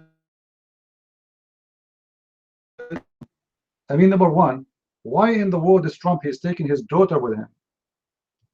In a society, there's no men except her. Did you see any women there? There's no women. Why is he even taking his wife? He is taking them there. The only reason I see is just to receive gifts. Same time, she come back home and she start talking about the amazing, unbelievable reception she received. But she's a woman and speak about women's rights. Suddenly, women's rights in Saudi Arabia is not important. All what they care for is how much gift they receive. How we can fight terrorism with leaders like this? And for sure, Trump is better than Obama, but Obama is a scumbag, and the rest is the same. All of them, they are, you know, we always hope that we will have someone is better. Oh, we don't want Hillary. Hillary is bought by the Arab. Oh, we don't want Obama. Oh, and then we get Trump, and then we found that Trump is walking in the same way. They asked him to forbid the Muslim Brotherhood. Just yesterday, the foreign minister of USA, he said, we should not forbid the Muslim Brotherhood because that will cause a lot of complication. You are worried about complication or you are worried about their terrorism? They are the one protecting the Muslim Brotherhood.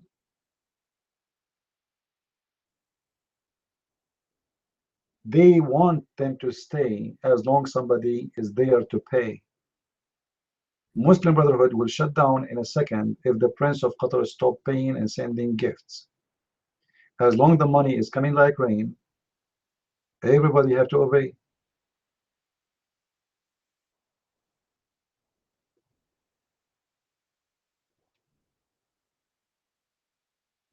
They aren't stupid, my friend. They are businessmen. What's stupid? You know, They are businessmen. They don't care what's happening in this earth. Everybody have his own palace, his own airplane, his own heaven. They have different life. They don't live in this earth with us. They are from different galaxy.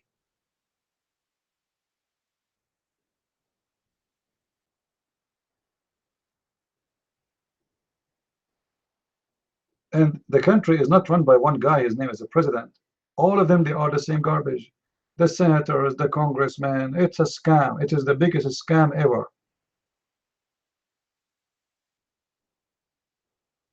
Everybody knows who is a terrorist. Everybody knows which countries are sponsoring them, where the money is coming from. We have the CIA. They can listen to any phone call in the world. There's not even a single phone in this earth is protected from the CIA.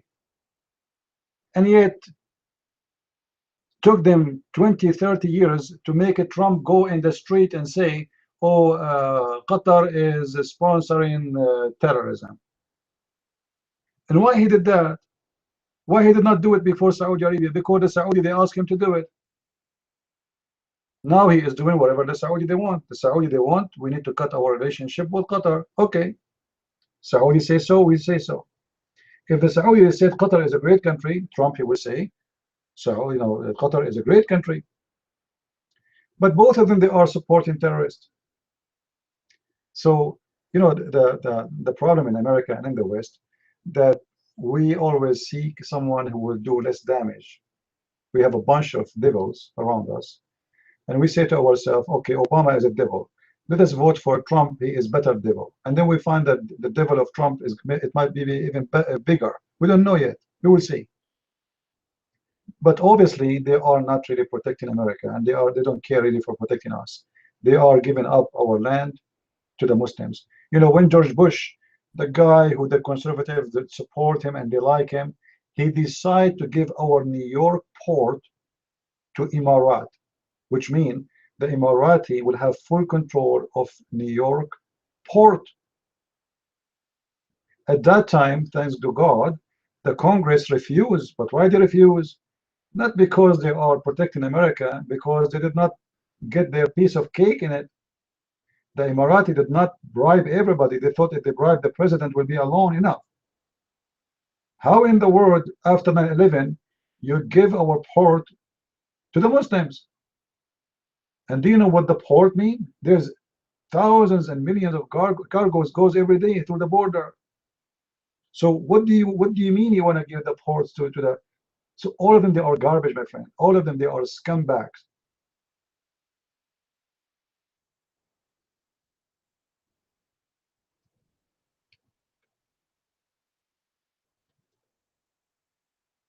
Do we have any Muslim here? Batoka, in our room, there is no camera, please. Only version, they can open their camera. Are you a version? The version of Allah in the heaven, they can open their camera only. Al-Jabra, first of all, Al-Jabra, what it's called Al-Jabra, nobody knows really who invented Al-Jabra. But however, according to most, let us say, accurate research, if this guy exists, the one who created Al-Jabra, he is going to be from the Sabian. He is not a Muslim, he is not a Christian. Mostly he is from the Sabian. He is from the city of Haran. You know Haran? It's a close city where Abraham he came from. So if he exists, but there's no proof reading that he exists. There's no books of him. There's nothing. Nobody even knows who is this guy. But according to many research, they claim that he is from Haran. But there's no proof of that. Yeah, I believe that this mathematics things, it was like, let us say, developed through time, and then somebody gave it a name, and then somebody created a name or think that this is coming from a person who is the one who created algebra. However, there is a Muslim website. I saw the article there, which is kind of funny. The article, it says Muslim scientists, but they are atheists. So what the article is saying, this guy is being honest. He's saying we Muslims, we brag too much about how many scientists we have in the history. However, if we do little study, we will find that all those scientists, they were atheists. So how today they are Muslims and they are atheists in their time, and most of them they get killed for being atheists? You know what I mean? Any one of you speak Arabic, go right now and search for the article. It says Muslim scientists, but they are atheists. And in the top it says sad news to us Muslims. Sad news to us Muslims. You read the articles and then he shows you how every one of them, he got killed, he was slaughtered, he was running for his life. Those people, they are kuffar. One of the biggest kuffar the Muslim they keep speaking about is Al-Razi. Al-Razi, even you find his books in Islamic website. Those stupid Abdul, they have no idea who's Al-Razi. Al-Razi is an atheist. Al-Razi, with no question, is an atheist. Ibn Nafis, Al-Khwarizmi. Let me tell you a story. When I was in school, I was a kid, you know, and the teacher, the history teacher, he said, today, you know, we are going to speak about Arab scientists. Arab what? Arab scientists. And he wrote in the board Al-Khwarizmi. Al-Khwarizmi. It sounds like the name doesn't sound right, you know. I mean, as an Arabic, you know. So I said, sir, what Al-Khwarizmi mean? He said, oh, Al-Khwarizmi mean he is born in Iran, in a city it's called Khwarizm. So I said, so how he is Arab and he's born in Iran? He said, sit down, sit down. Like what? Sit down, sit down.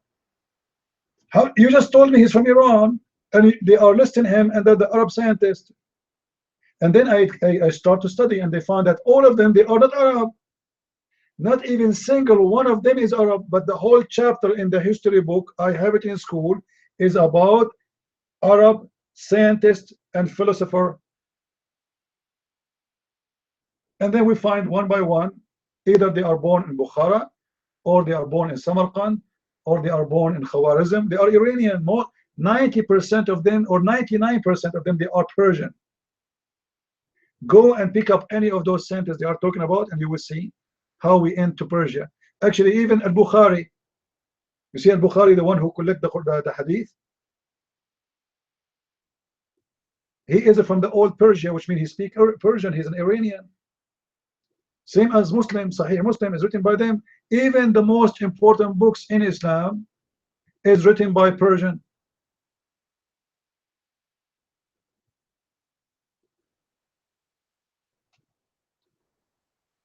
So, and you know, why we want to focus, why the Muslims actually focus in why it's called Muslim scientists. I mean, I never heard of a Christian saying, Christian scientists, we can give you millions. We can name you millions, not a few, not 5, not 6. Why Muslim they focus on? Because their religion is dumb, it's so stupid. What about we look at the science of the Quran? And then we will see that who is better scientist, Ibn Nafis or Allah? Any Muslim want to talk about it? Let us compare between the science of Allah and the science of any scientist in Islam. We will find that the scientist, the Muslim scientist, as they call them, is far more intelligent than Allah, and that is what is important for us. So they focus in something have nothing to do with them. It's like somebody is bald, is happy that his neighbor have hair.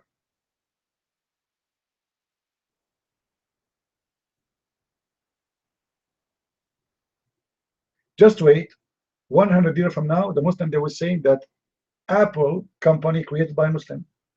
His name is Steve Jobs. His father is a Syrian guy, but the guy never was a Muslim, and he didn't, you know, that's why he grew up in a Christian family. He's not a Muslim, but just wait, they will make him Muslim.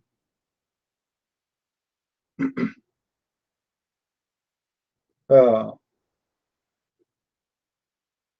there is a guy who used to explore the ocean.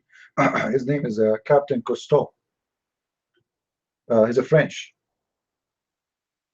After he died, 10 years after he died, they start saying that this guy converted to Islam. Bernard Shaw. I mean, you name it. Anyone is even Shakespeare, according to Al-Qaddafi, his real name is Sheikh Isber. His name is what? He's an Arab and he's a Muslim and his name is Sheikh Isber. I'm not kidding. This is what he said. You know, they can find the video on YouTube. They are mad. They are desperate, trying to find any proof of them to be good. But all of us, we know that the most nation who give scientists are the Jews. The Jews are beating everybody. This is a fact. If you go right now and search for the most, let us say, important discovery in history of mankind, you will find a huge number of those discoveries made by the Jews. It's amazing. They are a small, tiny nation by number, but yet they have the highest intelligence.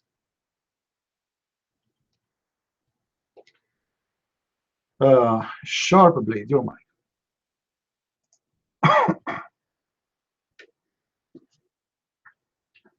Yeah, you're talking about Saudi and Qatar having an issue.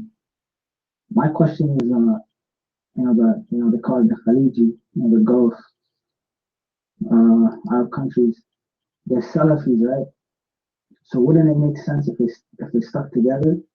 Because really and truly, Saudi, Qatar, UAE, they're all funding all these groups, Al Qaeda, Al-Nusra, Al-Shabaab, Taliban, etc., etc. So wouldn't it make sense for them to stick together and continue their agenda of Islamizing the world? Why are they now having an issue? And then Egypt and UAE and what's the other one? Egypt, UAE, and other countries are on Saudi's side. And now Qatar, it's Qatar and Turkey. Qatar is aligning with Turkey and what is it? Turkey and Iran. So that's my question. Like, why?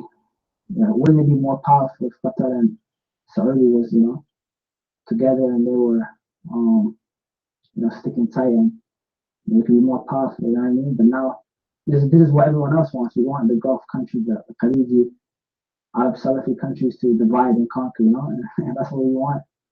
That's just my point. Mike's free. Well, my friend, I'm so happy that they are not united. And I'm so happy that the devil kingdom is divided. Otherwise, this earth would suffer a lot. All right? So we don't want them to be united. And the one who made Islam not united is Muhammad himself. Anyway, let's hear what this gentleman he want to say, because he's upset because I jumped the mic. I did not jump the mic. This is my room, my friend. I take the mic when I want. Your mic, Mr. Kent.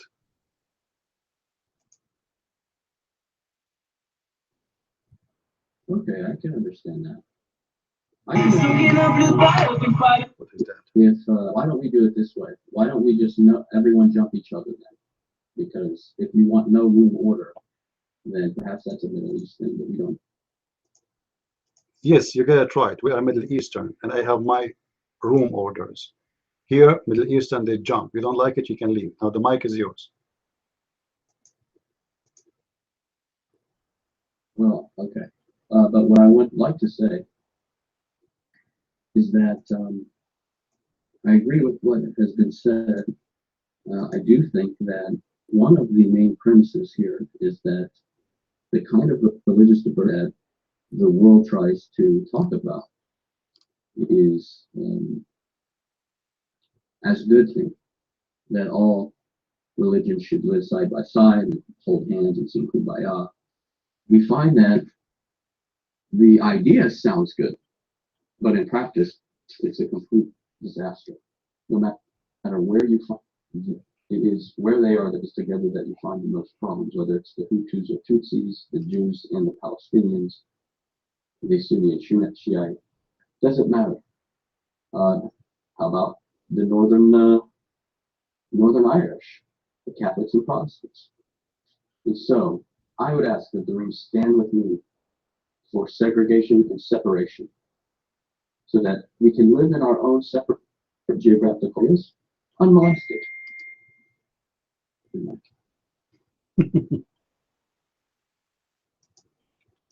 Well, this guy is afraid to be molested. Look like he have history. Stupid talk.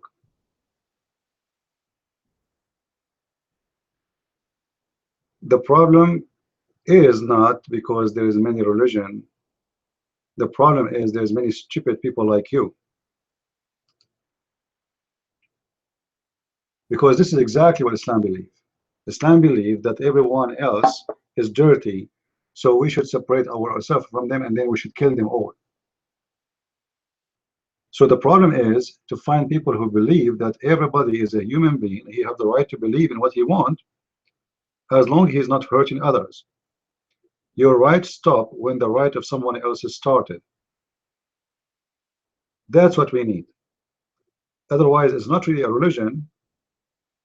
What is causing the problem is what is that religion creating of hate. So if that religion causing hate, that's a problem. If that religion is creating love, that's wonderful. I have no problem to be with everybody around me from every kind. You know, I have a neighbor on the right, he is white. I have a neighbor on the left, he is black, and I am Middle Eastern. And both of them, they like me very much. I can get along with everybody. And actually, I have no problem even with someone who's a Muslim, as long as he don't want to kill me, he don't believe that I should die, so he can go to heaven.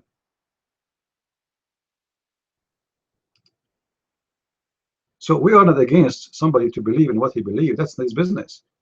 You want to kiss a stone, you want to, you know, worship a horse, do whatever you want. This is your business. It's not a big deal.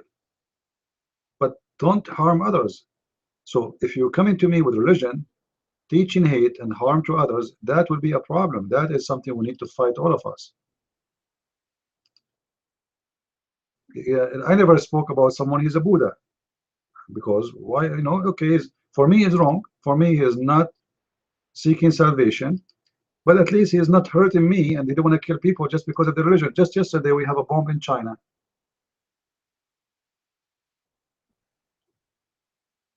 So this cult, the Islamic cult, is causing problem around the world, in China, in Russia, in USA, in Europe, you name it. You're my call.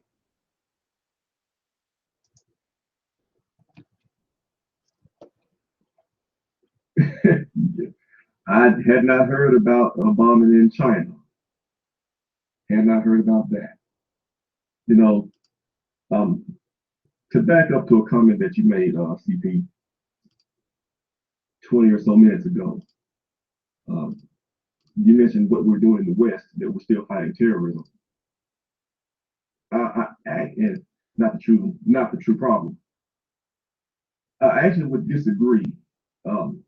Not that we're not fighting the true problem, but really here in the West, in the United States and in Europe, people are still really fighting Christians, really.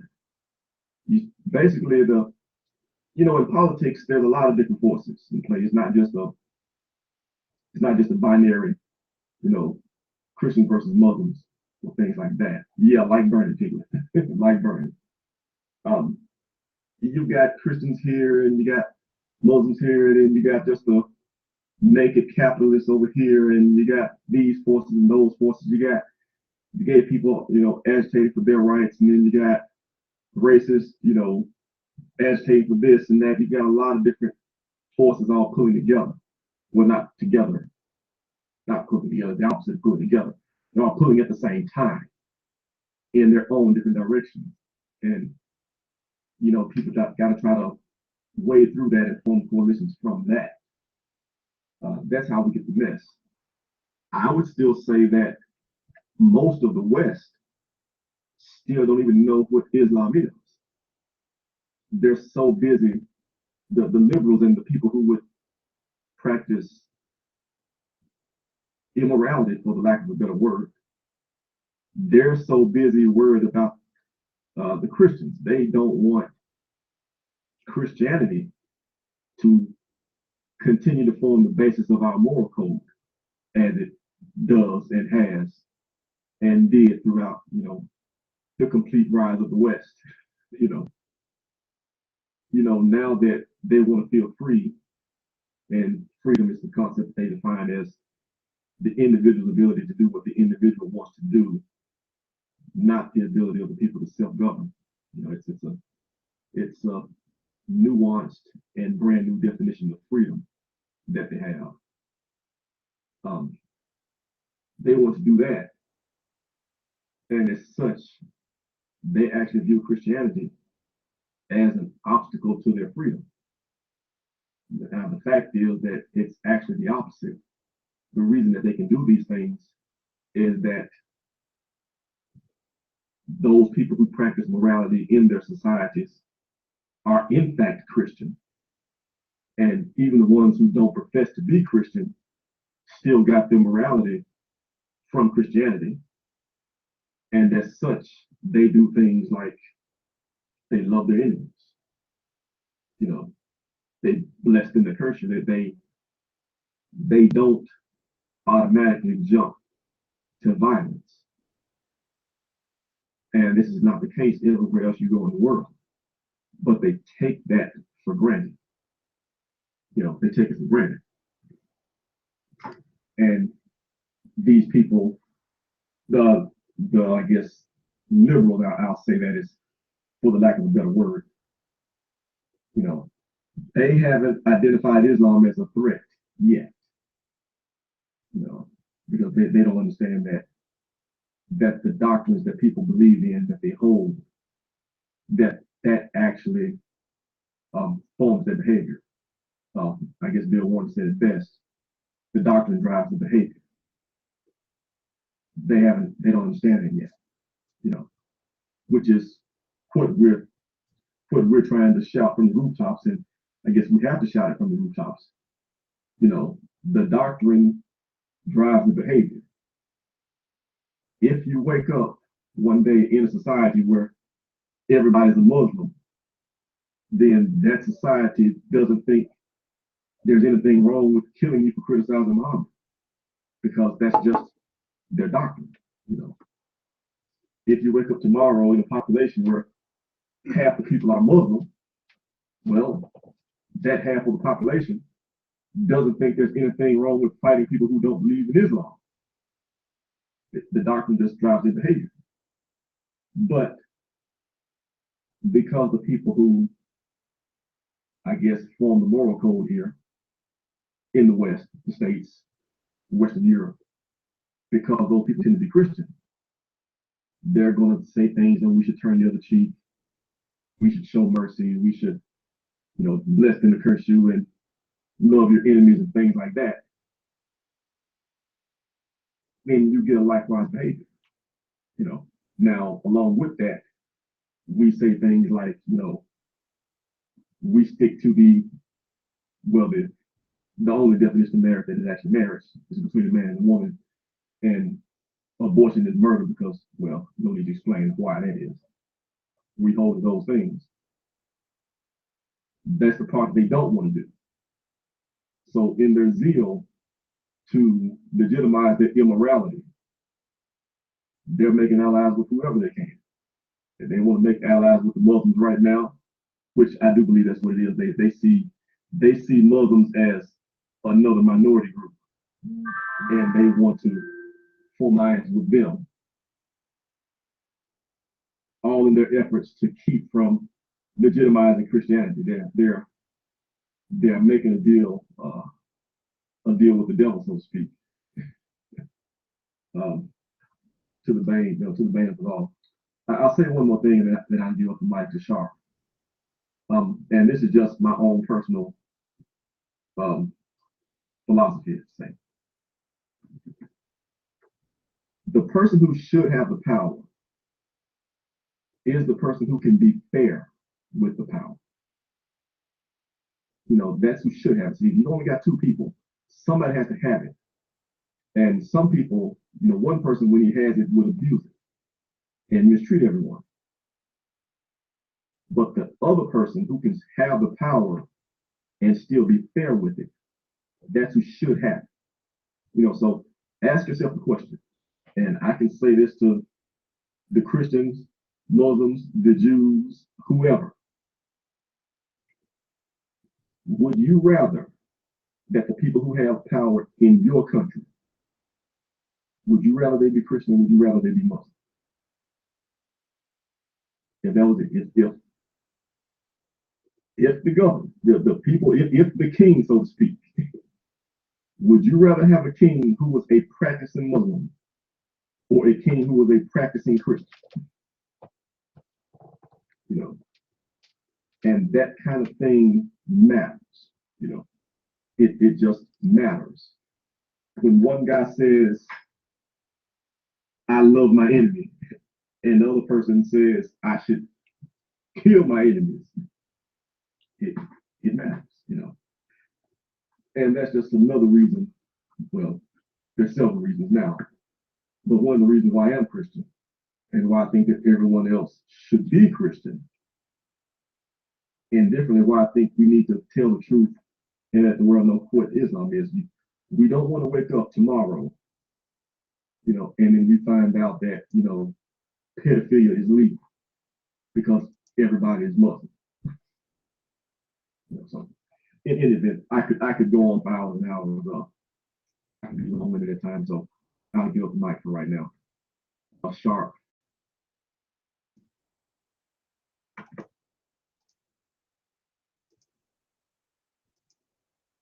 Yeah, just to get back on the topic, the Kent guy came on talking about North Station and religion should separate whatever nonsense he. Yeah. So back to the Qatar thing, because also CP, as you know, most likely know this, Al Jazeera, which a lot of people might not know. Al Jazeera, maybe some people in the West, Al Jazeera. I don't think it's free. I think you have to subscribe, you know, to pay extra money. You have to order it on your cable. And that's a very powerful tool to spread Qatari propaganda, you know. And, you know, I watch that program all the time.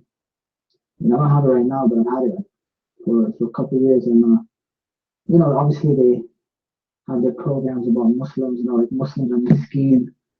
You know, for you, those that don't understand that word, it's basically Muslims are so innocent and poor Muslims, you know, have an agenda of making Muslims seem always the victim or victimizing them, you know, and, you know, that's funny. But the interesting thing is, how come Saudi doesn't have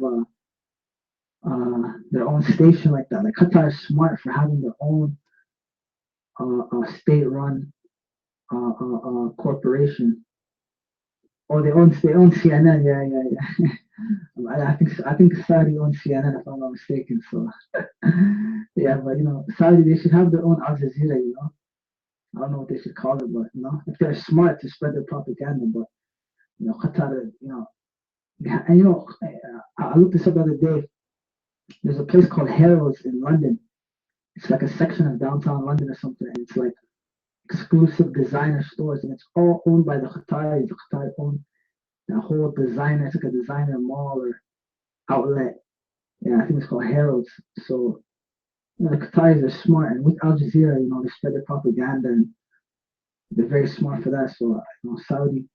I believe Christian Prince said it. I don't know, a couple weeks ago, whatever.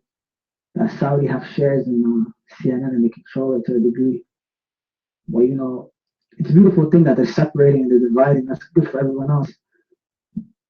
But for the Salafis, the Sunni Salafis, that's bad for them, you know. But too bad. We're loving it, you know. And hopefully the UAE separates too. Bahrain separates too, and they all, you know, fight each other. But yeah, Mike's free.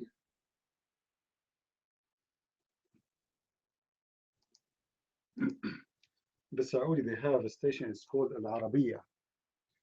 They established a station long after Al Jazeera to beat Al Jazeera, and actually they were able to beat Al Jazeera. Now most of Arab, they watch Al Arabiya more than Al Jazeera.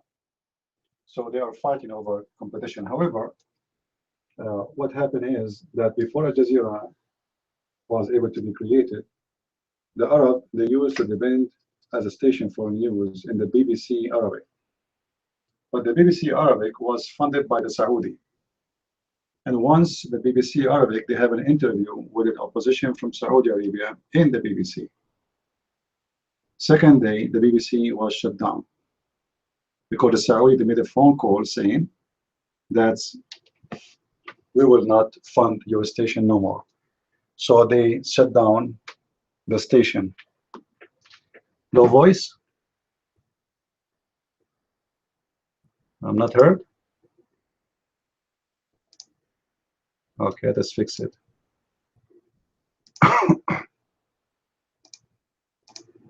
It's better now? Yeah, so when the Saudi stopped funding the BBC, and this is showing you the corruption of England, big deal, because why in the world the BBC is funded by the Saudi? Do the British government, like, are they Somalian government? They need money? I mean, we are talking about England. England cannot afford to pay a bunch of employees to run the BBC. You believe it?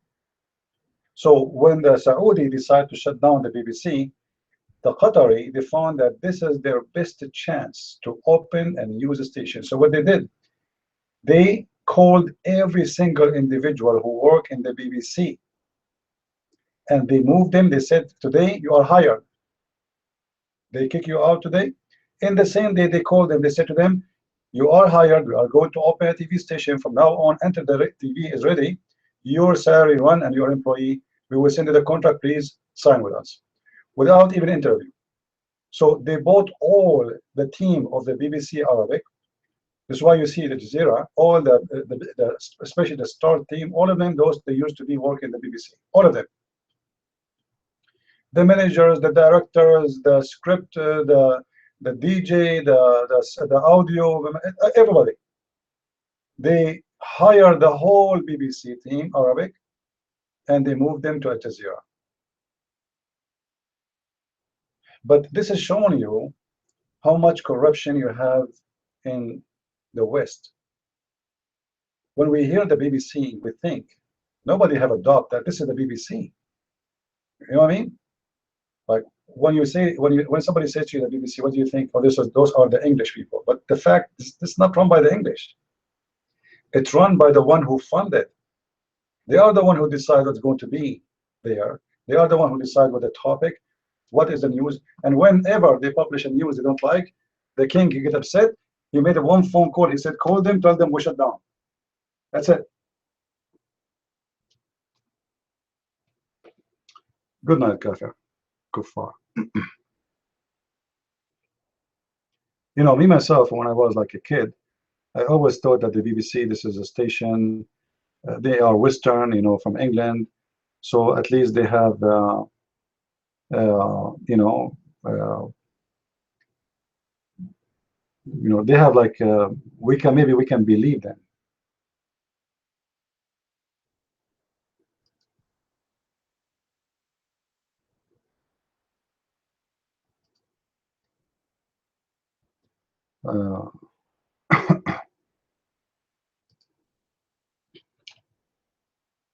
This sheikh, he said, this I made a video for this guy, Sheikh Tawhidi. He said he don't accept al-Bukhari. But hold on. Let me get him busted so I can show him the hadith. Not from al-Bukhari, from Shia book.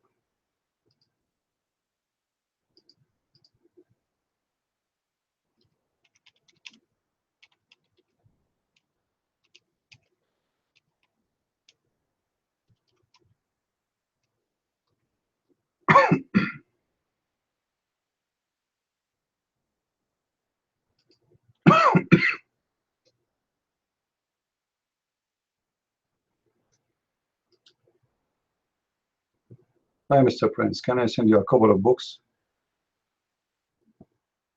Books about what?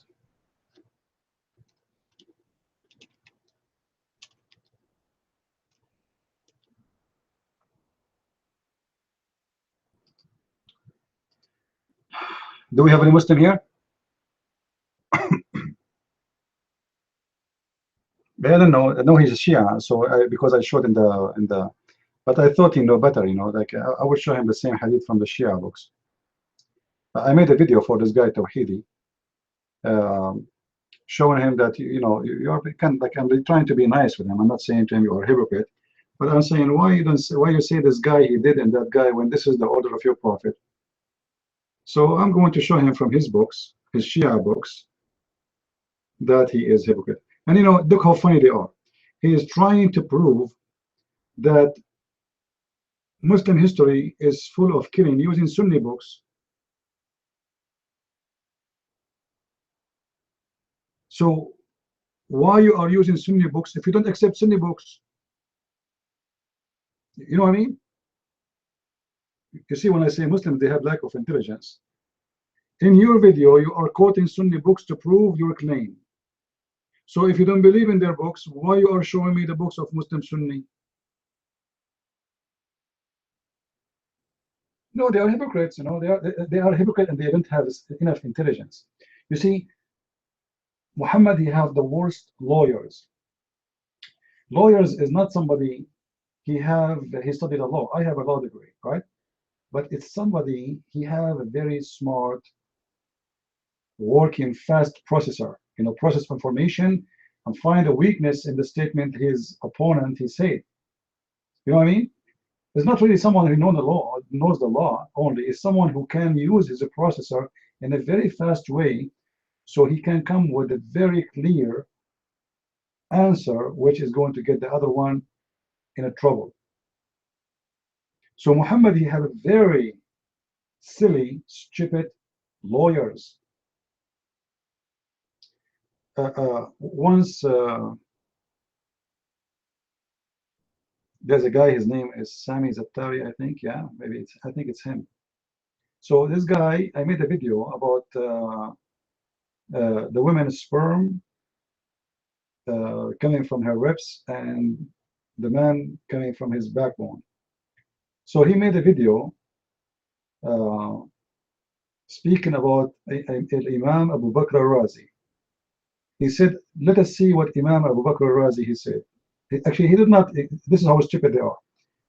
This guy, he never opened the book of al-Razi, but he said, we Muslims, we have a strong knowledge of science, and we know exactly what this verse means. If you want to know about science, go and ask imams like Imam Abu Bakr al-Razi. And he posts his video on YouTube.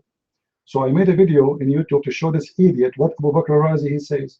Abu Bakr al-Razi, not only he claimed that the sperm is coming from the ribs of the women, according to Abu Bakr al-Razi, the sperm comes from the brain. And the proof is that the baby, when he is born, he resembles the brain cells.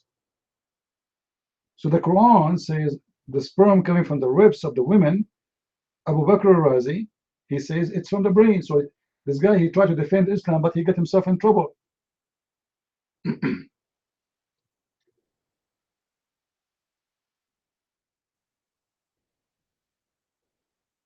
This is why I say, you know, all those lawyers who try to defend Muhammad are stupid. Like, you know, this guy, Shabir Ali. You remember Shabir Ali when he was debating David Wood?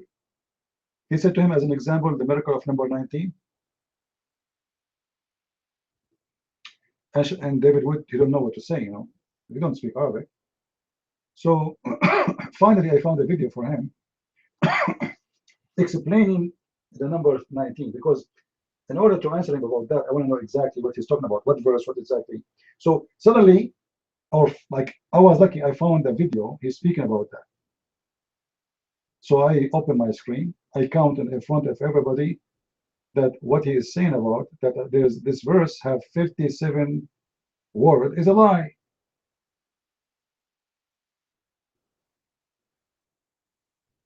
It's a lie. Another issue, in the guy who created the miracle of number 19, he says that the chapter Qaf, and he started counting from Qaf, and he count Qaf as a word, but Qaf is a letter. The first verse in that chapter is a letter, it's not a word. This is how hypocrite they are.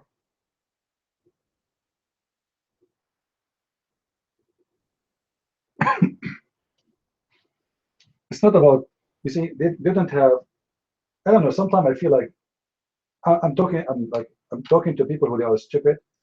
Those people, they have no brain. They have a very, I don't know, it's the food they eat, it's the drink they drink, I don't know what's the problem. How they cannot see how stupid what they say. But you know, my friend, this is a business in the Middle East. This guy, his name is Al-Kahil, the one who come with those things. Now he is very famous in the Middle East, and he have an organization getting millions of dollars, as donation.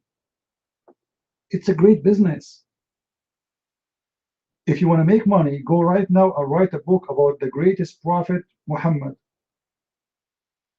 And your name is a Western man. The Muslim, they will buy your book like a crazy.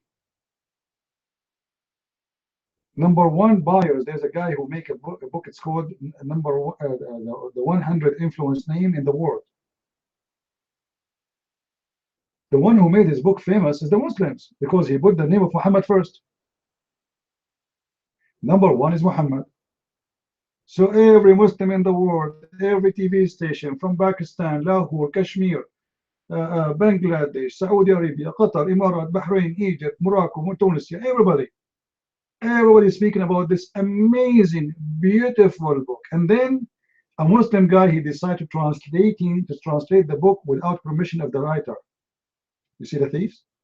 He published it and he sold it. If you read the translation, it says that suppose he is translating. The author of the book, he says, the Prophet Muhammad, peace upon him.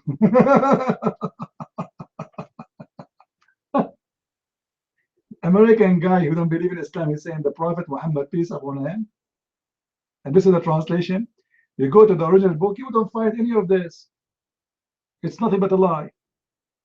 There's nothing there. All the statements about Muhammad is a fabrication. And who in the world is going to question what they say? Nobody. As long as you are saying great things about Muhammad, nobody question or investigate how many lies you just made. Just say any lie you want. As long as the lie sponsor Muhammad, you are a wonderful person. I told you once I went to a Muslim room, and in the room they give me the mic. So I said, okay, Christian Prince, say, come over, let's see what you can do. So give me the mic. I took the mic. I said, Muhammad was never a liar. Every Muslim in the room was saying, a liar. He never been a thief. A liar. He wasn't a rapist. A liar. He never raped Aisha. Liar. He never had sex with children. Liar. The admin then he taught me, and he taught the whole room, and he started cursing them all. He said, you stupid, this guy, he beat us even inside our room. He was saying to you the Prophet is not a rapist. You say to him, liar. You said the Prophet did not rape Aisha. You say to him, liar. You said the Prophet, he did not steal underwear. You say to him, liar. What's wrong with you?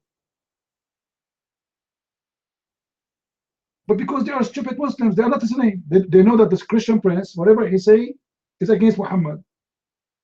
So whatever he say, we have to say liar. Muhammad was a wonderful liar. Muhammad did not steal. Liar. Muhammad did not rape. Liar. Liar right away. It doesn't matter what you are saying. Nobody is listening. It's exactly the same. Other person who is a Muslim, who is very well known, he is praising Muhammad. Whatever he says is true. It doesn't matter what you are saying. Who is even listening?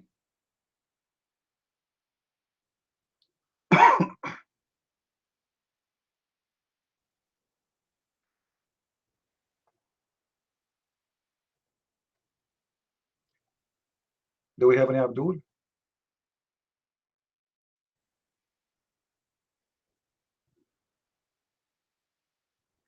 Until now, our room is open for how many hours? 5 hours. Do you know how many Abduls we have? Guys, do you know how many Abduls we have? One. Just one Abdul. And he run.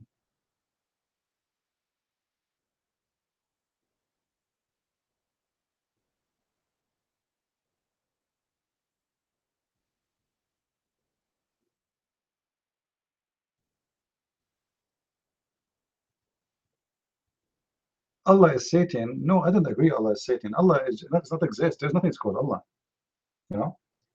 You know, Allah is a moon god. He is a fake pagan god. Muhammad, you have to use a name of a god, any god. You know, it doesn't matter. He's born in a town where Allah is the greatest between all the other pagan gods. So he was in competition too with the Hubal. So there's Hubal and there's Allah and there's Al-Uzza. But however, Al-Uzza and Manat and Allah, they cannot be greater than their father.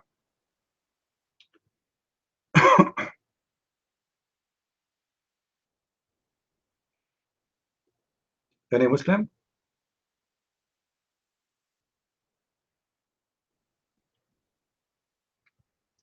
Not even one?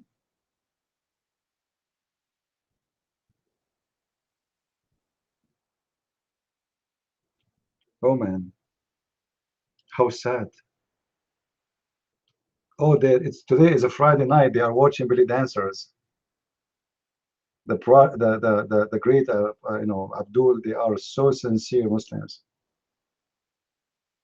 They are very sincere people. You know, the Prophet, a woman walked by. He was looking at her ass, and then he got so horny to the point he cannot hold himself. He looked at his friends in the front of his house, and he went inside the house. His wife, she is working in the kitchen. He forced her into sex, and then when he finished, he came back, and he told his companions, the women she approached in the image of the devil, and she leave in the image of the devil.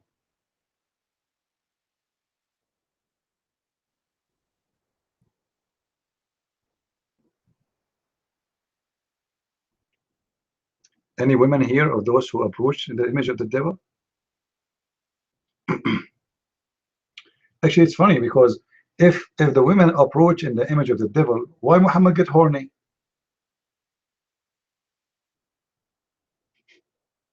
You know what I mean? How the women, they approach in the image of the devil, but this devil made Muhammad horny. And why Muhammad keep marrying more and more devils? Why somebody he believe women are devils, he want to have a lot more of them, as to the point he made a verse in the Quran saying any woman she can give herself to the Prophet, so he can F her. Excuse my language. So they are devils, but we want to have more and more of them as much as we can.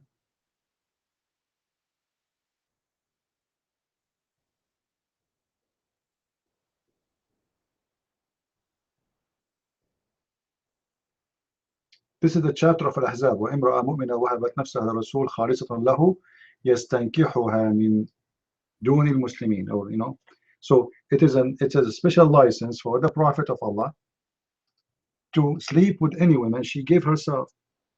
It's not enough for him.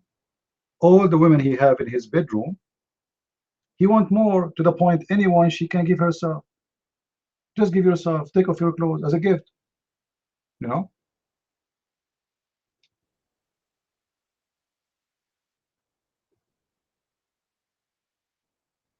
And not only this, even the verse says that this is a special license to the Prophet.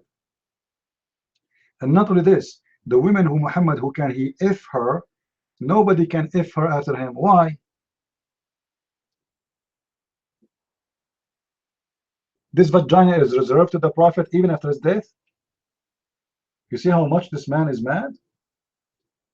He slept with those women, but after he died, he want to be sure that nobody will sleep with them. Aisha, when Muhammad died, she was 18 years old, 17 going on 18. So according to this, Aisha, she never married after that. And all the other wives.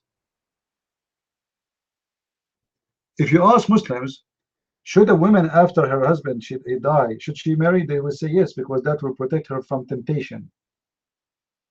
They encourage women to do that. Okay, how come in the case of Muhammad's wives, you forbid them from marriage? It's a right for every woman. Every widow in Islam, if she is a widow or divorced, she can remarry. Why Muhammad he made? Because he is a very selfish man. This guy is a mad, selfish, crazy. He worship himself. So he made the verses, which is you can find in chapter 33, verse number 50, saying, it's allowed for you. Guys, if somebody can post the verse, because the verse is really funny. O Prophet, it is halal for you, your wives. I mean, how stupid this God is to say to him, it's halal for you, your wife. They are already his wives. Are you stupid? He already sleeping with them for the last 20 years. Now you are saying to him they are halal. You know what I mean? Imagine I have a wife and she is my wife for the last 10 years, and then somebody, God, he says to me, she is lawful for you. Like, hello, you are late, man. And then he continued, your wife is halal for you, and any women you pay them wages, and your sex slaves, and the daughters of your cousin, and the daughter of your aunties, and the daughters of your uncle from your mother's side, and the daughters of your aunties from your side, and any women she immigrate with you, and any women she give herself as a gift to the Prophet. So if the Prophet he decide to F her, خالصة لك من دون المؤمنين, only for you, as an exception from all the believers. This is God. Obviously, this is a person who is fabricating Quran for his sex drive. And what Aisha, she said to him, Aisha right away, she's not stupid, you know, maybe she is young, etc., but she is not stupid. She said to him, إني أرى ربك يسارع إلى هواك يا محمد. I see your God, he rushed into your temptation, Muhammad. Your God, he rushed right away to satisfy your desire.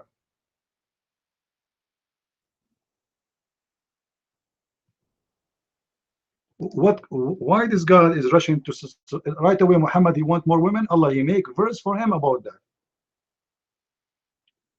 Look what Aisha, she said. Welcome. If any Muslim would like to come speak in the mic, he is more than welcome. Look what Aisha, she said in this hadith.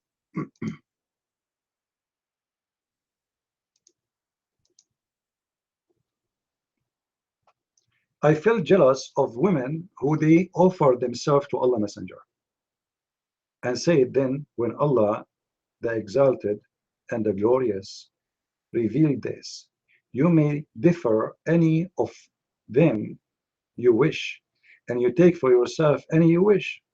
Guys, there's a long line of women, they are asking to sleep with him.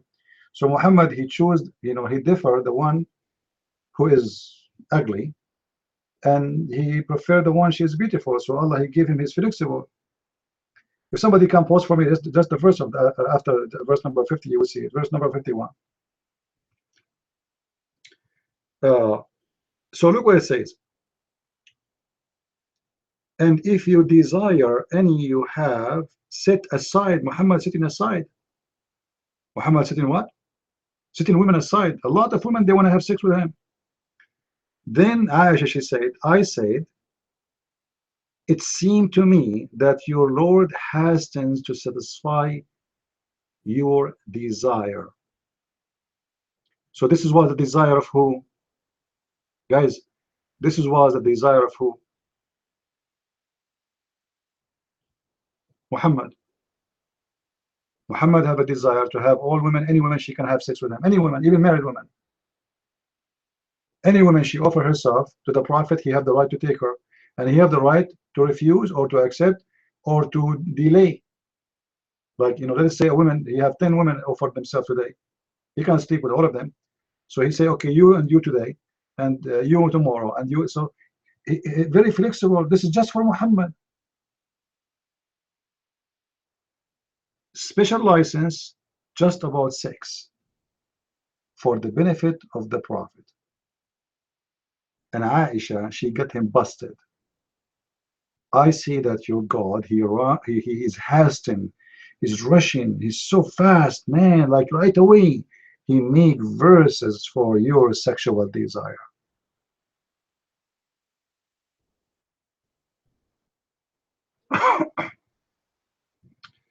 How are you, Mr. Hamid? Do you have a mic? Do you have a microphone, Hamid? Do you like to come to the mic? Ja, what does Ja mean? I don't know. Do you like to come to the mic and tell us something good about your religion? All right, take the mic. Feel free. Tell us something good about Islam. Your mic. We are listening.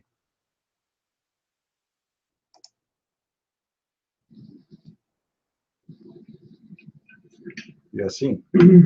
Hello. Hello. Hello, all you. I will say that's okay.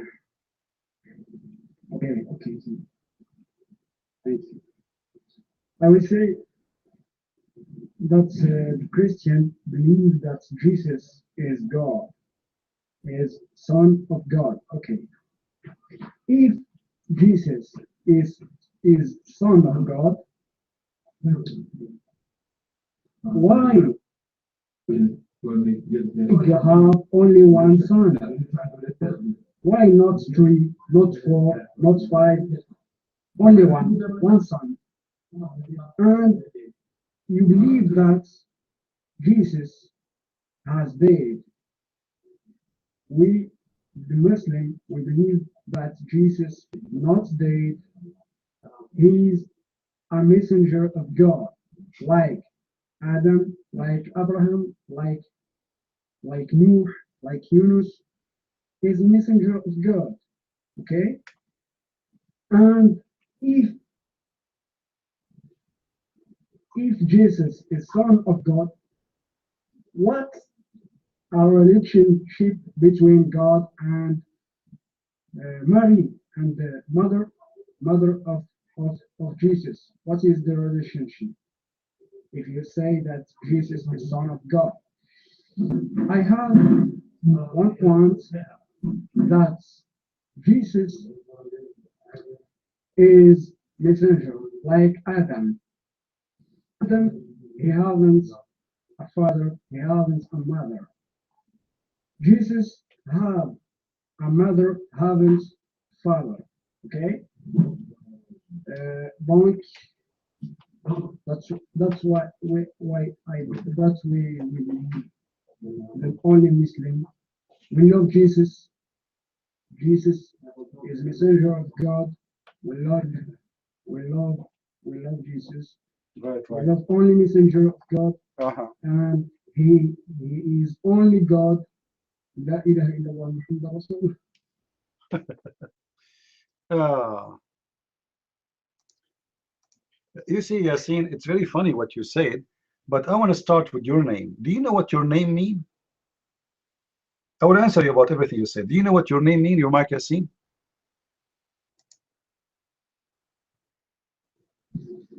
My name is Yasin. I know that. I just said, do you know what your name means? I'm not asking you what's your name. What Yasin mean, your mic? Repeat, please. What your name mean? Your name is Yasin. What Yasin mean, your mic? What Yasin means? Yasin is his name. His name. That's wonderful. His name. And what Christian means? What Christian means? Yasin. We have in the Quran. Yasin. Salamun ala ali Yasin. Is one man who is good. Guys, did he say Salamun ala al Yasin? Salam on al Yasin. We today teach you that al is a word meaning God? Did we say that today? All right. Al Yasin, God seen. Ya is a word meaning God too. If we go to chapter 36, verse number 1, it says, Yasin, God seen. And who is the God seen? The moon God. So you are not a follower of God who is one God, you are a follower of the moon God. And his name is Yasin, his name is Allah, his name is, whatever names. Now we go back to your question. You said, what is the relationship between Mary and the father of Jesus? That because your God is not a smart God. He think that when the Christian believe that God have a son, that means he have sex with Mary. However, my friend, the Bible teach clearly that Mary, she is a virgin, she have sex with no one. And she was pregnant by the power of the Holy Spirit, and the Word of God became a man, which means Jesus, he is the Word of God who became a man. So this is when we say the Son of God, we are talking about God coming between us, because the Word of God is God himself. In the book of John, chapter 1, verse number 1, it says, in the beginning it was the Word, and the Word was with God, and the Word is God. So the Word of God, God himself, come to us in earth, and that we call him the Son. The Son of what? The Son of God, but as a son of man, which means in the form of a man. So Christians don't believe that God have a girlfriend and he have sex with her. However, your God Allah, because he is not smart, in chapter 6 verse 101 he says, بديع السماوات والأرض أن يكون له ولد ولم تكن له صاحبة. You know, the glory to the God of the sky and the heaven, how he can have a son if he don't have a girlfriend.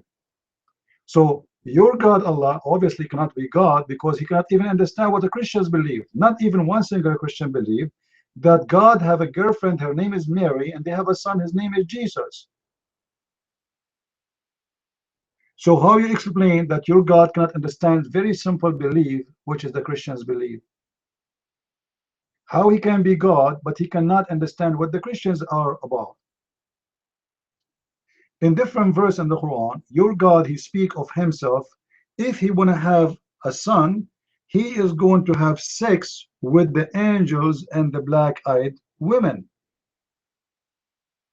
And that is very funny, because he is saying clearly that it's possible for him to have a son, but if he want to do it, he will not do it with Mary, he will do it with the black-eyed women and the angels. If we go to chapter 21 verse number 17, we will find the following. And remember here, Yasin, I'm not going to give you my own interpretation, I'm going to give you your Muslim scholars interpretation. Kabich? Making things up. I don't want you to say that, please. Chapter 21 verse number 17, and we read the interpretation of the your scholars, who they have a long beard, but not longer than mine, you can tell. They say the following, that Allah saying, if you decide to have a son or a partner, he will have it from among himself. And the funny, the Quran says, لو أردنا أن نتخذ لهوا لاتخذناه من لدنا, from ourselves. If Allah is one, how he say from ourselves? How many he is? How Allah will take partners from ourselves? That is crazy. And look what the interpretation of Jalalain said. Had we desire to find the version that which provide the version in the way of a partner or a child, we would have found it with ourselves from among the beautiful eyed houris or the angels. Do you see it? So Allah, it's possible for him to have sex, but if he have sex, he preferred to have sex with the angel Jibreel or the beautiful eyed houris. And all of us, we knew that the women who they are houris, they are women, they are human. So how Allah is going to have sex with the human? The mic is yours, Yasin. Yes, that's question for you, I see. If I haven't a relationship between God and Mary, why you say that Jesus is Son of God? Okay, we don't believe that. It's not logic, not logic, not logic. Hold on. You believe in logic? Is it logic that God will give you endless penis? Yasin? As long as you are a Muslim who believe in logic, how you will walk with the penis which is endless? Your mic. Don't understand. Repeat and you can speak. Yasin. Listen, you have a penis between your legs, don't you? According to your prophet, Allah will give you a penis in the heaven is going to be long. All right? Is that logical? So how a Muslim speak about logic? Is it logical that your God will give you a woman, her ass is 1 mile? I mean, if her ass is 1 mile, how big is her nipples? And how big is, you know, I mean, we can swim there. We can do diving. We can go and do a cave, cave exploring trip. Safari inside that vagina.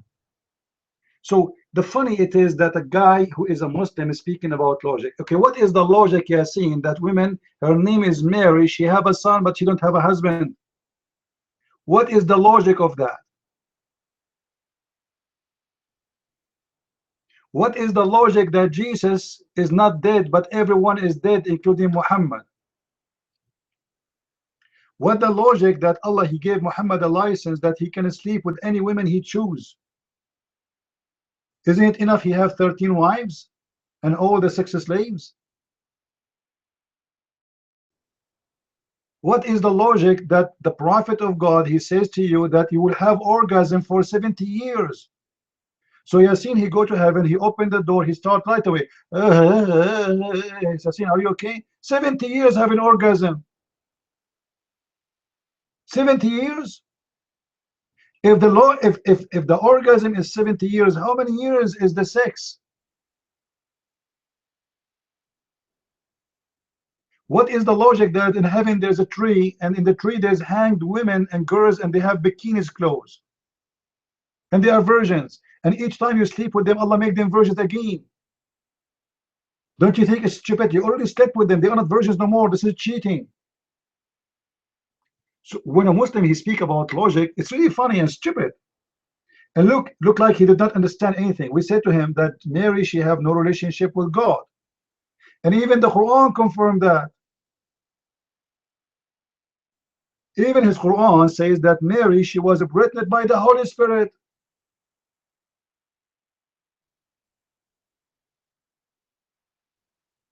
Are you there, Yasin?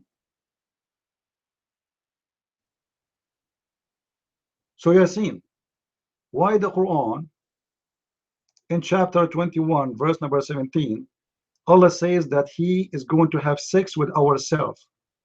What is ourself exactly? Do Allah have a penis?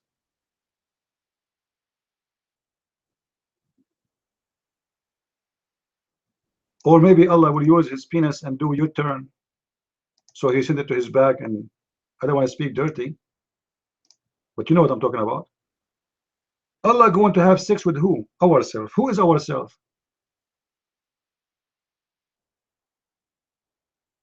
Are you there, Yasin?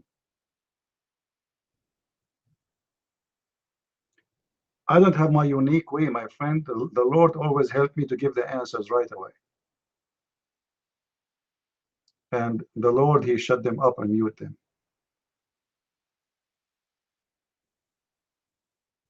Any brave Abdul? Are you shocked, Mr. Yasin, that your God Allah is going to F himself in the best scenario? Because if Allah will not have sex with the angels and the Huris, and he says to himself, if I want to take a partner as a wife, who is that wife then?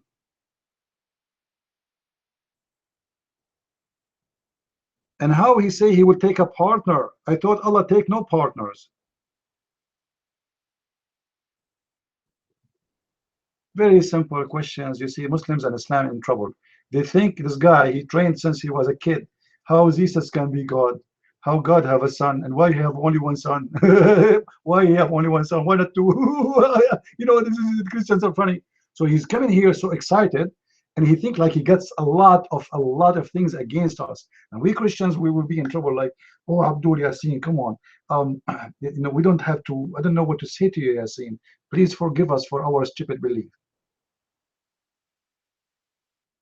Are you there, Yasin?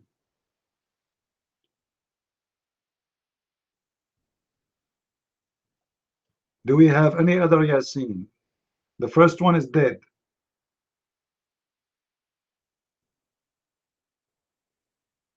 I know that this guy, he was shocked. He thought this is just in a room, Christian room, and the guy in this room must be an American who know nothing about Islam, you know. We will throw some rocks at them and they do not know what to say to us, you know. Yeah, all of you go right now and search for the God Yasin. Search for it. Yasin.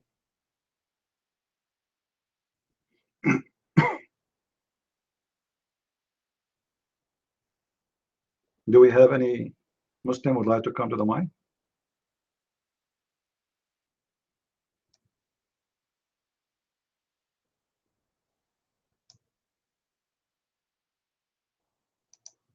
Anyone? How are you, Mr. Hamza? The mic is yours.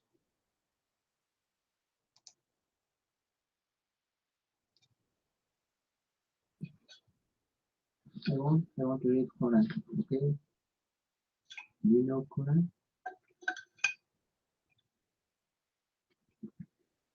Quran is beautiful. I want to read Quran. I want. Hamza, no problem. You can read Quran for us, but can you speak louder? Can you speak louder? We cannot hear you. Your mic. Go ahead, read Quran for us. Which verse you want to read for us?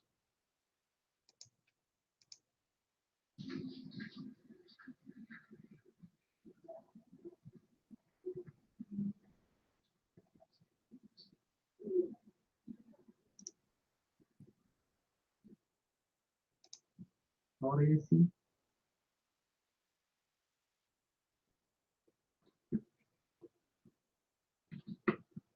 Okay, I want listen.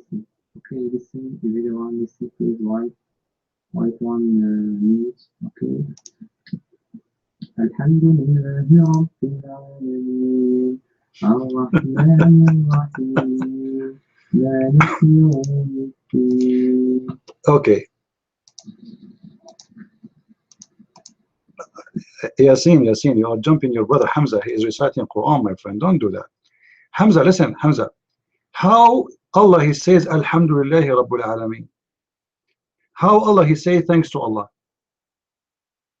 Do you have any idea? You are reciting to me Allah saying Alhamdulillahi Rabbil Alameen. I mean, this is a crazy. Imagine I am a Christian prince and I say thanks to Christian prince. But I am a Christian prince. So how Allah he say Alhamdulillah when he is Allah? Your mind. When Allah says Alhamdulillahi Rabbil Alameen, that means when you want to make Alhamd, thank you Allah, that's for God, not for Jesus. You know? Alhamdulillah. Yasin, this is not the question, my friend. Thank you so much, Yasin. Thank you.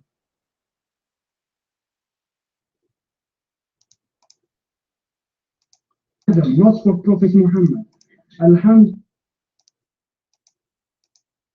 Lack of intelligence. Just wait, Yasin, just wait. Hamza, just wait.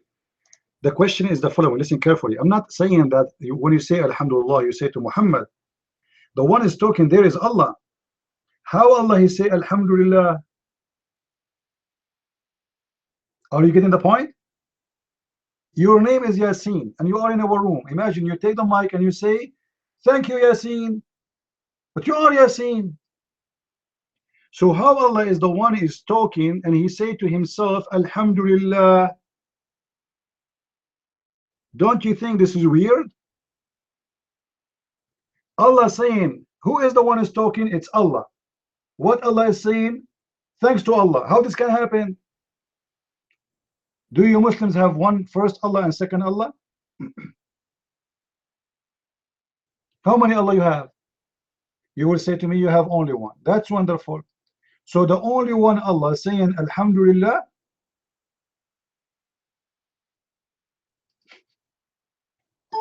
So are you with me, Yasin?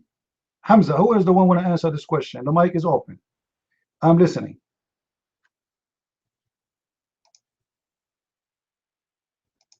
Okay, Yasin, do you speak Arabic? Yes, do you speak Arabic? Brother Hamza, you are Arabic? What a stupid. Alhamdulillah. That means when you want to make things, you make things for God, not for Jesus, not for Adam, not for Prophet Muhammad sallallahu alaihi wasallam. Okay? Alhamdulillah.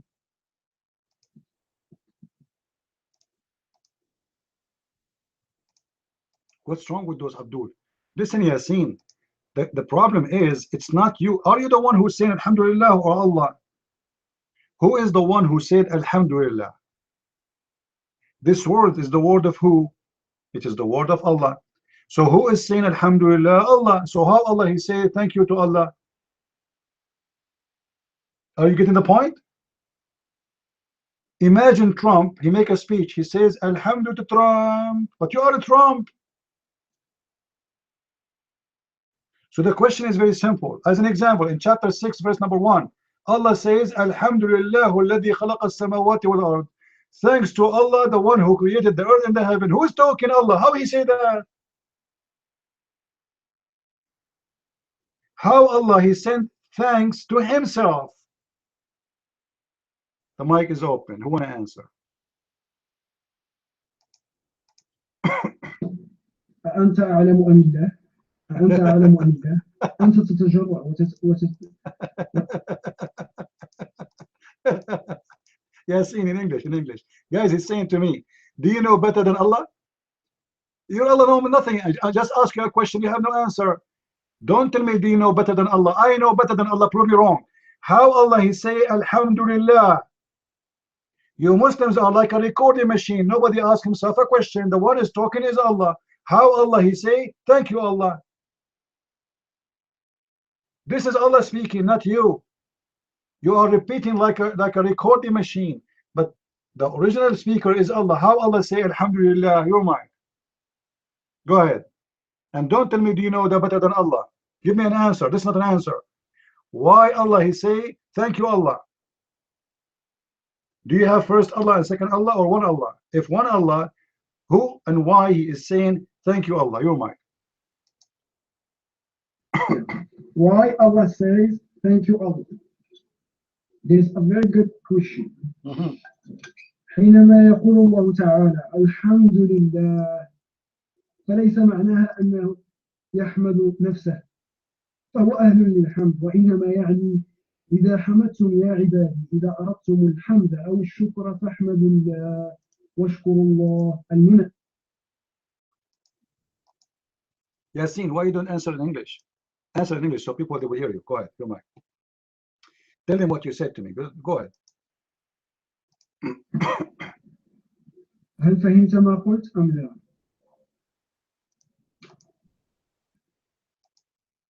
Yeah.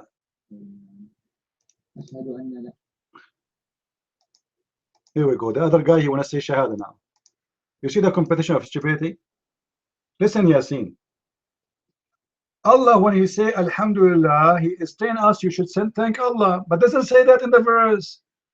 Allah did not say to you, say Alhamdulillah. It doesn't say that. He starts saying Alhamdulillah. Allah said Bismillahir Rahmanir Rahim in the name of Allah, but this is wrong because he's Allah. You should not say in the name of Allah. If you want to say in the name of me, you should say in the name of me, Allah. That will make sense. Then he continues saying, and thanks to Allah. And then look what he says after that. I mean, the whole prayer is a disaster. He says, guide us to the true way. Who is the one speaking there? Allah. In verse number 6, it says, Ahdina as-sirat al-mustaqim. Guide us to the straight way. Allah saying, guide us to who?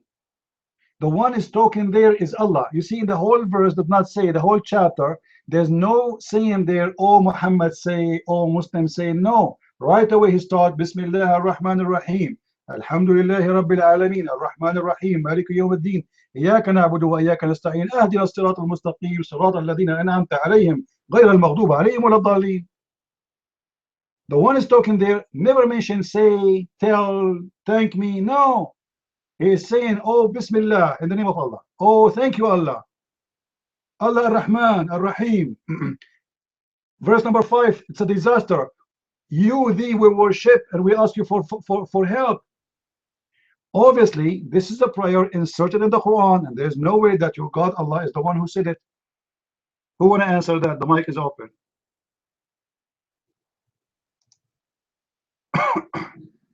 الحمد لله رب العالمين الرحمن الرحيم مالك يوم الدين إياك نعبد وإياك نستعين أعطنا الكلام. أخي عندك صوت جميل الحمد لله. من أين أنت يا أخي؟ من أين أنت مسلم؟ من أين أنت؟ Guys, Hamza is saying to Yasin, oh brother, you have a beautiful voice. Where are you from? Hey Hamza, you can date him later. I want an answer. What kind of God he say? Alhamdulillahi Rabbul Alameen. And this is exist all over the Quran, not only one place.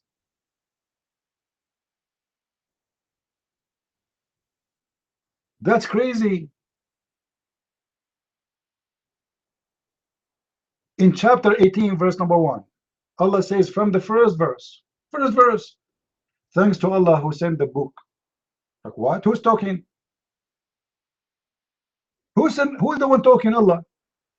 Allah saying thank you Allah for sending the book.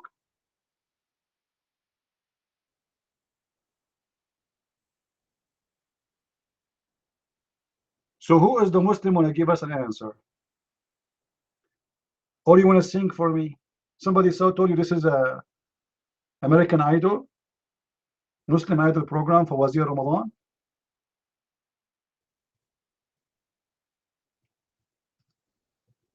They have no answer. So the mic is open. Why Allah saying thank you Allah? If he is Allah, if he is God. Mic is open.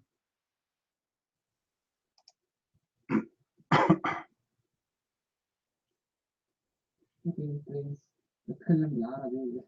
الله يحب بتكلم بالعربية. لغتنا نتحاور معك تتكلم بالعربية. أوكي listen please. تتكلم بالعربية بالتحاور والنقاش. أوكي. Now you speak Arabic. Okay, thank you. Hamza, I don't speak Arabic. This is the problem. This was a recording machine. This is an English room, so we have to speak in English because everybody here doesn't speak Arabic. So you have to give me an answer. Why Allah he say thank you Allah? Okay, you know what? We will change the topic. Hamza, I want you to take the mic and tell me one thing will prove to those Christians here and atheists or whoever they are listening that Islam is from God. Can you do that, Hamza? What do you think, guys? We don't want to pick up our cherries. They are the one who says that they start reciting this verse for us. But it's very funny, and right away we found many mistakes in it. So choose for me a topic will prove to us that Islam is a true religion and Allah is a true God. What do you think, Hamza? The mic is yours.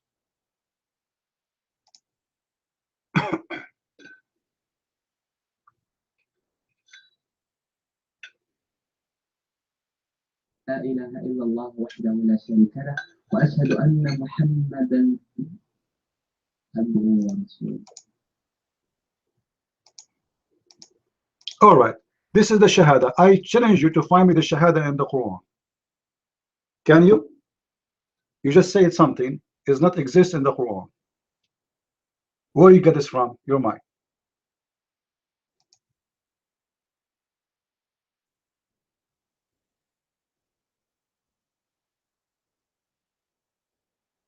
أشهد أن لا إله إلا الله. أشهد أن.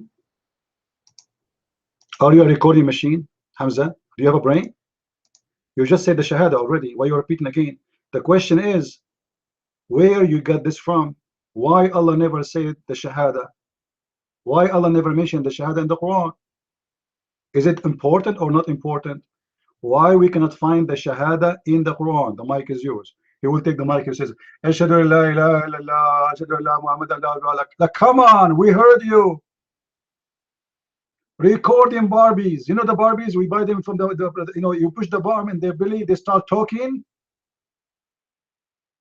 Use your brain. Where you get the shahada from? Is that a fabrication? It's not in the Quran. Show me the shahada. Where you get the shahada from? Go ahead. The question is a stupid question, you know? Stupid question. Yes. I bear witness that there is not God except Allah, and Muhammad sallallahu alaihi wasallam is messenger of God, and Jesus.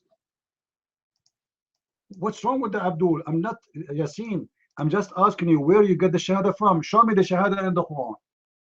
You just recite the shahada, both of you, like a blind man. You don't know where it's coming from. Can you show me the shahada from the Quran? Are you telling me it's not in the Quran? Are you serious? Are you saying to me that Allah, he forgot to mention the shahada, the most important thing in Islam? Your mic? Is very important, you say, and we have the shahada in the Quran. قل لا إله إلا الله. فهمت؟ False. It's not in the Quran. It's not. Show me the shahada. The shahada is say there's no God but Allah and no prophet, and Muhammad is a prophet. Show me the shahada in the Quran. If you show it to me, I will close my room. All right? And I will shave my beard. I got a ticket yesterday from the policeman because my beard was coming from the window of my car. I'm blocking the highway. So show me the shahada where we can find it. Your mic.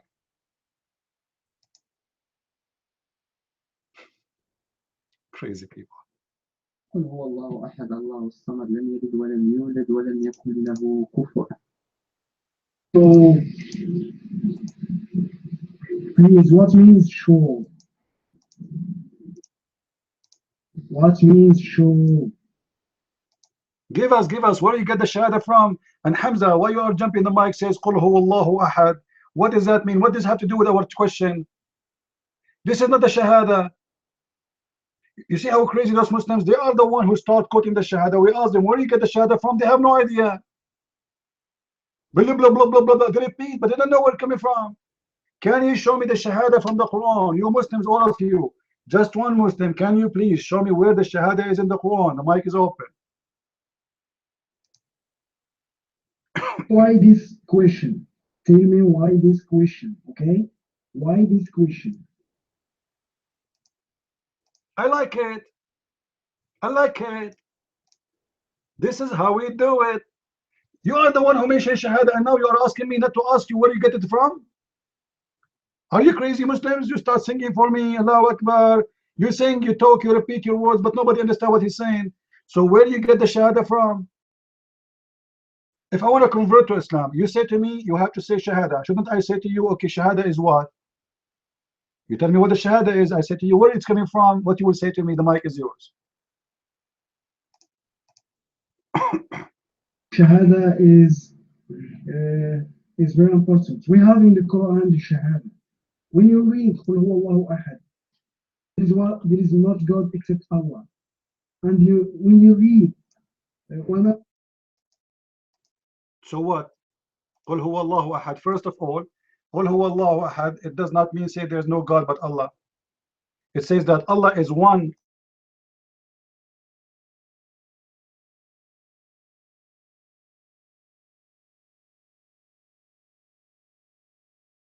yes, all of the Rusul. That's Muhammad, messenger, latest messenger, okay? That's the Shahada. So you are saying it is not in the Quran. You have to fabricate shahada. Are you saying that? You have to come with words to make them make shahada, but there's no shahada. Because I can copy paste from the Quran many verses and make them my own shahada too. So there's nowhere in the Quran it says that you have to say there's no God but Allah and Muhammad is a prophet. It doesn't say that. This is a fabrication of you Muslims. Now, let me ask you, Muhammad is a prophet. How he became a prophet? He have no prophecy. Can you show me in the whole Quran a prophecy your prophet he said? Guys, is that fair? As long Muhammad is a prophet, the Shahada is to say Muhammad is a prophet. Okay, show me one prophecy Muhammad he said in the Quran. If there's no prophecy, it's mean Muhammad is a false prophet. The mic is open. By the way, I have a prophecy. Just to let you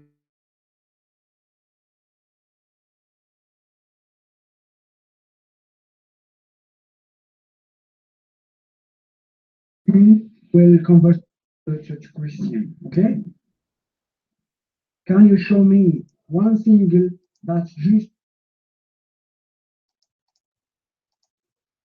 Yes, we can show you tons, hundreds, after we finish our conversation. Don't jump the topic. Don't change. Don't change. You said Muhammad is a prophet. Show me one prophecy of him in the Quran. To believe that he's a prophet, what is the prophecy he said in the Quran to make him a prophet? The mic is open. Okay, you say that Jesus is God. Show me one single that Jesus said, I am son of God. I am God, worship me. Abdul, we can show you tons of them.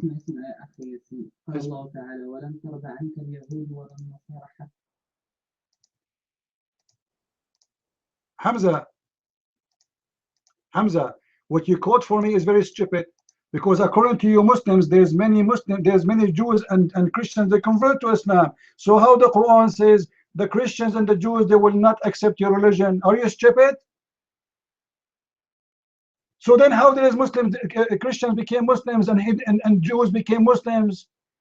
That's exactly a false prophecy in the Quran, because he said in the Quran, Christians and Jews, they will never accept your belief until you accept their belief. If the Quran is a true word of God, this is mean not even single Christian should accept Islam, not even single Jew should accept Islam. So this is a clear false prophecy in the Quran. Next, what is the other prophecy you want to give me in the Quran to get your God and your prophet busted? The mic is open. ترضى عنك اليهود ولا النصارى حتى تتبع ملتهم. Give me one Christian. Yasin, who is Abdullah ibn Sarh? If the Jews and the Christians, they will not believe in Islam until you follow their religion. Who is Abdullah ibn Sarh? Your mic. Stupid question. And who is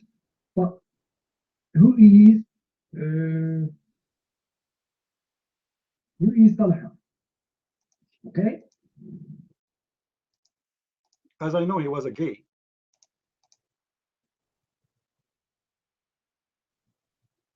What do you say, your mic?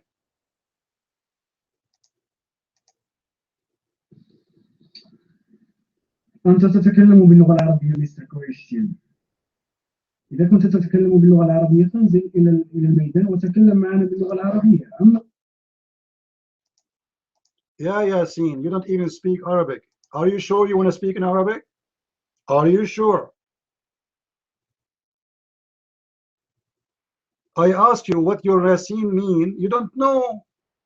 You see, those Muslims, they claim that they know Arabic. We asked them what Yasin mean. His name is Yasin. Have you ever heard of a guy? His name is Yasin, but you don't know what it means? And he wanted me to speak in Arabic, but he is not an Arab. He's a Moroccan. Abdul, don't change the topic. Can you Muslim provide us with one prophecy in the Quran from the mouth of your prophet proving that he is a prophet? Can you? If there is not even one prophecy proving him to be a prophet in the Quran, that's mean you Muslims fabricating a prophet, because he should not be called a prophet unless he have a prophecy, and prophecy only have to come from God in the Quran, because supposedly the Quran is the word of God. So what is the prophecy of Muhammad in the Quran? Mic is open.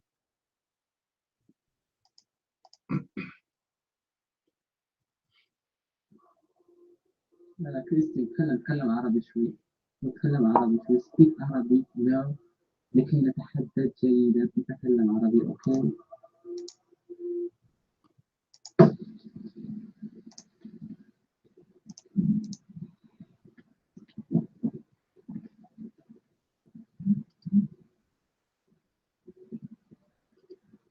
We have a problem of language. We can't speak, we can't discuss.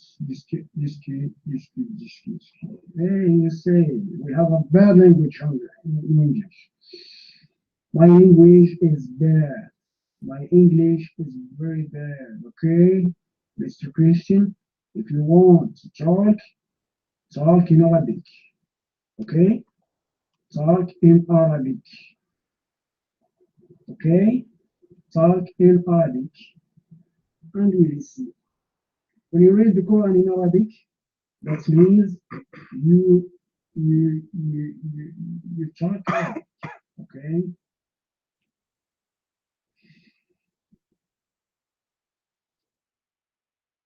Okay, Mr. Christian. تكلم use the talk Arabic. All right, I will speak Arabic.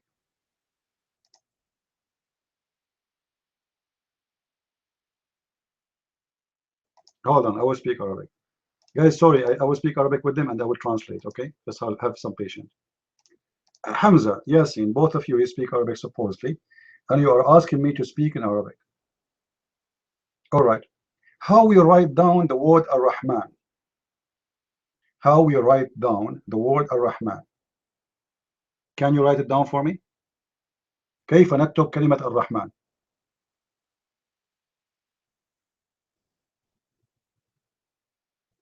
I'm waiting. How we write down the word Ar-Rahman? كيف نكتب كلمة الرحمن? Are you searching Google, Yasin?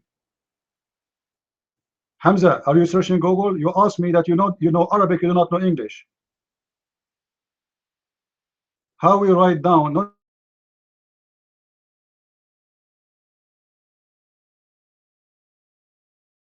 What a stupid question, subhanAllah. You have stupid questions to Christian. Allah. أخي ياسين تكلم معه بالعربية من فضلك. أوكي ياسين كريستيان talk عربي. أوكي. الرحمن. سؤال سهل. الرحمن. بسم الله الرحمن الرحيم. Yeah, Hamza, what's wrong with you Muslims? I said to you how we write it down. I didn't say to you how to repeat after me. I just said Ar-Rahman already. You want to repeat it after me? I said how we write it down. Write it down in the room. I want to see it. How we write down the word Ar-Rahman. It's a stupid question. I want to see if you can answer it. Very easy. How we write down the word Ar-Rahman. The mic is open. Pronounce the letters for me. Al-Rahman. What is the first letter? What is the second letter? What is the third letter? Etc. Mic is open. Ar-Rahman. Thank you. Guys, be my witness. Look how he wrote Ar-Rahman. So how you explain the Quran have it Rahman written wrong? If we go in the Quran, the Rahman is not written this way. The mic is yours. You are the one who wrote it, not me. You are the one who wrote it, not me. So how come Ar-Rahman is written in the right way as you post, but the Quran have it wrong? The mic is yours.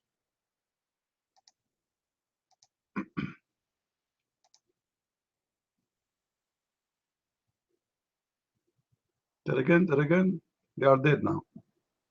هناك اسم الرحمن لا تكتب بالخط العربي أم بالخط العثماني. تكتب بشكل آخر. واضح؟ الألف هو الذي يتغير. يصبح الألف فوق الميم. So there's an alif there. How come the Muslim, when they say a miracle number 19, they don't count the letter alif? Hamza, as long there's alif there. You see, guys, the hypocrisy. He said in the after the letter mim, there's letter alif. Alif mean a. Alif. But when they speak about the miracle number 19, they say there's no alif to make them look 19. So Ar-Rahman have an alif, and you Muslim lie to us.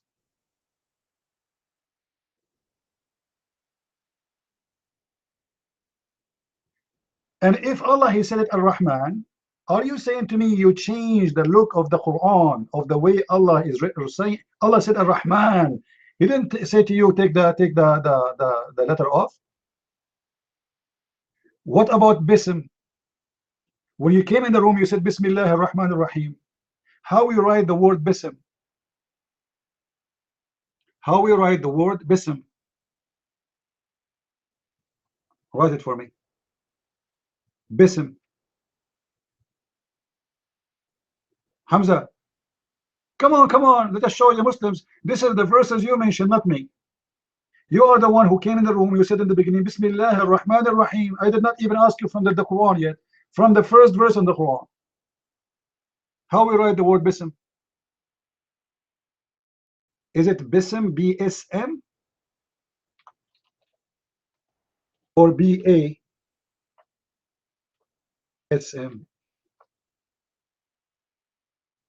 The mic is open.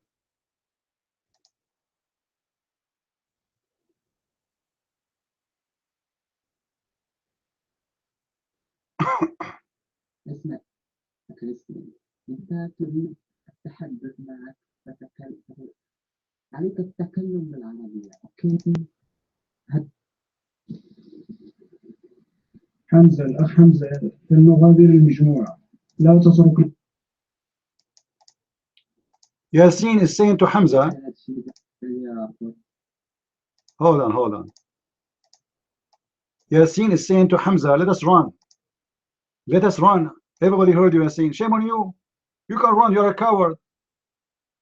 You are the one who asked me to ask you to speak in Arabic. I ask you in Arabic. How in the world, you Muslim, you take a letter out of the word of Allah, because it is not Bism, it is Bi-Ism. You Muslim, you say you preserve the Quran word by word, letter by letter, but there's nothing called Bism. It is Bi-Ism. So if one line in the Quran, we find that you Muslims, you ate many letters, what we will do with the rest? And you change the words. We go back to zero. Hamza. شرايك يا حمزة. This is something new, huh? حمزة شرايك تعطينا دليل واضح أن محمد هو رسول من عند الله. Can you give us a very clear evidence that Muhammad is a prophet of Allah? And what is that? وما هو الدليل? خذ المايك.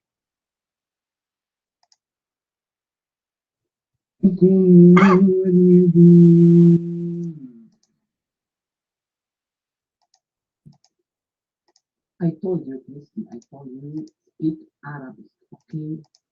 No. What's wrong with those crazy names? Hash, hashish. I didn't speak in Arabic, يا حمزة. I told you, أعطني دليل واضح بأن رسولك رسول من عند الله. يا هذا. Is that Arabic or Chinese? Give me one proof that your prophet is a prophet of your God Allah. You will take the mic again and say to me, speak in Arabic?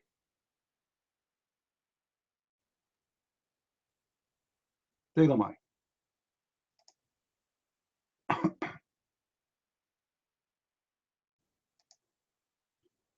هنا وردت في القرآن الكريم.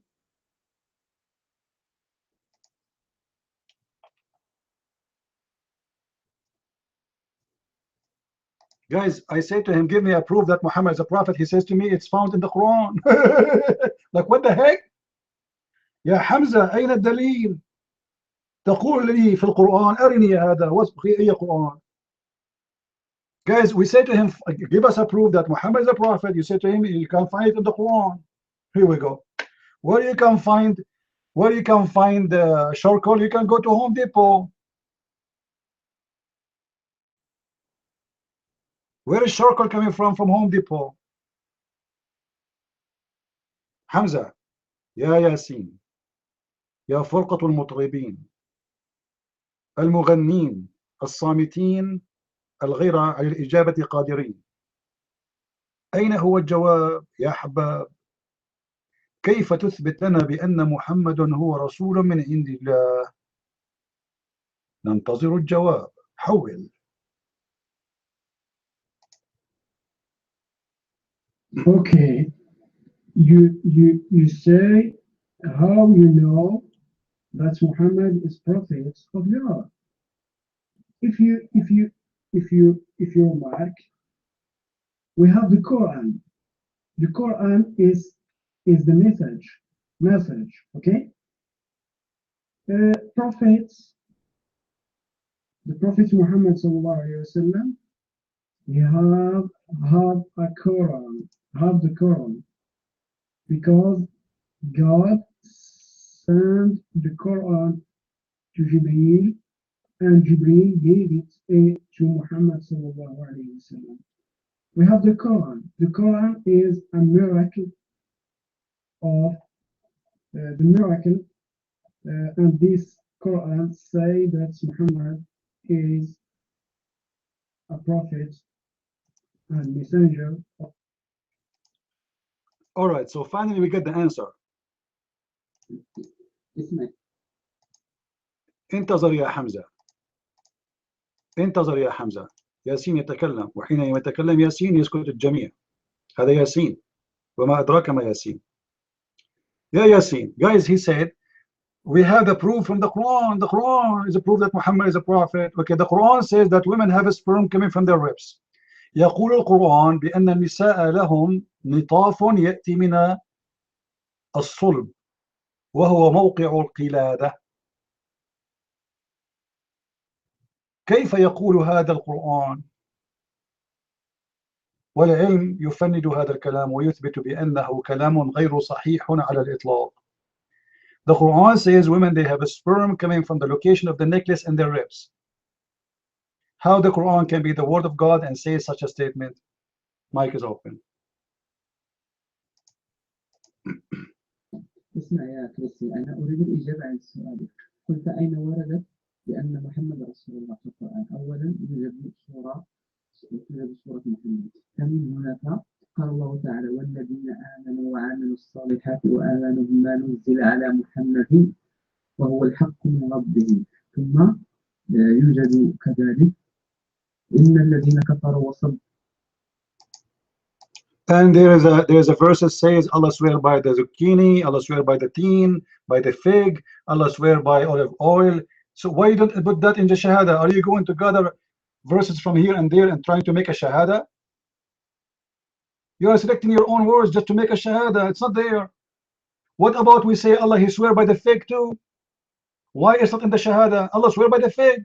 So we should say, I swear by the fig that Muhammad is a prophet. This is a bit of shahada. Here we go. Allah in the Quran, he swear by the fig. ويقسم بالتين والزيتون. أقسم بالموز والعيتون. أقسم بالرجل الشعنون. هذا هبل. أين هي الشهادة? We go back to the topic. يا ياسين، كيف يقول القرآن بأن المرأة لها نطاف? How the Quran says women have a sperm coming from her ribs, the upper side of her lips, the location of the necklace. Mic is open.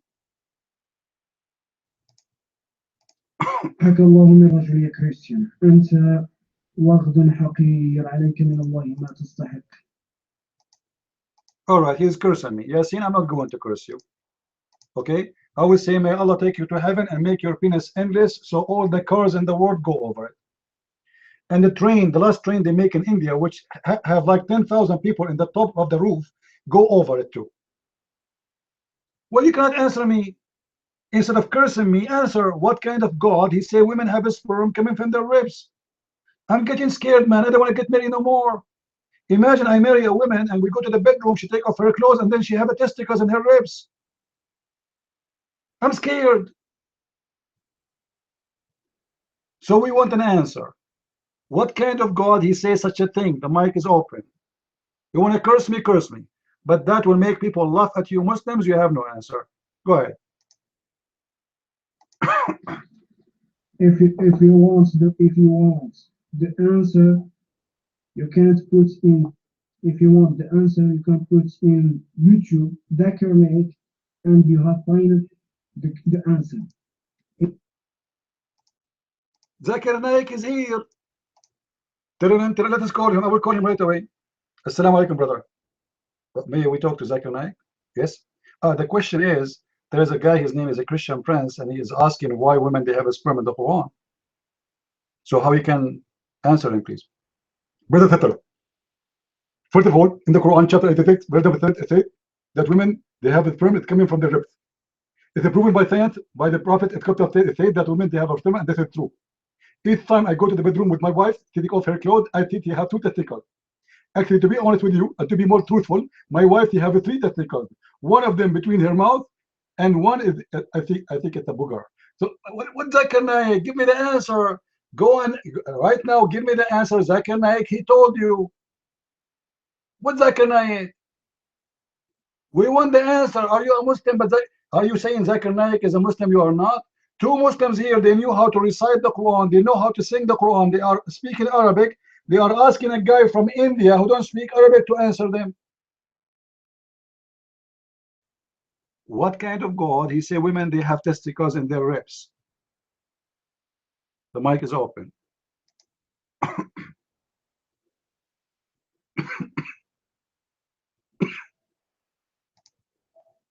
قل يا أيها الكافرون لا أعبد ما تعبدون ولا أنتم عابدون ما أعبد ولا أنا عابد ما. Here we go. He want to recite for me the last chapter, almost last chapter in the Quran. You know, oh kuffar, I believe not in what you believe, and you believe not in what I believe, so I will not believe in what you believe, and I will not believe in what you believe, so you will never believe in what I believe, and I do not believe in your belief, so you don't believe in my belief. You have your religion, I have mine. I mean, this is the most stupid statement in the Quran. Let me make it simple for you. Let us take the word believe and make it falafel or eat. O kuffar, I eat not what you eat, and you will not eat what I eat. I will not do eat what you eat, so you will never eat what I eat, because I will never do eat what you eat, and you will never do eat what I eat, and I will never eat what you eat, because you have your food, I have mine. I mean, this is the most stupid chapter ever in the Quran. And supposedly you're trying to prove to me that your prophet is God by reciting this?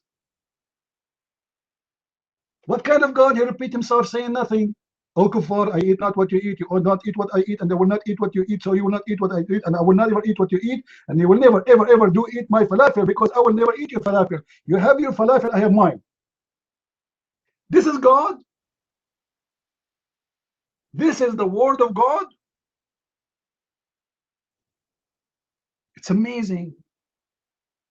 Is that the best you have, Muslims? Are you sure this is the best? You have to answer me.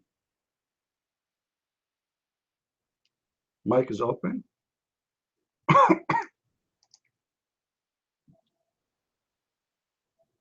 اسمع يا كريستيان، هل تعلم بأن الكفار حرفوا القرآن الكريم، حرفوه على الآلة عنه، وبالتالي حرفوا الإنجيل، حرفوا المسيح، وبالتالي Hold on, Hamza. Let me translate. This is dangerous. Guys, do you know what he said? He said, do you know that the kuffar, they corrupt the Quran? He just said that.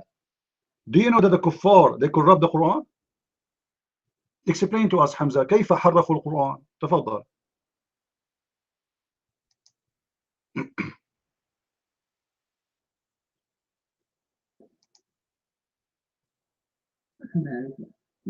وهناك كثير بالإنجيل حرف القرآن تكلم عن رسول الله صلى الله عليه وسلم بكلام فاحش لعنة الله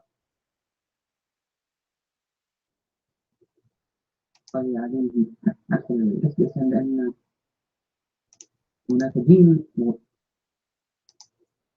Hold on, Hamza. Forgive me, please. I want to translate.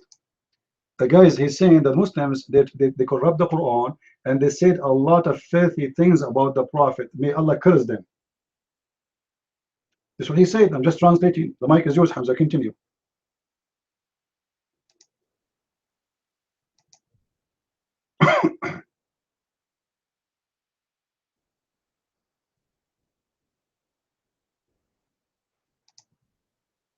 I think Hamza is a Shia, you know. Hamza is a Shia, and the Shia, they believe that the Muslim Sunni, they corrupt the Quran. This is why he is cursing them. Hamza, do you like me and you open a chat room in the Islamic section and we curse the Muslim Sunni? We make a cursing party. You take the mic for 5 minutes, you curse the Sunni. I take the 5 minutes for to curse the Sunni too. And the one who curse more, you know, make more money. What do you think? And I mean, he got more blessing from Allah. So guys, the Sunni, the evil Sunni, they corrupt the Quran, and now we don't have a real Quran.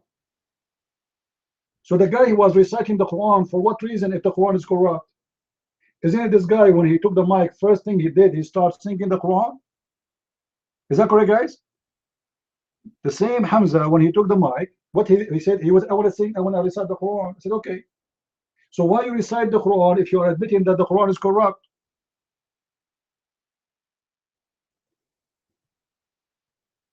Intelligence is the most unique thing about Muslims. I mean, nobody can beat Muslims with their intelligence. They are unique, super unique. Look like God when he made them. He created them inside the frame and then he broke the frame. So there's no other people like them. So the Quran is corrupt by the Muslims, but this guy is reciting Quran for us. What do you mean good morning, CP? You guys are not being fair. You have morning there? What if I show you that in the Quran there's only one time zone, which means there's no morning and night, and it's one time. So if it is not, it is morning in Mecca, it's morning everywhere. What kind of God he think the whole earth have one morning and one night and one day and one? What's wrong with this God? Hamza, the mic is yours. So as long the Muslim they corrupt the Quran, Hamza. فأين القرآن الصحيح? Where is the true Quran?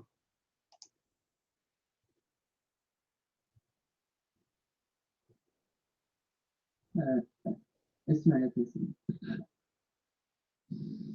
من يعتقد بتحريف القرآن فهو كافر، والله تعالى يقول إنا نحن نزلنا الذكر وإنا له لحافظون.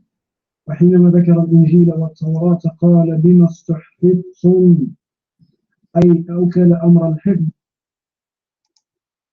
Hold on, Yasin, hold on. I will let Hamza answer you. Guys, Yasin, he is calling Hamza kafir because he said the Quran is corrupt.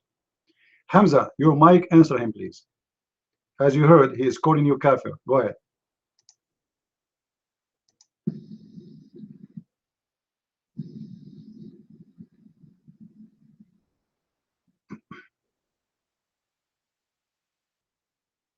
أولا ياسين لا تقطع ياسين، خلي ياسين يتكلم، اترك ياسين يتكلم، لا تقطع كلامه. أوكي؟ انتظر ياسين يتكلم. أعطيه لأن هذا في القرآن. لذلك ما أود أن أقول هو أن القرآن ليس محرف، فمن اعتقد بتحالي فقد كفر. والقرآن محفوظ من عند الله من فوق 7 سماوات، وهو آخر الرسالات. ارتضاه الله لرب العالمين أجمعين، ارتضاه الله رب العالمين للناس أجمعين. يا ياسين. لا أخي ياسين، أنا أعلم من ذلك. ليس القرآن الإنجيل قد يقول القرآن من الرسول. تعلم يا أخي ياسين؟ نعم. دابا الأخ حمزة هو شدك فاش قلتي بأن القرآن محرف. Guys, both of them, they are trying to convince each other they are right. Yasin, he don't believe the Quran is corrupt. Hamza, he believes the Quran is corrupt. So now we have two Muslims are fighting over if the Quran is corrupt or not. Yasin, let me ask you a question. يا ياسين اسمع. هناك حديث في كتاب الصحيح يقول بأن معزة قد أكلت القرآن. هل هذا صحيح يا ياسين؟ Let me translate. In the books of Sahih, there's a hadith that says that a goat, she ate the Quran. But by the way, she's a good goat. Like, don't take me wrong. This is a very expensive one. This goat, she ate the Quran and she ate 2 verses at least, or few verses of the Quran. One of them is the stoning to death, and the other ones is breastfeeding for adult 10 times. واحدة أحد الآيات التي أكلتها المعزة رضي الله عنها وأرضاها أرضاع الكبير 10 والرجم. كيف ترد يا ياسين? Is that true that the goat ate the Quran? Your mind? نعم، لقد ورد هذا الحديث في البخاري، حديث أن الماعز قد أكلت ثلاثتين أو شيء من هذا القبيل. لكن نحن نقرأ في القرآن ما فرطنا في الكتاب من شيء. أما عن حديث الرجم أو ما سبق أن أشرت. Yasin, you just said yes, the goat ate the Quran. Okay, how you say the Quran is preserved, but the goat ate the Quran and those verses are missing? You agreed. How you say the Quran is preserved when you just a second ago you agreed that the Quran was eaten by a goat? I don't know what happened to the goat after that. Maybe Allah curse her. May Allah curse your goat for doing that. But what is important, there is a goat who ate the Quran, and now there's verses are missing in the Quran. The chapter of Ar-Rajm and the chapter of breastfeeding for adult. Okay, you know what? Yasin. اسمعنا سورة إرضاع الكبير. اسمعنا. The goat ate it. Can you recite the verses for me? Of breastfeeding for adult? Your mind? إرضاع الكبير ولا آية للرجل. إذا قرأت القرآن ستجد ما ننسخ من آية أو ننسها نأتي بخير منها أو مثلها. لذلك في الشارع. Guys, he said in the Quran, it says we abrogate the Quran, but this is Allah, not the goat. The story we are talking about is not abrogation by Allah, it's abrogation by the goat. Are you saying to me the goat is your God? The one who ate the Quran is the goat, not Allah. So you are quoting for me a verse saying Allah, he abrogated the Quran, but the one who destroyed those verses is the goat. Your mind.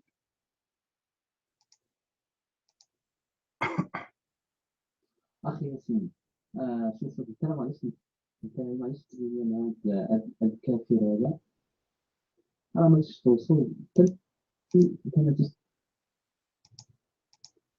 لماذا يا حمزة أنتم الكفار تعبدون حجر وتقبلون حجر وتسجدون لحجر وتدورون حول حجر يا عباد الحجارة؟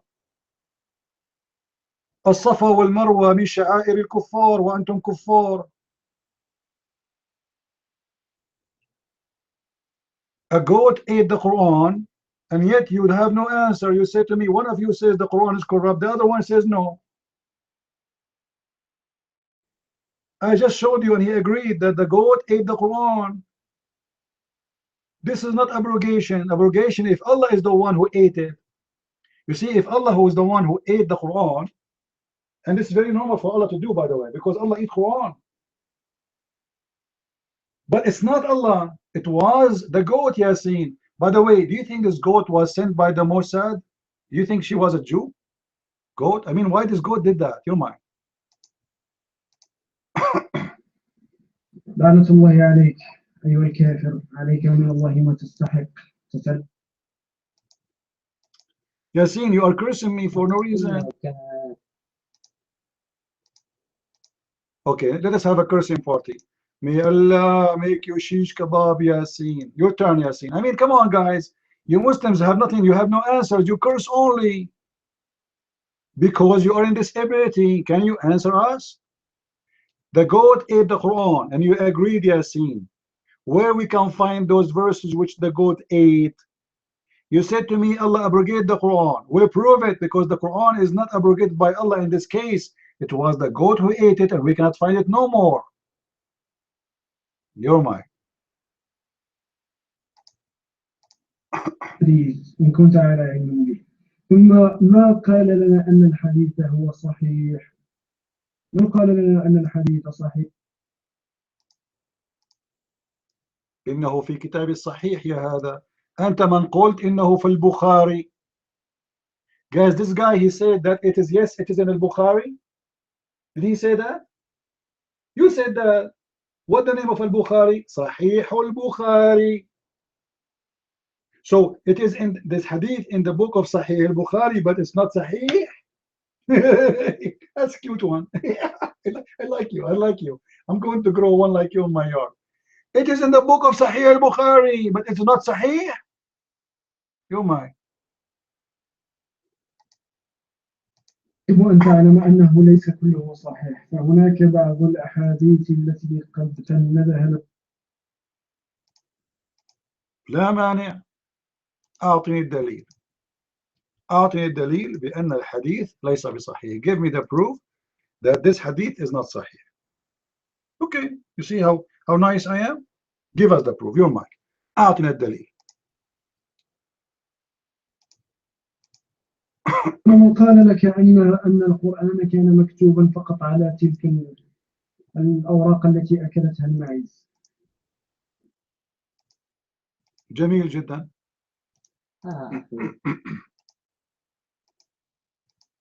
Hold on, Hamza, hold on. Yasin. Guys, Yasin, he said, who said to you that the Quran is written only in that place where the goat ate it? Okay, then show me the verse of a breastfeeding for adult. Do you have the verse? The hadith says the goat ate and mentioned specifically some verses. So tell me, what is the verse in the Quran of breastfeeding for adult? I want to hear it. Recite it for us. You guys, you recite the Quran, right? And you like to sing it. I want to hear it. I want to record it too. Give us the verse of a breastfeeding for adult. And by the way, I am so upset because the goat ate those verses. Because I want to do breastfeeding, man. I cannot wait to convert to Islam and do breastfeeding for adult. What kind of religion teach Muslims that a woman, she can give her boobs to a man? Assalamu alaikum, sister. Wa alaikum assalam. I'm your neighbor. Yes. Can you give me your nipples? What? Shame on you. Oh, the Prophet, he said so. Oh, sorry. If the Prophet says so, which one you want first? The pink or the pink? This is God?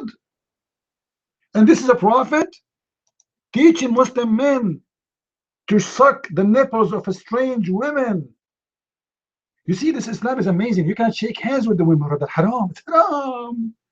You can't shake hands. You can shake boobs and you can suck it. What kind of religion this religion is? I believe strongly that God did not eat the verse. I believe you Muslim delete it because you're ashamed of it. Otherwise, I want to hear now, right now, the verse about sucking nipples of a woman, she is not yours. Go to hell kuffar. Yasin, he ran away. I thought he wanted to give us his nipples.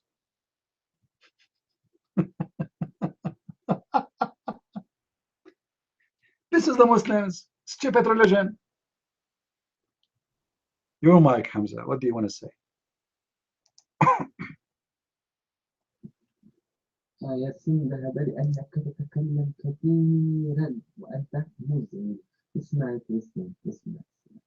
نحن نعرف بأن مصير الكفار هو جهنم. Okay, hold on. Guys, he said, we know that the destiny of the kuffar is Jahannam. That's wrong. The Quran says no. The Quran says that the Christians and the Jews and the Sabians, they will go to heaven. Are you accusing the Quran to be a book of lies? Huh? Are you?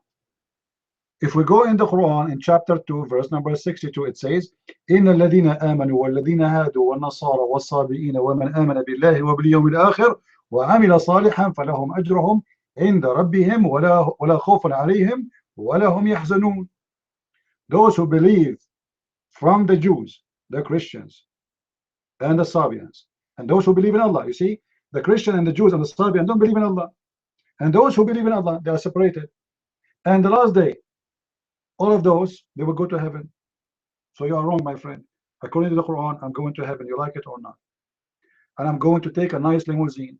And 10 women, 72 women in the limousine with me, they are naked and giving me their nipples. And I will drink as much milk as I like. What you can do about it? Mike is yours.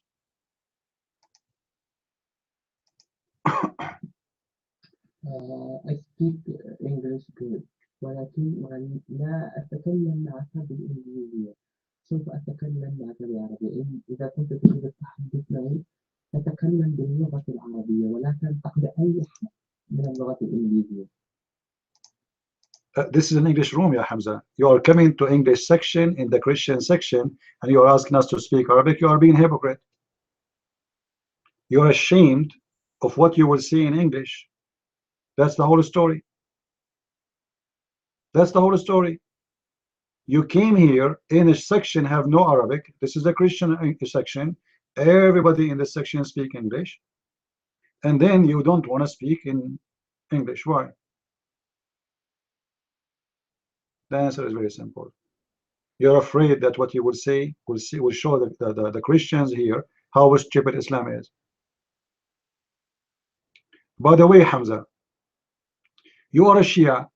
Ali, he said, if someone he wear black shoes, his penis will be weak. Do you agree with that, Hamza? Do you agree with that? That if you wear a black shoe, your penis will be destroyed and your vision will go blind? Your mic, Hamza?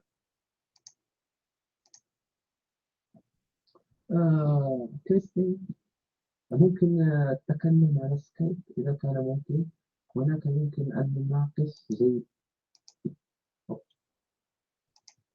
I don't know. I don't feel comfortable to give you my Skype, Hamza, because you sound like something fishy for me. Christian, can you give me your Skype? I mean, speak like a man, man. I can't give you my Skype. I'm worried. So tell me, is it true that Ali, and you are a Shia, he said that your penis will go weak if you wear a black shoe and you will go blind? Is that true? Your mic? أنا قلت لك تكلم باللغة العربية. Okay. Oh boy.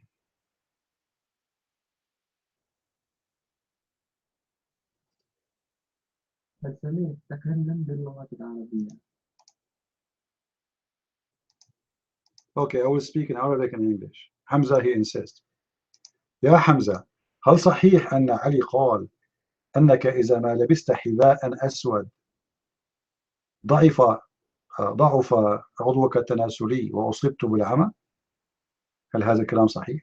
Is it true that Ali, he said, if you wear a black shoe, your penis will stop functioning, will go weak, will go sleep, let's say, take a nap forever, and you will go blind? What do you say? Your mind.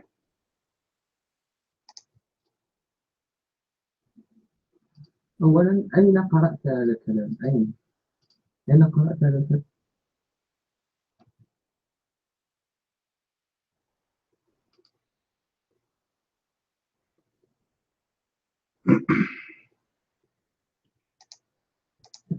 تكلم، أين قرأت هذا الكلام؟ هل تعرف؟ No, لا أعرف. هل تعرف؟ I will make him get excited. He keep asking me.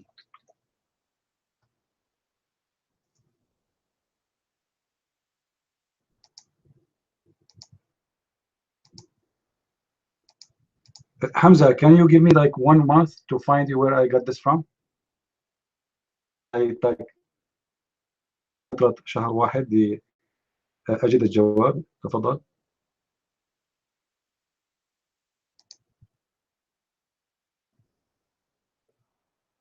أقول قلت لك تكلم باللغة العربية أن تفهم ماذا أقول أنا.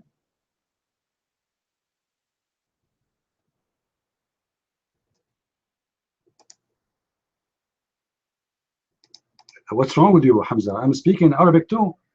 I said to you in Arabic, هل أستطيع أن أغيب لمدة شهر وأعطيك الجواب بعد هذا؟ ما رأيك يا هذا؟ For a month and give you the answer after a month? Because it's very hard now to find the هل أستطيع أن أبحث لك عن الجواب وأعطيه بعد شهر؟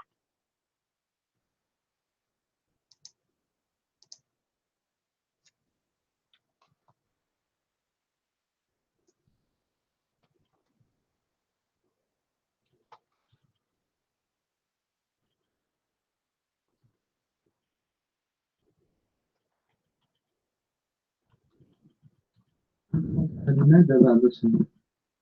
هل عندك الجواب؟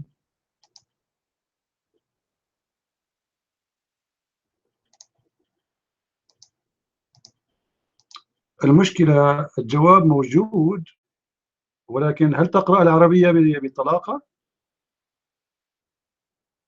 هل تقرأ العربية بطلاقة؟ هل أنت متأكد؟ تفضل.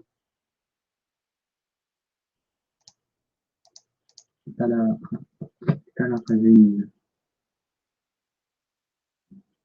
نعم أنا أتكلم عربية جيدة.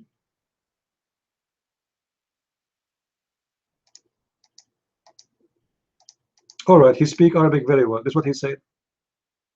All right. Then. We start from here.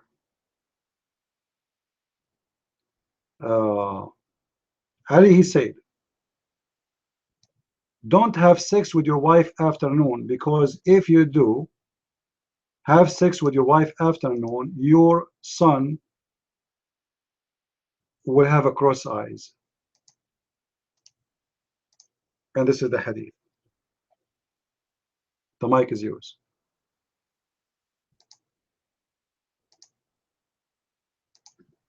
ماذا أخذ العربية؟ اسألني باللغة العربية. أنا قلت لك هذا الكلام 100 مرة. As long as you understand, I mean, you have no excuse. Okay, I will repeat. Ali, he said, don't have, لا تجامع زوجتك بعد الظهر فإنه الحديث in front of قدامك الرجال باللغة العربية. هذا هو السؤال. يقول علي بأن الرجل إذا جامع امرأته بعد الظهر كان الولد محولا. Ali, he said, if you have sex with your wife after noon, your son will have a cross eyes. Ali, Hamza, be honest with me. Do you have a cross eyes? Your mic? إنه كلام مضحك. أريد أن أسألك سؤالا أولا.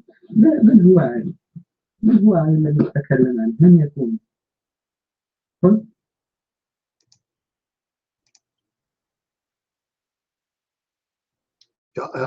Guys, I am the one who's asking him. He's asking me who is he. I mean, you tell me, I don't know. Abi Talib, the cousin of your prophet.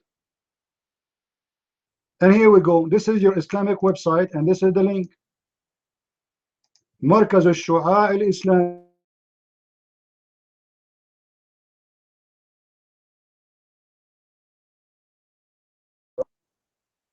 اسمع يا كريستي، هناك الكلام الكثير عن الديانات، هناك العديد من الديانات البوذية، لكن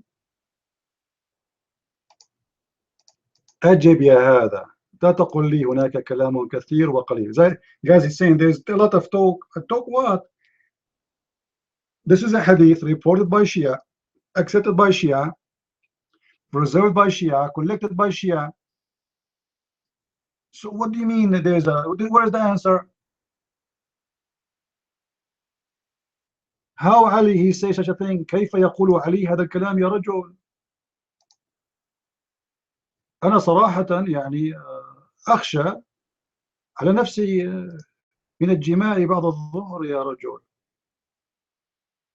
What kind of Ali is lying there, aren't he? Look what Ali he said. Ali he said, don't have sex with your wife in the beginning of the month or in the middle or at the end, because if you do, your son will be crazy and we will have a juzam. You know, guys, what is the disease will make like a crazy pimples, holes in your face? What they call it?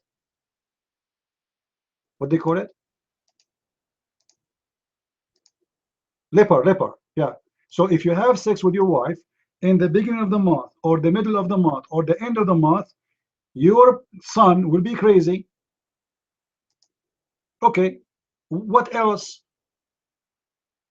Are you there? Are you there, حمزة؟ إذا جامعت زوجتك في أول الشهر ووسط الشهر وآخره فإن الجنون والجذام والخبل يسارع إليها or إليه. So your son will have a leper. He will be crazy. He will be stupid. I mean, That's science. هذا علم يا رجل. Ali, he said, يا علي لا تتكلم عند الجماع فإن قضي بينكم ولد لا يؤمن أن يكون أخرس. Don't have sex with your wife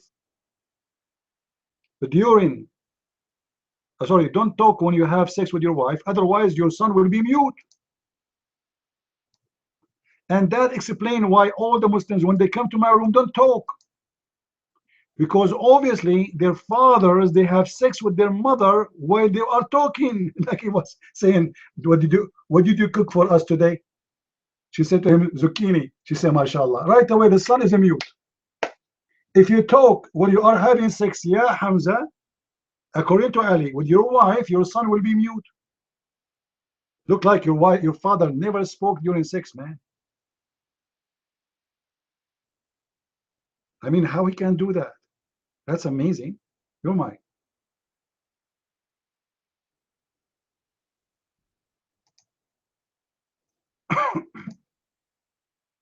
وممكن التكلم بدون مقاطعة، لا تقطعني من فضلك.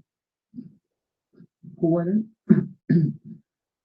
أنت هو الشيطان الأكبر، أنت كافر، أنت لا تعلم أي شيء عن الإسلام. الإسلام صعب عليك جدا لأنك أنت من الشياطين.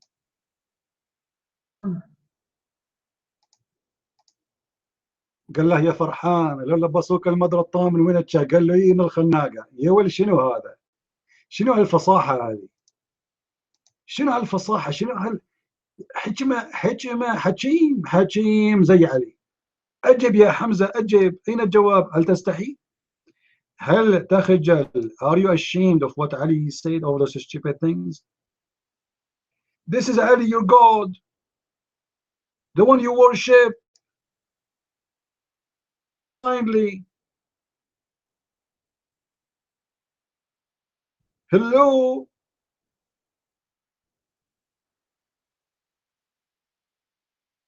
Why you are upset from me? I'm not the one who said that. He started cursing me and I will go to hell and blah blah blah la la la la. Guys, isn't it this guy who said to me where this is coming from?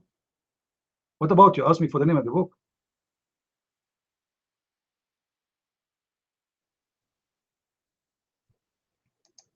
Who in here would like to have only baby boys when he have sex with his wife? If you like to do that, give me one. Okay, SR, I will teach you, but don't tell anyone, please. Keep it between us. This is a secret. I will give you this consultation for free. According to Ali, you make your wife bend over and you spank her in the right side of her ass 6 times, saying, Allah give me a boy like Muhammad. And you put your hand around her belly button from the right side, and when you are saying that, and then you will have a boy for sure. And there's a Muslim guy who listened to Ali. He came to Ali. He said to him, I have 7 daughters, and all of them, they are daughters. I mean, girls. I want to have boys. So Ali, he said to him, do this. I mean, it's amazing. It's not only Muhammad is a doctor, even Ali is a doctor.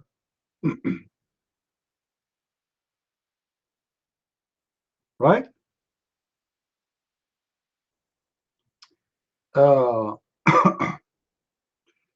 Let us see what. Oh boy.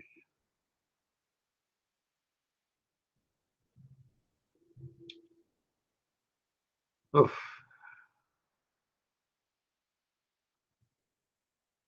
This is hot. I don't know how I can read it. I'm sweating here. I need to turn on the air condition. This is really hot. This hadith is so much, I cannot handle it. Oh man, what is that? I need to skip this one because that will make you, all of you guys, go astray from God. Are you there, Hamza? Should I show you more? Should I show you more? Hamza, are you there? Look at David. Look at the boy. Look at this boy, David. He's a bad boy. He says, show us, show us. Okay. So your mom and your dad will come after me later. Huh? I know what's coming. Show us, huh? You think you can fool me, David? No way. Unless Hamza he asked for it. What do you think, Hamza? Is it true, Hamza, that Ali he said, if you have sex with your wife, you have to say, Allahumma jannibni shaitan wa jannib ash-shaytan ma razaqani? Because if you don't say that, the shaitan, he will round himself around your penis and he will be doing your wife, and the son will be the son of shaitan and he will have cross eyes. Is that true? Did Hamza leave? He's here. Why is he so quiet? Hamza, are you there? I hope he's not practicing. Hamza, don't practice, okay? Not now. Hamza? Hello? Hamza? Ali, he said, لا تتكلم عند الجماع.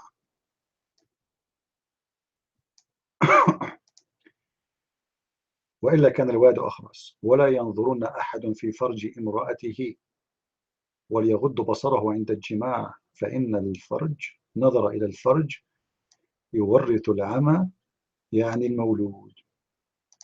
Don't look at your wife beep, because if you do so, your son will be blind. Anyone is blind here? Anyone is blind here? If you are blind, the reason is your father, shame on him, he looked at your mother vagina. And by the way, this is proven by science. Hamza, are you there? Don't you want to have the reference, the hadith number, the book name? What do you think? Hamza, look at this one. This one, I love it, really. This one, I really love it. I mean, this one is serious.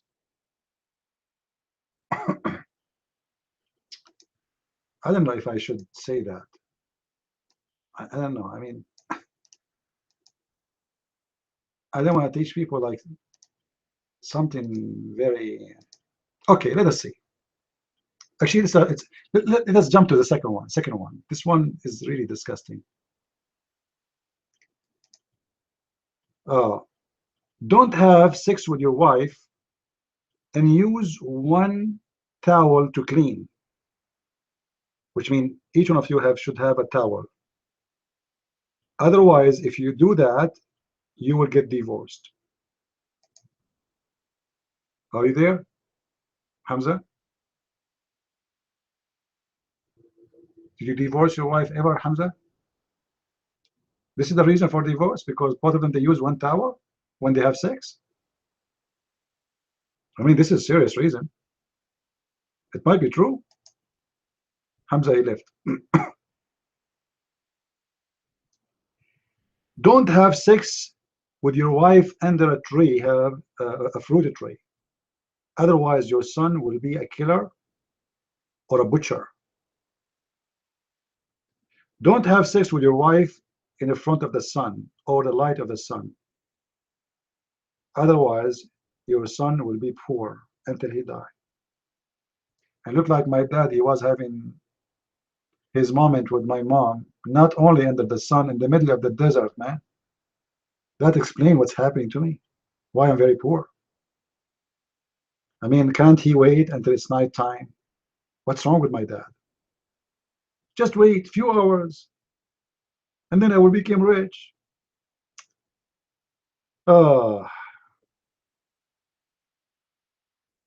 Don't have sex with your wife if the light is off. Otherwise, your son will have a black heart and will have cheap hand. Ew, that's deep. Oh, look at this one. Look at this one. Don't have sex with your wife in the middle month of Shaban. Shaban, huh? Not Ramadan. Otherwise, your son will be ugly. Mushawwahan. You have like something wrong with his look. Anyone here have something wrong with his look? Come on, be honest. because we know now what happened. Your father, you have sex with your mother in Sha'ban, all right? And look what he said. Uh, if you do that, your son, he will have a mole in his face, and that mole will have hair. Oof, oof, man, this is the DNA science. Unbelievable. Now we know how people, they get a mole and they have hair in their face. I mean, Islam is a wonderful religion. How they knew that? It must be coming from Allah. And guys, the funny, Muhammad, he said about Ali. Do you know, anyone knows what Muhammad said about Ali? Anyone knows what Muhammad said? Hamza, what Muhammad said about Ali? Tell us, your mic. Hamza is here. Go ahead, Hamza. ما بالعربي تكلم عربي تكلم عربي ولا يهمك. ماذا قال محمد عن علي؟ ماذا قال محمد عن علي؟ هل صحيح أنه قال علي مدينة العلم؟ Is it true that Muhammad said that Ali is the city of science? The city of knowledge? Am I?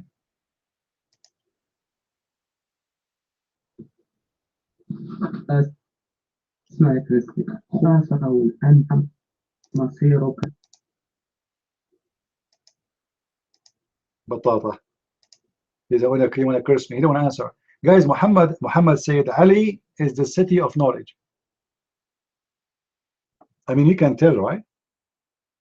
Ali is the city of knowledge. So Ali, when he's speaking, he is the knowledgeable person in Islam.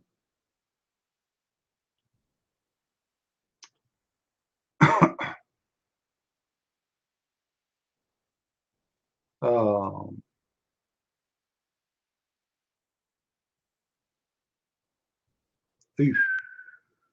Look at this one.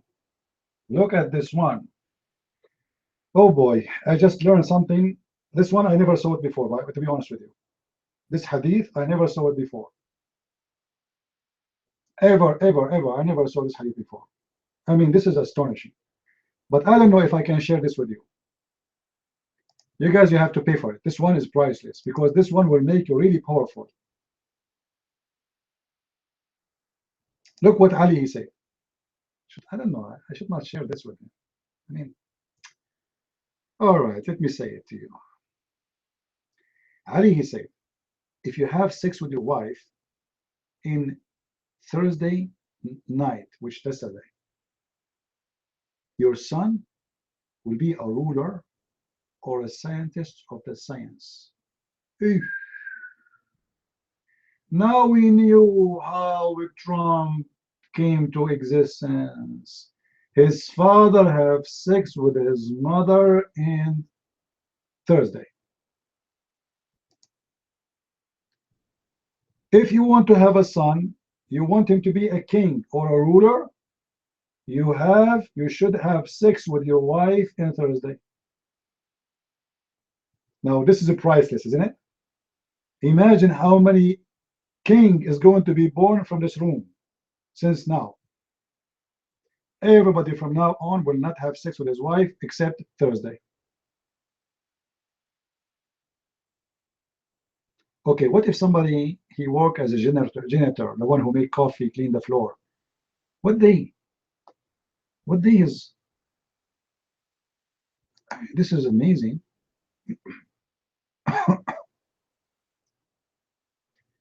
Okay. If you have sex with your wife in Friday, your son will be imam in the mosque. Mean.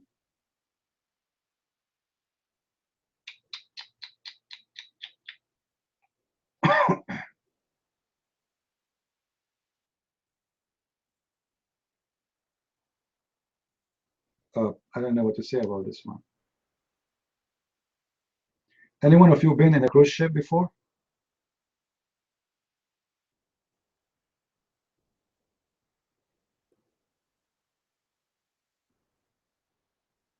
Do you know it's haram to have sex in a ship for the Shia? So a poor Shia, if you go in a cruise ship with his wife in a honeymoon, they will sit next to each other in the bed. He said to her, Assalamu alaikum. She said, Assalamu alaikum. I would like to have sex with you, but you know.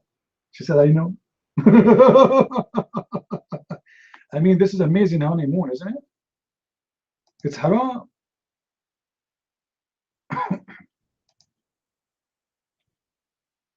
And Abdur here. How are you, Yasin?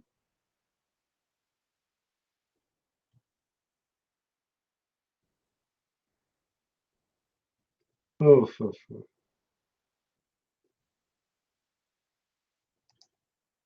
Yasin, you still a Muslim, Yasin? Yasin, let us do this. What about you take the mic and you tell me something to prove Islam to be from God? Forget everything we said. Me and you and Hamza. Hamza said the Quran is corrupt. I agree with him. But somehow I don't like to say corrupt because the Quran is a false book anyway. So, I mean, how you can corrupt a false book? That's weird. So do you like to tell us something about Islam, Hamza, Yasin, to prove it to us? Who is a Muslim will take the mic and tell us something proving Islam to us?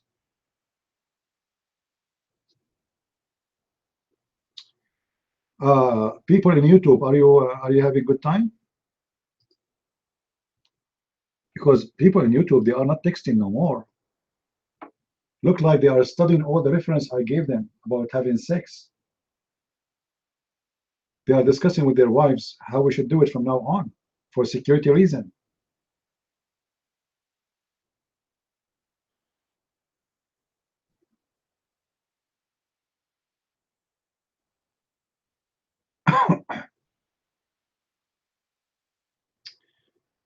All right. Who is in the room here is a new and he have a question about Islam.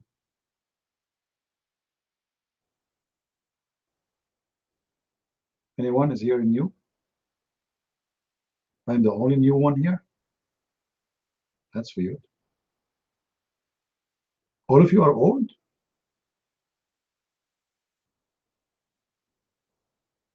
The soul, you are new? How new?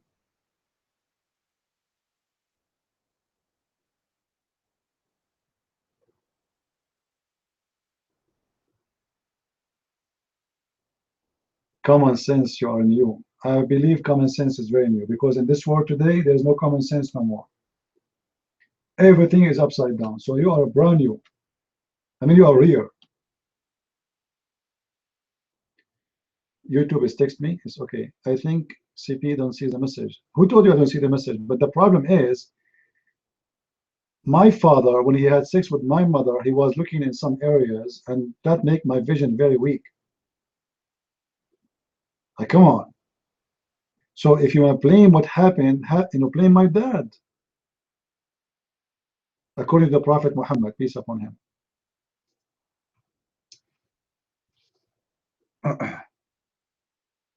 Hani is in the bed. It's 5:14 in the morning.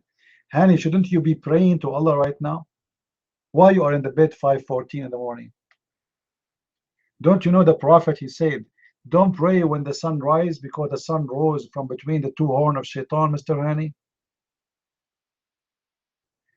You ask me again to show you the hadith about the endless penis?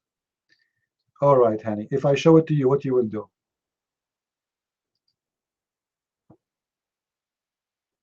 Guys, Hani from YouTube is asking me to show him the reference about the endless penis.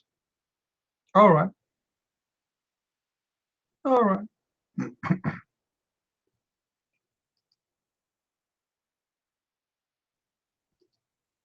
Oh boy.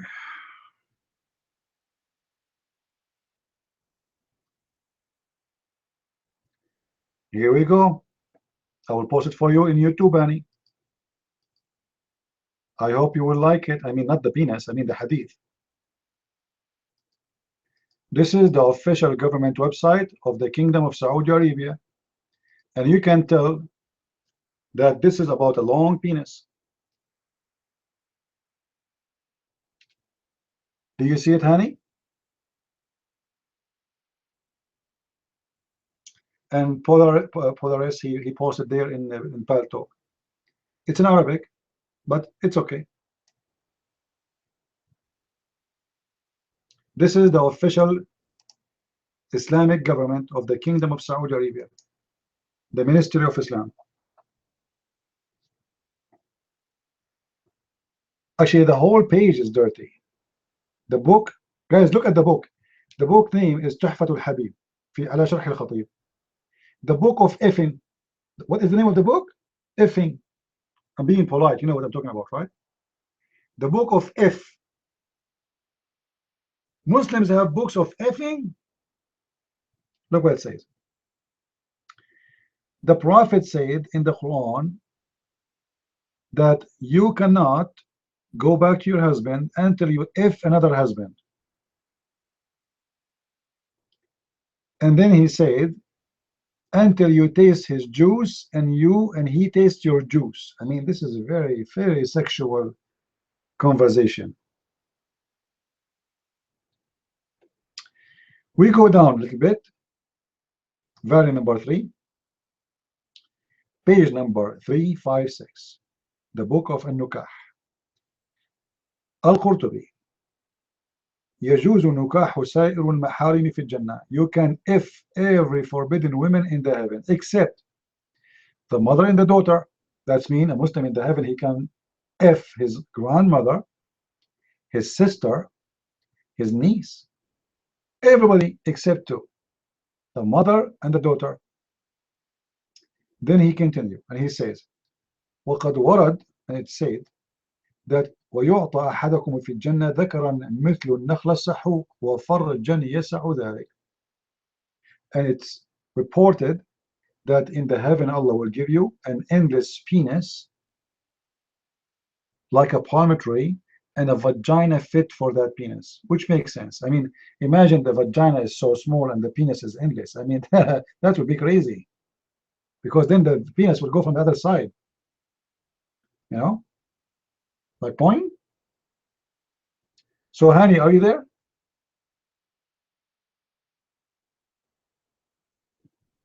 Yasin, are you there? Yasin, Yasin, Allah will give you endless penis. He left? Or maybe he's looking for his penis, you know. Put yourself in his panty. You have an endless penis and you have to take care of it. I mean, how you can find it even? You can't even see the end of it. Hani, you need translation? Oh, okay.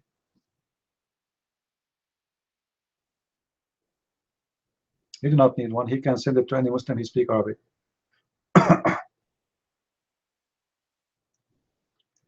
Any Abdul?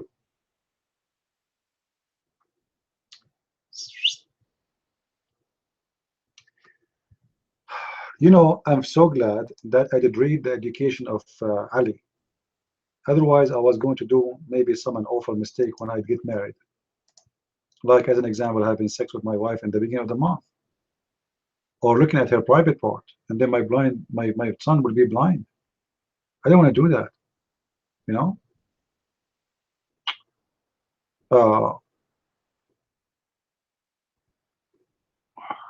What is that?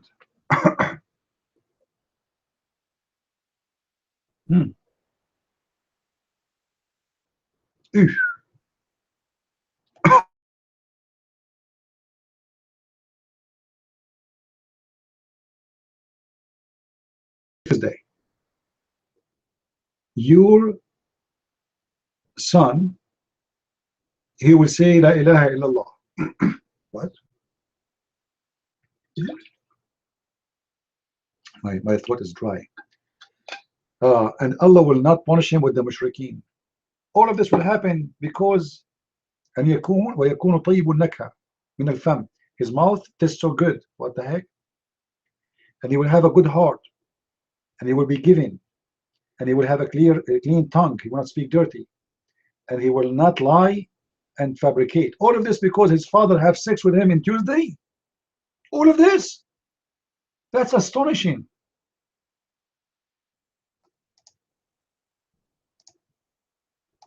Any Muslim here wanna Help us. Who won the reference for those things? Who won the reference? So later, if we speak about them, this is an official Shia website. This is not Sunni. This is official Shia website, and this is the link. But it's not in English, by the way. Just be careful. It's in Arabic. I don't know. I feel guilty sharing those things with you. You guys would be busy. You would not come to my room for the coming 2 months practicing those things.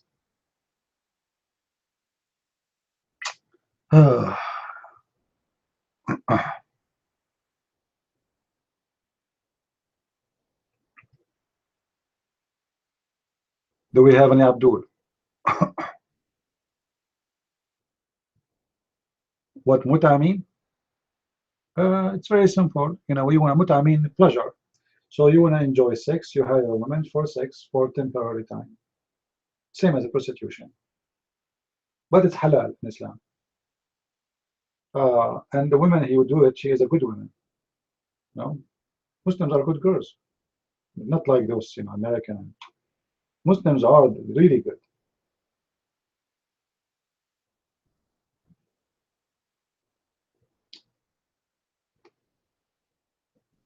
All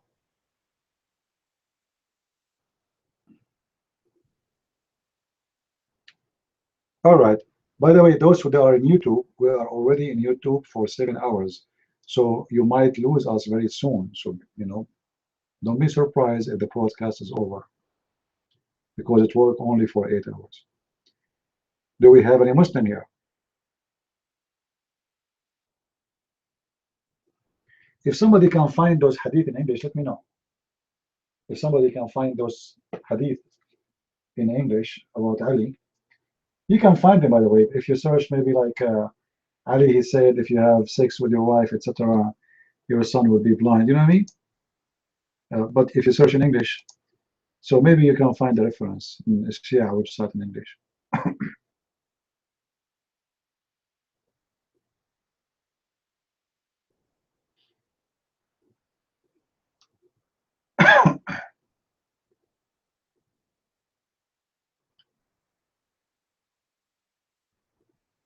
Oh boy.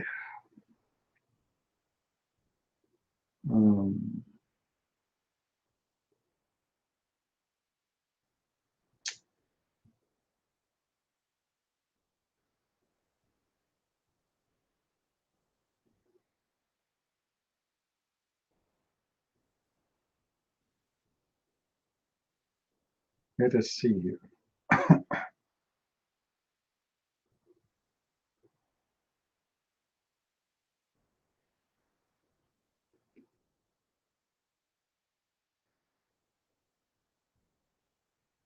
It is lawful for a man to sleep between 2 women.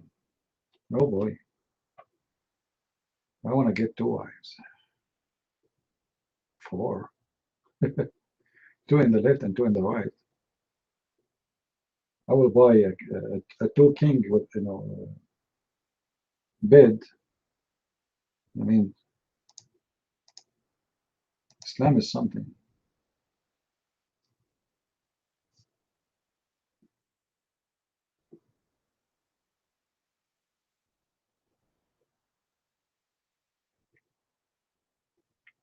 Eddie, don't you see my video, the one I made, the presentation about who is Allah?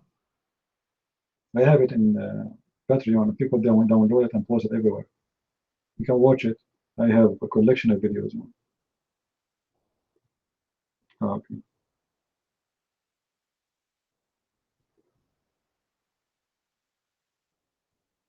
But Allah does not have a finger. Allah has 5 fingers. 5 fingers in every hand, which means you have 10 fingers.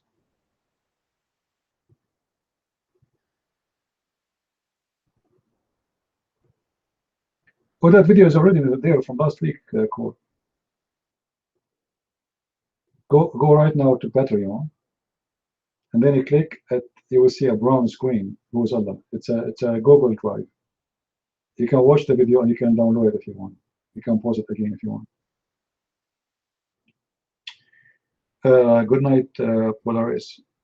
Actually, me myself, I should go. My My throat is getting itchy. And I want to practice all those things I learned from Ali today.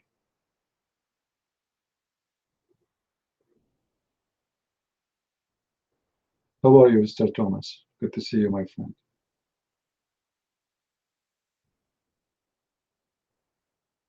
Thank you. Anyone, guys, he need my help in anything, you want to invite me to your church, feel free to contact me in the website, you know, patreon.com/christianprince.com. You can click there. There's an icon for Facebook or Twitter.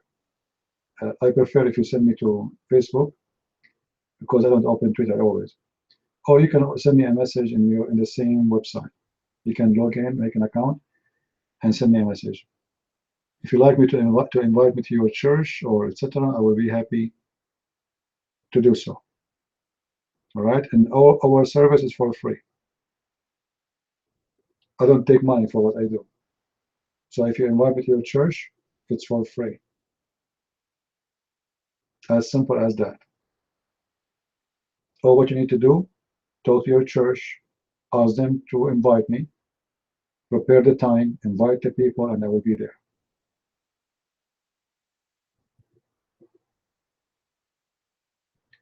When I am online, we open every weekend, Friday afternoon, New York time, and Sunday afternoon, New York time. However, sometime during the week, I might open the chat room, but it's better if you subscribe to my account in YouTube, Christian Prince, because during the week I do live broadcasts without opening the chat room. This way you can join the chat in YouTube during the week. All right.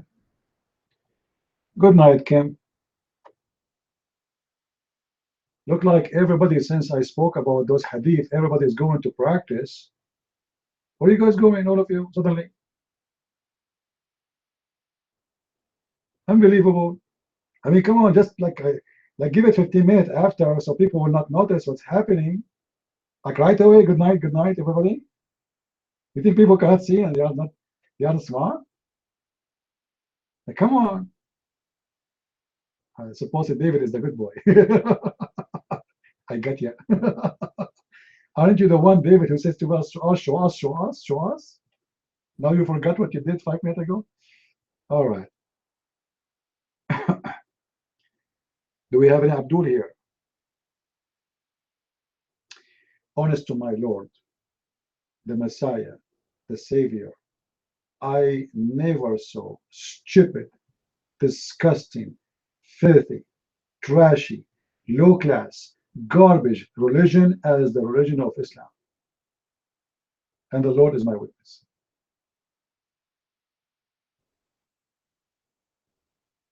How in the world any human being can believe in, I don't want to use the word shit because shit will be upset.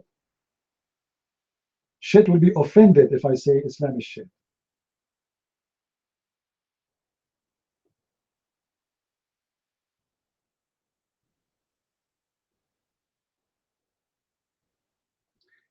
Sharp, if you have my book, you will see the reference there. And I have videos on YouTube too about this. This is why we advise people to download my videos and save them, so you always have a lot of reference. But the best way is to get my books.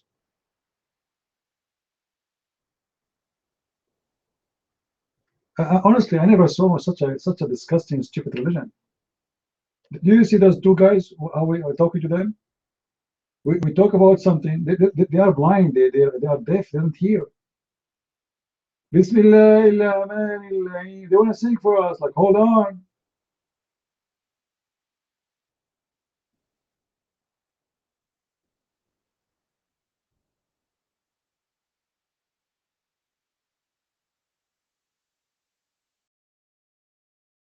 We need you. Invite us to your churches. Even if you are overseas, we can do it in Skype. You know, we can do like a conference. I will open the camera of myself if you want me to do so. You know, I don't open the camera because I don't like it. It's not. I'm not hiding really. You know, I'm the last one to worry about Muslims. Some people they think I'm. You know, I don't care. I mean, I go and do seminars. I went. You see the city were attacked by the terrorists in Philippines. I did my seminar very close to that city. Very close. It's full of Muslims.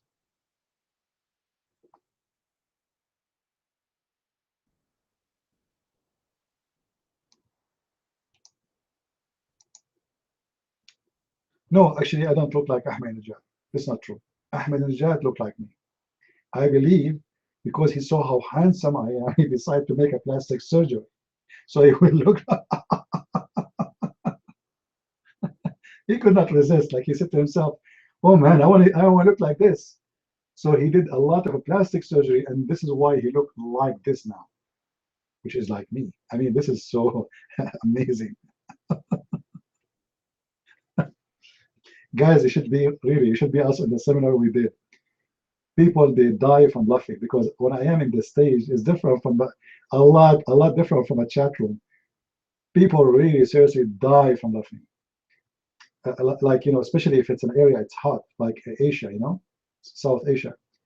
It's very hot there. It's very humid, and people sweat like they are dripping water, like because when you laugh, you sweat, even if it is cold. So what about an area which is very hot? Can you imagine? Because you know, like you see, you can be a teacher, but you can be boring. You know what I mean? Let us say we have 4 or 5 teachers, and they have the same education, the same degrees, the same knowledge. But there's one of them, he make you love to go to his classroom. And there's one of them, he have maybe even better, higher degree. He is very boring. So if you want to be really a successful teacher, you need to learn how you can use your intelligence, your fast thinking, to make your audience awake, so they don't get bored and start yawning. I never saw someone yawn in my seminars because you cannot yawn. I don't give you a chance. Uh, from the time we start to the time we finish, people are so excited. People, they are so happy. They are so laughing. They are hearing things they never heard. And actually, I saw a woman. I said to her, I saw you many times. You know, she said, yeah, I was in the seminar before, and a seminar before, and a seminar before. I said, so why you are here? She said, because every seminar is not the same as before. Because each time I attend to your seminar, I thought I know it all. But each time I come to your seminar, I find that I learn nothing yet.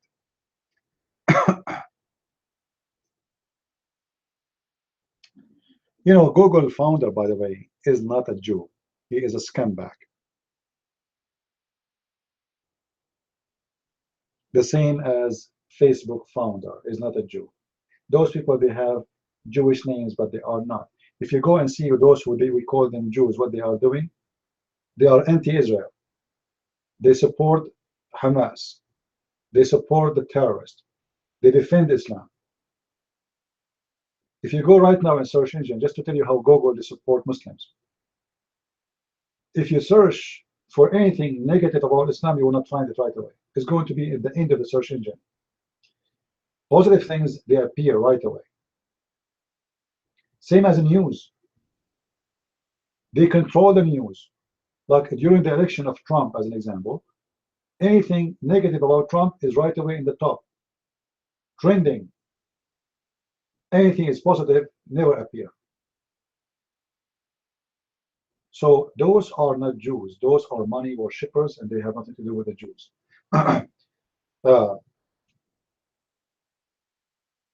If you remember, the Crown Prince of Saudi Arabia, he came to visit the owner of Facebook.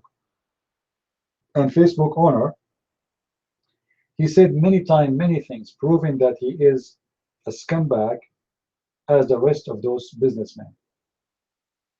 They worship money only. They always stand to defend Islam. I'm talking about the owner of Facebook. All of them, all of them. Even like you know, those famous ones, all of them, they are corrupt. They are false. The Crown Prince of England, his son, Prince, what his name? Harry, whatever his name, Harry Potter. He was doing Ramadan in Singapore just 2 weeks ago. All of them, they are fake. All of them, they are corrupt, and they are in the bed with the devil.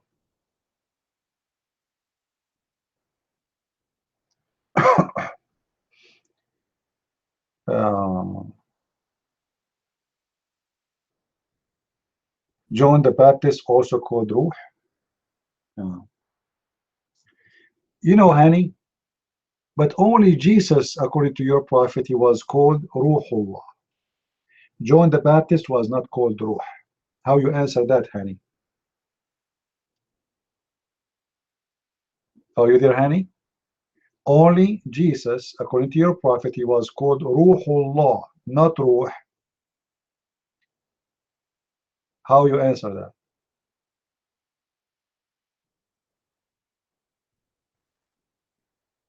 Honey, how you answer that? No answer. How Jesus can be called only Ruhullah, which means the Spirit of Allah? Only him. Adam is not the Spirit of Allah. Abraham is not. Muhammad is not. Moses is not. All the prophets, which is 124,000 prophets, none of them is the Spirit of Allah, except one. His name is Jesus. Anyone can explain to me? No, Ruh not necessarily means soul. No, Ruh the accurate translation would be spirit. All right. Soul is a word in Arabic is nafs, and this is what the Quran report. When the Quran want to speak about nafs, about soul, he say nafs. When the Quran want to speak about spirit, he say ruh. As an example, al-ruh al-qudus, which is mean the Holy Spirit.